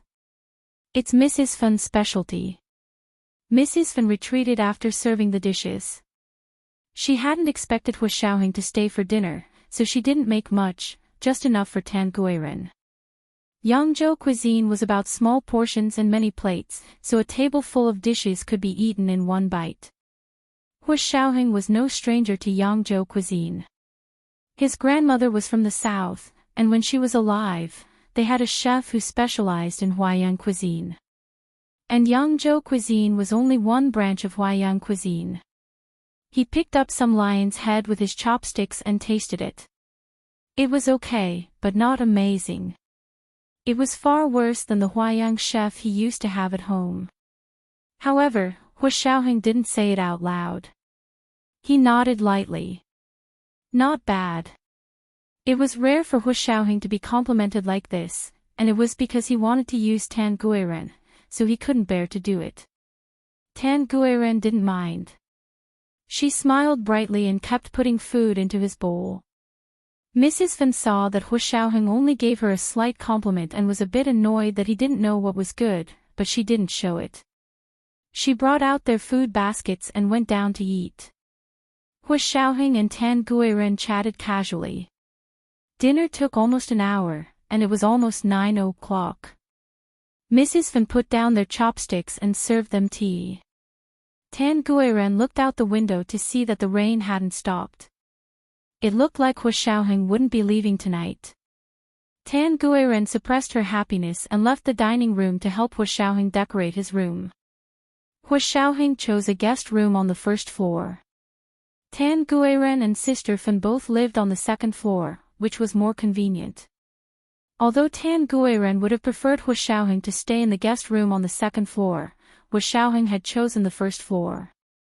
She did not want to go against his words at all. He had such an imposing manner. After 10 o'clock, the electricity still did not come. The diesel generator at home was not very functional. It lasted for 2 hours and was about to run out of gas. They had to save some oil for tomorrow. Thus, the 3 of them said goodnight and went back to their rooms to sleep. At midnight, Hu Xiaoheng opened his eyes and quietly got up. He slipped out of his room in a black t-shirt, a pair of black trousers, and a pair of socks. First, he went to the living room to look for the bugs and pinhole cameras installed there. There was a picture frame above the fireplace in the living room. On the back of the picture frame were 4 black button-like buttons. They were originally used to prevent the picture from falling out, but one of the black buttons had been replaced with a bug. Hu Xiaoheng reached out to touch it and pulled the bug button off. Coming out of the living room, he followed the pitch-black hallway to the dining room he had just stayed in. A paper lotus chandelier hung from the ceiling of the dining room. The threads above the lampshade were very thick, and there were also some small threads hanging from the lampshade. And among those small threads, there was a tiny protrusion. That was the CIA's most advanced pinhole camera. Hu Xiaoheng was very tall. Standing under the dining table, he raised his hand to touch the top of the lotus chandelier and pulled the pinhole camera off. Then he went to the hallway on the second floor. The CIA had actually installed 4 or 5 bugs and pinhole cameras here. If Tan Dongbang really became the prime minister in the future and came to stay here for a short time, it would be really bad. The prime minister of a nation would be completely under someone else's surveillance. Hu Xiaoheng patiently removed all the bugs and pinhole cameras in the villa. He was not restricted by the information James had given him. Instead, he searched the entire villa from top to bottom again. He worked from dawn until dawn before packing up and returning to his room to sleep. He put all the bugs and pinhole cameras into a bag and smashed them into powder with a hammer. When he left tomorrow, he would throw the powder into the ocean. The CIA agents wouldn't make a fuss if they couldn't find the bugs and pinhole cameras. This wasn't something honorable or legal to begin with. Tan Guiren woke up in the morning to find that the rain had already stopped. She was a little annoyed. She slowly got up, dressed, and went to the bathroom to wash up. It took her almost an hour before she came out of her room. However, when she arrived at Hu Xiaoheng's guest room, she saw that it was Mrs. Fan who opened the door. Tan Guiren's eyes widened. "Where's that gentleman?" "He left a long time ago." Mrs. Fan had gone in to clean up. She said with a smile, "This gentleman is really clean. The room is so neat and tidy, as if no one has ever lived here. He's a good person." Tan Guiren pushed the door open and found that Hu Xiaoheng was indeed gone. She was disappointed for a while before quietly leaving alone. However, she wasn't disappointed for long. 3 days later, when James came to visit her, Hu Xiaoheng actually came as well. The two of them seemed to have arranged to sit and talk in the gazebo in Tan Guiren's backyard. The backyard of the Tan's villa was very large, and the gazebo was in the middle of it. It was surrounded by flat, green grass that was at least an acre in size. It was impossible for anyone to hear them sitting in the gazebo with such a wide field of grass between them. Of course, there were no bugs in the gazebo. Hu Xiaoheng and James were both experts and had already checked. Tan Guiren sat in the living room on the first floor of the villa. She was preparing a fruit platter as she smiled at the 2 familiar figures in the gazebo in the distance through the bright floor-to-ceiling windows. She was very happy and excited to be able to provide convenience for these 2 people. She even felt a sense of holiness. In the gazebo, James and Hu Xiaoheng chatted for a while before getting to the main topic. "Gu, are you satisfied with my gift?" James asked with a smile. He held a pipe in his hand and put it in his mouth. The two of them had tacitly agreed to call each other Mr. J. I think you're taking advantage of me. Hu Xiaoheng crossed his legs and leaned against the chair in the gazebo. He also had a cigarette in his hand, but he didn't smoke it. White smoke slowly rose from between his fingers and obscured his face. It was the second watch. Just a reminder for recommendation votes and monthly votes.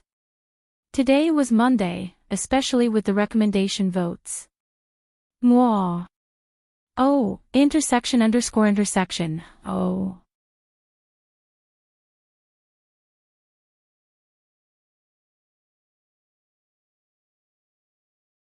Chapter 6:15. Take advantage of you. No, how would I dare take advantage of you? Do I have a death wish?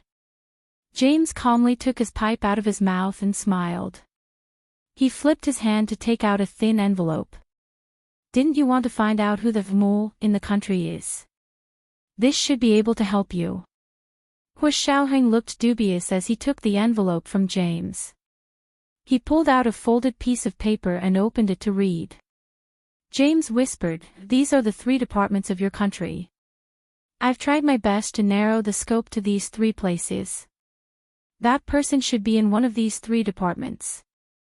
Hu Xiaoheng hadn't expected this person to hide so well that even the director of the CIA's Asian Intelligence Division didn't know his or her true identity.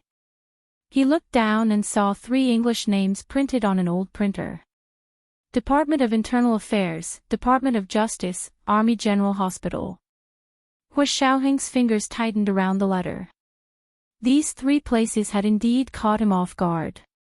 The Minister of Internal Affairs, Bai Jianqing, and the Minister of Justice, Tan Dongbang, were popular candidates for Prime Minister, but the Military General Hospital was too subtle. Logically, the Military General Hospital had nothing to do with intelligence agencies, but because many of the people who came here for treatment were high-ranking military officers, and because the doctors from the Military General Hospital had the opportunity to visit the homes of military leaders, they had the opportunity to come into contact with many high-ranking people. Therefore, an unintentional leak could make the Military General Hospital a very good infiltration point. Also, although Hu Xiaoheng didn't have much contact with the Military General Hospital, he had a lot of contact with someone there. This person had also been transferred from the Military General Hospital to the Special Operations Forces. He was Chen Lai. Hu Xiaoheng thought about this in his mind. Although he really wanted to eliminate the possibility that it was Chen Lai, his years of professionalism taught him to consider all kinds of possibilities and then eliminate them one by one. He believed that Chen Lai wouldn't voluntarily leak the secret, but passively, did this blabbermouth know when to shut his mouth? Hu Xiaoheng flicked the letter and said calmly. These 3 departments. Isn't the scope too big? Jay, do you know how many people there are in these 3 departments? You're asking me to find a needle in a haystack. Besides, what makes you say that the mole is in one of the 3 departments? He knew how to sow discord, and he believed that James was no stranger to it. He couldn't let him lead him by the nose. James smiled as he took out something else and passed it to Hu Xiaoheng. Look at this and you'll believe me. It was a newspaper clipping that contained copies of various internal CIA documents. They were all related to the Xia Empire's most well-hidden mole. From the information provided by the mole, he should be from one of the 3 departments. In modern society, when 2 countries clashed, military intelligence wasn't the only thing that mattered. Internal affairs, diplomacy, justice, and technology were all things that the other party coveted. Moreover, the higher one's position in each department, the more confidential the information they could access would be. Hu Xiaoheng held it in his hand and skimmed through it. He compared it with some of the intelligence information he knew and found that it matched very well. He couldn't help but tighten his grip on the clipping. Give it back to me. I can't let you take this away. James reached out to Hu Xiaoheng for the clipping. Hu Xiaoheng slowly closed it but refused to give it back. Jay, this is more interesting. Otherwise, you'd really be taking advantage of me. James couldn't do anything about his refusal. He became even more cautious and said quietly, You have to keep this safe. If someone finds out, I won't be able to hide it anymore. Just like the Xia Empire's internal information provided by the mole exposed his background, James's clipping could also expose his identity in the CIA. To Hu Xiaoheng, this was another piece of leverage. It would be strange if he gave it up, I know. Don't worry, you won't be exposed even if I expose myself. Hu Xiaoheng smiled and casually held the clipping in his hand. He was so nonchalant. No one would have thought that this clipping would be so important. James saw that Hu Xiaoheng was much more experienced than him and sighed in relief. He put the pipe back in his mouth. That's good. What do you plan to do? Hu Xiaoheng flicked the ash. Seeing that the cigarette in his hand was almost burnt out, he casually pressed it into the ashtray. I have my ways, but I'll need your help next.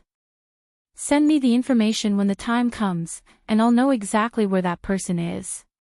He was most worried about either Bai Jianqing or Tan Dongbang. Both of them represented too much power. Even with General Ji's support, it would be very difficult to pull them off their positions. Also, once they were elected, it would be even more difficult to get rid of them. If one of them was the mole, then it would be a huge blow to the Xia Empire's national security. Long after James left, Hu Xiaoheng was still sitting in the gazebo and thinking about his next step.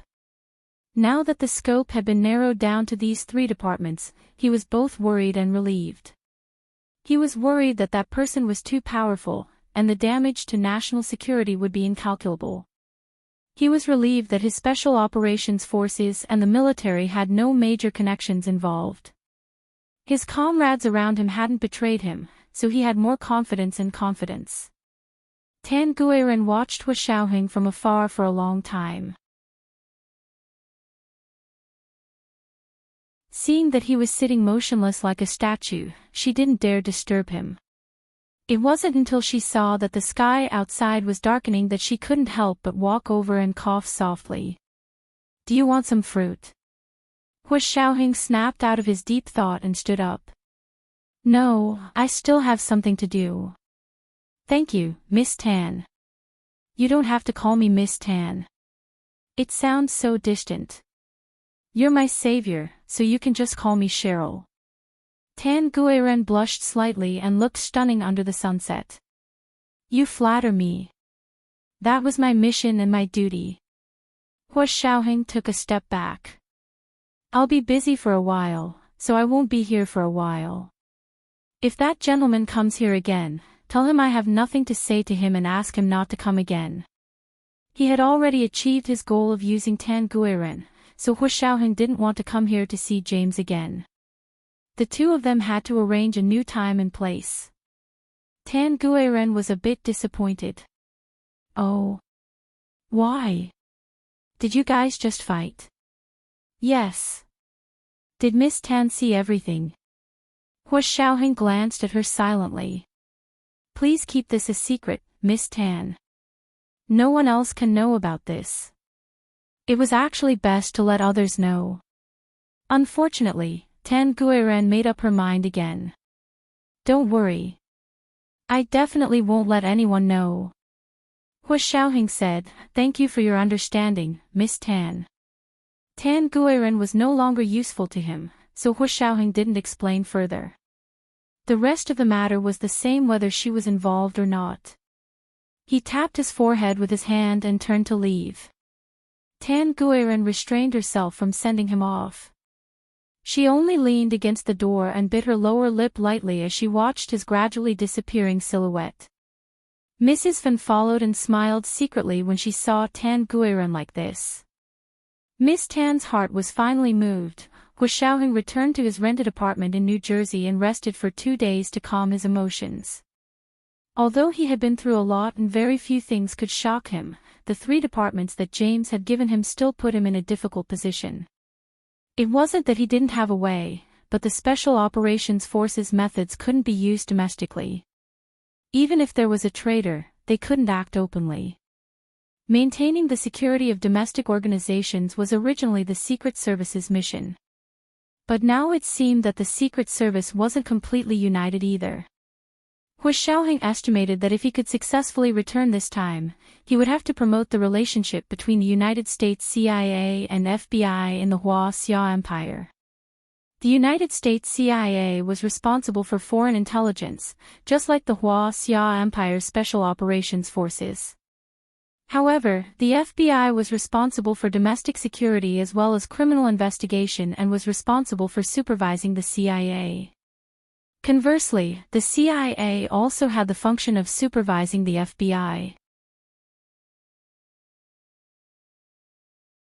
The two monitored each other to ensure the purity of each other's teams and not be infiltrated by external forces. But in reality, the United States CIA was infiltrated like a sieve by external forces.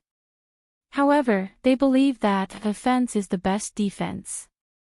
So although there were often moles inside, as long as they repeatedly caused trouble abroad, the internal moles were almost negligible. It was only in the Xia Empire that they hadn't been able to cause trouble for so many years. They could only rely on the moles deep inside the Xia Empire to pass on information for them. The two agencies, the Special Operations Forces and the Secret Service, were bound to monitor each other in the future. Hu Xiaoheng hung the towel around his neck and went to the apartment's gym. He always appeared here in disguise, such as a hooked nose and black-rimmed glasses. It was very easy to change a person's appearance. He was also good at disguise, so even if someone familiar saw him, it would take a while to recognize him. After sweating in the gym for an hour, he went to the pool to swim. Maintaining high-intensity training every day was his habit, and it was a very good habit. After sweating all over, he felt that his mind was much clearer. A person had to be very careful and meticulous to formulate a detailed plan to find the moles who betrayed him. Fortunately, with James as his inside man, the difficulty of this cat and mouse game was greatly reduced. Hu Xiaoheng came out of the apartment's bathroom and had already thought of a plan.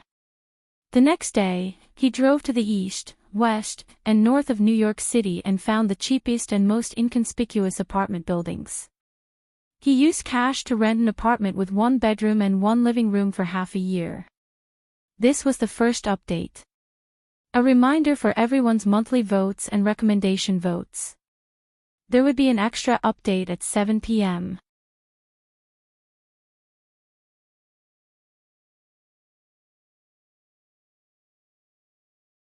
Chapter 6:16.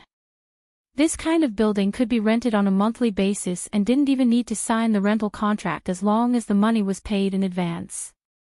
He bought some daily necessities and put them inside to make it look like he was staying there. 7 or 8 days had passed since he started his journey. Of course, he wouldn't stay in the 3 new places, but he would wander around and familiarize himself with the surroundings. Time passed quickly and it was soon the end of August. That day, Hu Xiaoheng finally typed 3 letters on an old-fashioned typewriter.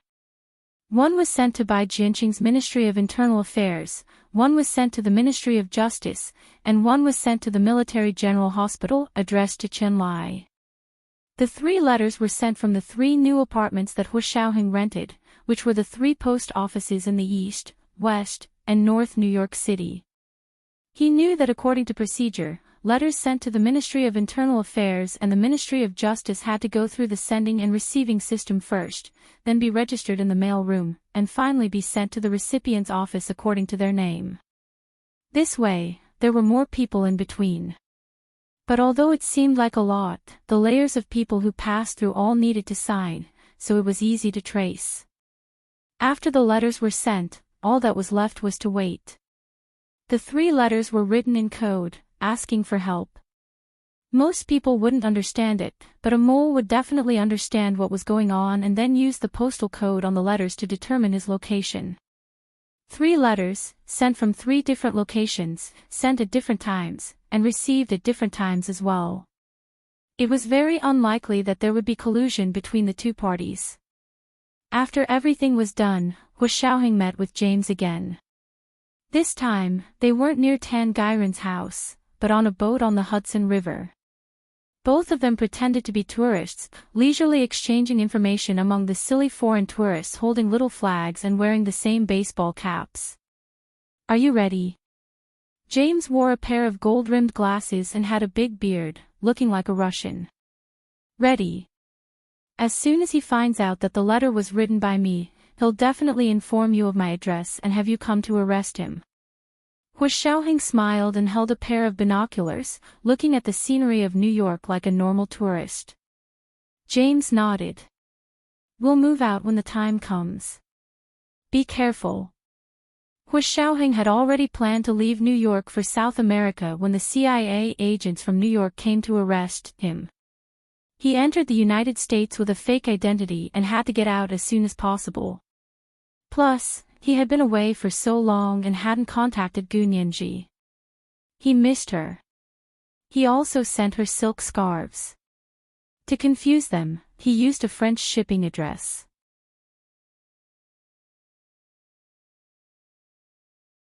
Even if they discovered it, they wouldn't be able to find his exact location, so he wasn't worried about Gu Nianji leaking information. He sincerely hoped that he would be back by her birthday.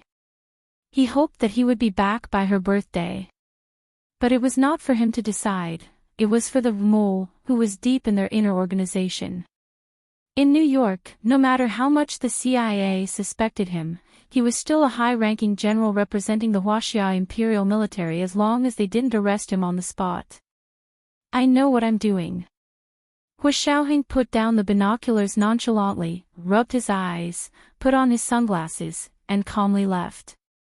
The process he designed would be relatively long. From the time the letter reached the country, the person would see it, and then the action would be taken. It would take at least a month. If it was slow, it might even take half a year. The advantage was that it wouldn't involve other people, and the innocent wouldn't be harmed. The downside was, of course, that it might drag on for a long time. If the other party took action within a month or two, it meant that the other party was in a hurry. If it dragged on for half a year, then they would be extremely cautious and would be even harder to deal with. Fortunately, Hu Xiaoheng was a very patient person. No matter what the other party did, he could deal with it. It was nearing the end of August in the capital of the Huaxia Empire, and all primary and secondary schools were about to reopen. Ma Qiqi, who had just finished her internship, rode her bike and hummed a tune as she happily traversed the university's tree-lined path. Gu Nianji had been in Germany for almost a month, and it had been great. Ma Qiqi had been following the case on Weibo and had even accessed the live stream of the trial that caused a sensation on social media in Germany. It was a pity that he didn't get to see Gu Nianji's heroic face against the rogue lawyer. He could only hear her voice. He didn't expect her English to be so good. It was like her mother tongue. And Professor He's German, with a perfect Hanover accent, was amazing. He returned to the dormitory, sat in his room, and began to text Gu Nianji. The two of them had been in contact, but due to the time difference, they didn't spend much time together. Therefore, he usually sent a simple message, and the other person would see it the next day and reply. Love Meng Qiqi, dear little Gigi, good luck. The next day, Gu Nianji received Ma Qiqi's message and also replied. Remember now, got it. I will definitely work hard. At the same time, Hu Xiaoheng's 3 letters were slowly passing through the U.S. postal system. They were packed into sacks and transported to the Huaxia Empire. A week later, the mailroom of the Huaxia Empire's Ministry of Internal Affairs received a letter from New York. It was clearly addressed to the Minister of Internal Affairs office, but it didn't specify the recipient. This type of letter was usually registered and sent to the relevant departments for various security procedures before finally being sent to the receiving department. A few days later, the Ministry of Justice also received a similar letter addressed to the Minister of Justice's office. Then a few days later, the mailroom of the Military General Hospital received a letter addressed to Senior Colonel Military Dr. Chen Lai. Chen Lai's rank and position were both in the Military General Hospital. He was only seconded to the Special Operations Forces, and his assistant, Yi Ziden, was also seconded. Because Chen Lai was busy with work, Yi Ziden helped him take care of the daily affairs, including receiving and sending letters. It was almost September, and Gu Nianji wanted to return to the empire. Ever since the third trial, the Munich District Court had made a fool of itself in front of the entire German people. It was difficult to offend the public, so they didn't dare to go too far. Therefore, Seth and Nina's murder case had been dragged on, and the verdict was delayed. He Jichu and his 4 American assistants were also busy setting up a branch in Germany. From legal documents to choosing the location of the office to finding people and buying office equipment, half a month passed quickly, and everyone was very busy. Only Gu Nianji wasn't considered an official employee of the American law firm yet, and she didn't care about the new branch. She was only interested in the lawsuit, so she couldn't help but feel annoyed. That day, she was sitting in the garden behind the hotel reading a book. The late summer and early autumn sun shone through the ginkgo leaves, and the light shone like a small fan in front of her eyes. She squinted her eyes and couldn't focus on her book. Out of the corner of her eye, she saw a middle-aged couple standing at the edge of the grass watching her. It was the second watch. A reminder for recommendation votes and monthly votes. Mwah. Oh, intersection. Oh.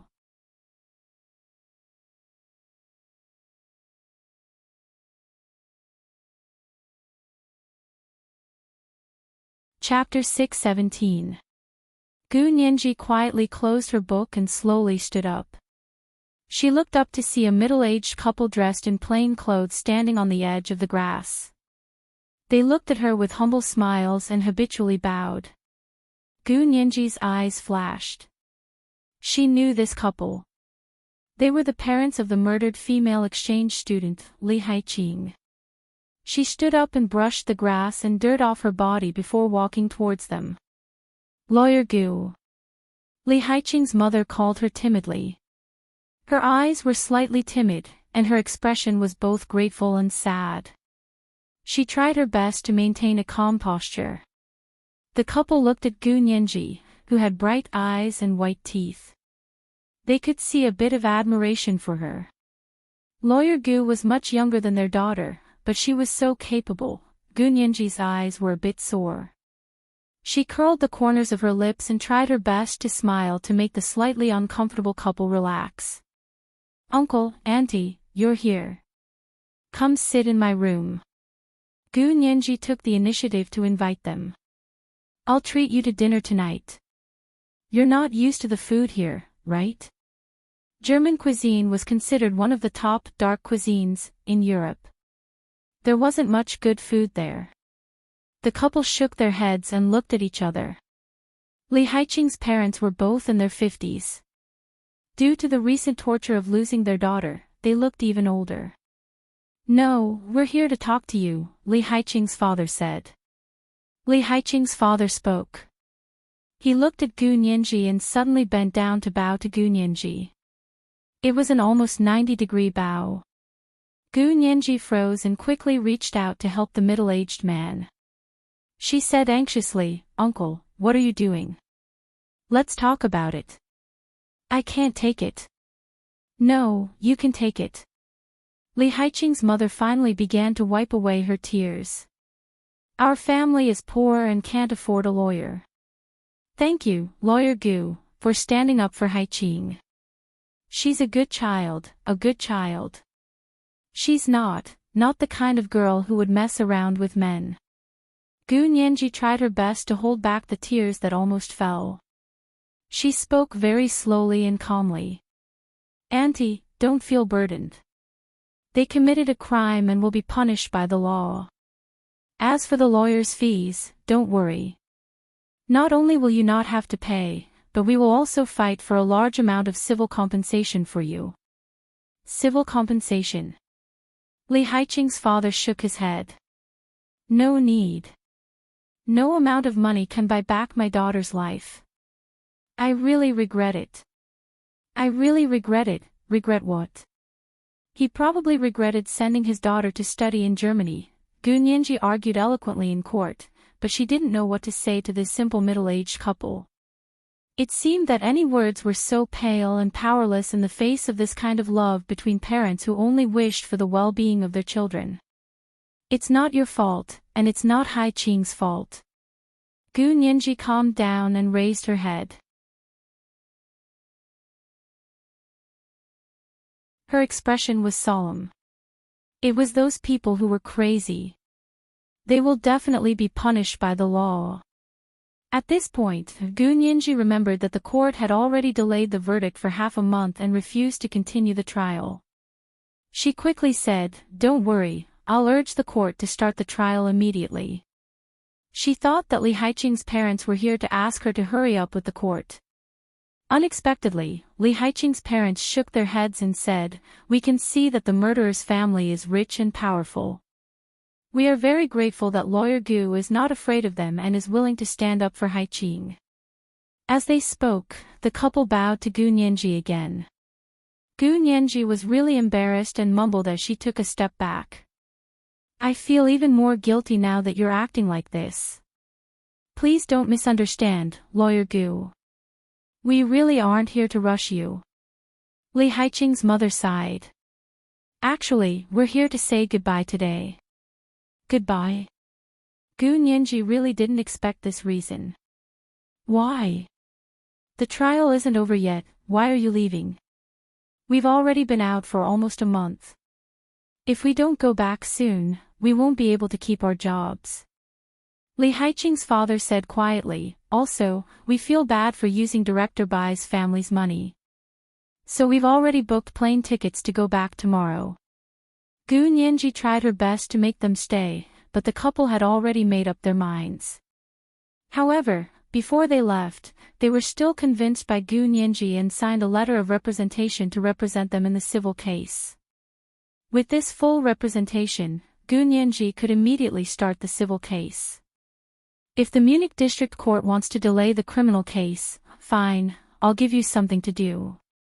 Let's start the civil compensation process. Gu Nianji sent Li Haiqing's parents off and returned to her hotel room to draft the civil compensation complaint. When He Jichu returned to the hotel that night, it was already midnight. When he passed by Gu Nianji's door, he was slightly surprised to see light spilling out from the crack in the door. He knocked on her door. "Nianji, you're still awake." Gu Nianji got up from her computer and walked over to open the door. "Professor, he is back." "Yeah, why aren't you asleep yet?" "I'm preparing the civil lawsuit draft." Gu Nianji rubbed her eyes. "I'm almost done and will send it to Professor He for a look." "Civil lawsuit?" He Jichu frowned. "Yeah, it's too late. Let's talk about it tomorrow." Gu Nianji's eyelids were starting to struggle. She covered her hands and yawned. Nodding at He Jichu, she closed the door. After working for another half an hour, she finally finished. She reread it and sent it to He Jichu's email before turning off her phone to sleep. She slept all the way until noon the next day. She woke up and picked up her phone to see the text from Li Haiqing's parents. They thanked her profusely and said they were about to board the plane. Gu Nianji yelped and looked at her watch. It had already been 2 hours since they sent the text. The plane must have already taken off. She wouldn't be able to see them off in time. But it didn't matter. Gu Nianji had done everything for them. They wouldn't care if she didn't see them off. Gu Nianji sat on the bed in a daze for a while before slowly getting up to wash up. When she was done, she looked at her phone again. There was still no message from He Jichu. She changed her clothes and went to knock on He Jichu's door. He Jichu opened the door for her and saw that she still looked sleepy. His lips curled into a faint smile. "You're up. Have you had breakfast?" Gu Nianji shook her head. "Professor He, did you read the email I sent you yesterday?" "I'm reading it." He Jichu stepped aside. "Come in and talk." Gu Nianji walked in and heard He Jichu order room service to send lunch over. The Michelin star restaurant he had ordered food from before was too full, so He Jichu didn't continue ordering food there. Now they were looking for other restaurants and didn't have a fixed location. If they were too busy, they could eat at the hotel. Gu Nianji had no appetite for anything now. She just wanted to fill her stomach. She sat down on the sofa across from He Jichu. He Jichu turned the computer to face her. "You want to sue Nina, Seth, Set's parents, the Roslaw Regional Police Department, and the Roslaw city government. Yes. Suing them is the only way to get the most compensation and influence. Gu Nianji nodded. Suing Seth alone won't be of much use. Your goal for compensation is 1 billion euros. He Jichu laughed. That's quite an appetite. If I can't demand an exorbitant price, then what's the point of suing? Gu Nianji raised a brow. Also, in German law, there's no upper limit for punitive damages in civil claims. Look at the reasons I listed. Can they convince the court to accept the case? He Jichu read on slowly. Gu Nianji explained in the complaint why she wanted such a large amount of compensation. First, she explained how Li Haiqing's parents were struggling to support their child's studies. Their daughter's death caused a huge financial loss to the family, indicating that they needed financial support and assistance. Then she listed how Seth's brutality dealt a heavy psychological blow to the victim's parents. Finally, she emphasized the most important point. Seth's parents abused their power for personal gain and manipulated the Roslaw Regional Police Department to attempt to neglect their duties, get away with it, and treat human life as grass. Not only was it unfair to the victim, Li Haiqing, but it was also unfair to her parents. It also caused great damage to society and the hearts of the people. The latter, in particular, was the basis for Gu Nianji to demand such a large amount of compensation. The case was so terrible that the Roslaw Regional Police Department, as a law enforcement agency, knowingly broke the law. The Roslaw city government, as a democratically elected government, disregarded the safety of the people in their jurisdiction. Moreover, the live broadcast of the trial had already caused public outrage. All of this could only be appeased by a heavy punishment. He Jichu thought about it for a moment before saying, "Your first point emphasized the victim's parents' financial situation. It's better not to list it." Why? Gu Nianji didn't understand and clenched her hands into a ball. She couldn't forget Li Haiqing's parents' old and helpless faces and their poor financial situation. Why can't I add it? Seth's actions did indeed harm the Li family's interests from an economic perspective. Nianji, the court is not a charity. Emphasizing the Li family's parents' financial situation will only backfire. Westerners think differently from Easterners. They won't sympathize with the Li family because of their poverty. Instead, they'll think they're using the opportunity to blackmail them, which will backfire. Oh. Gu Nianji really hadn't thought of that. As expected, international lawsuits were not easy to fight. No wonder law firms mostly commissioned local law firms to fight international lawsuits. It was because different countries had different cultural traditions, resulting in different legal habits and people's concerns. He Jichu deleted that reason from Gu Nianji's complaint and added another reason for her. Seth's father, York, and mother, Ramona, are high-ranking officers in the police department.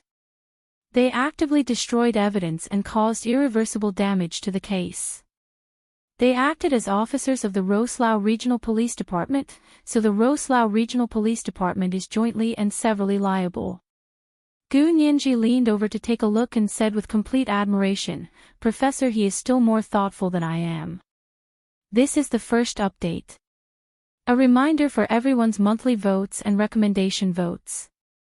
There will be an extra update at 7 p.m. P.S. Regarding the plagiarism of Hello Major General, last time, Chidian Girls Web has already posted a notice about the plagiarized book.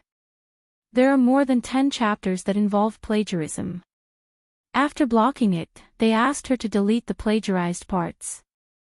Hopefully, the country can improve the relevant laws and regulations to make it easier for the original author to protect their rights. You're tuning in to the LoveLore Library YouTube channel. We're so grateful for your support, and don't forget to subscribe to join us on this incredible journey through captivating stories. Your generosity through donations truly makes a world of difference, as it's the primary source of revenue that allows me to expand and enhance this channel for you.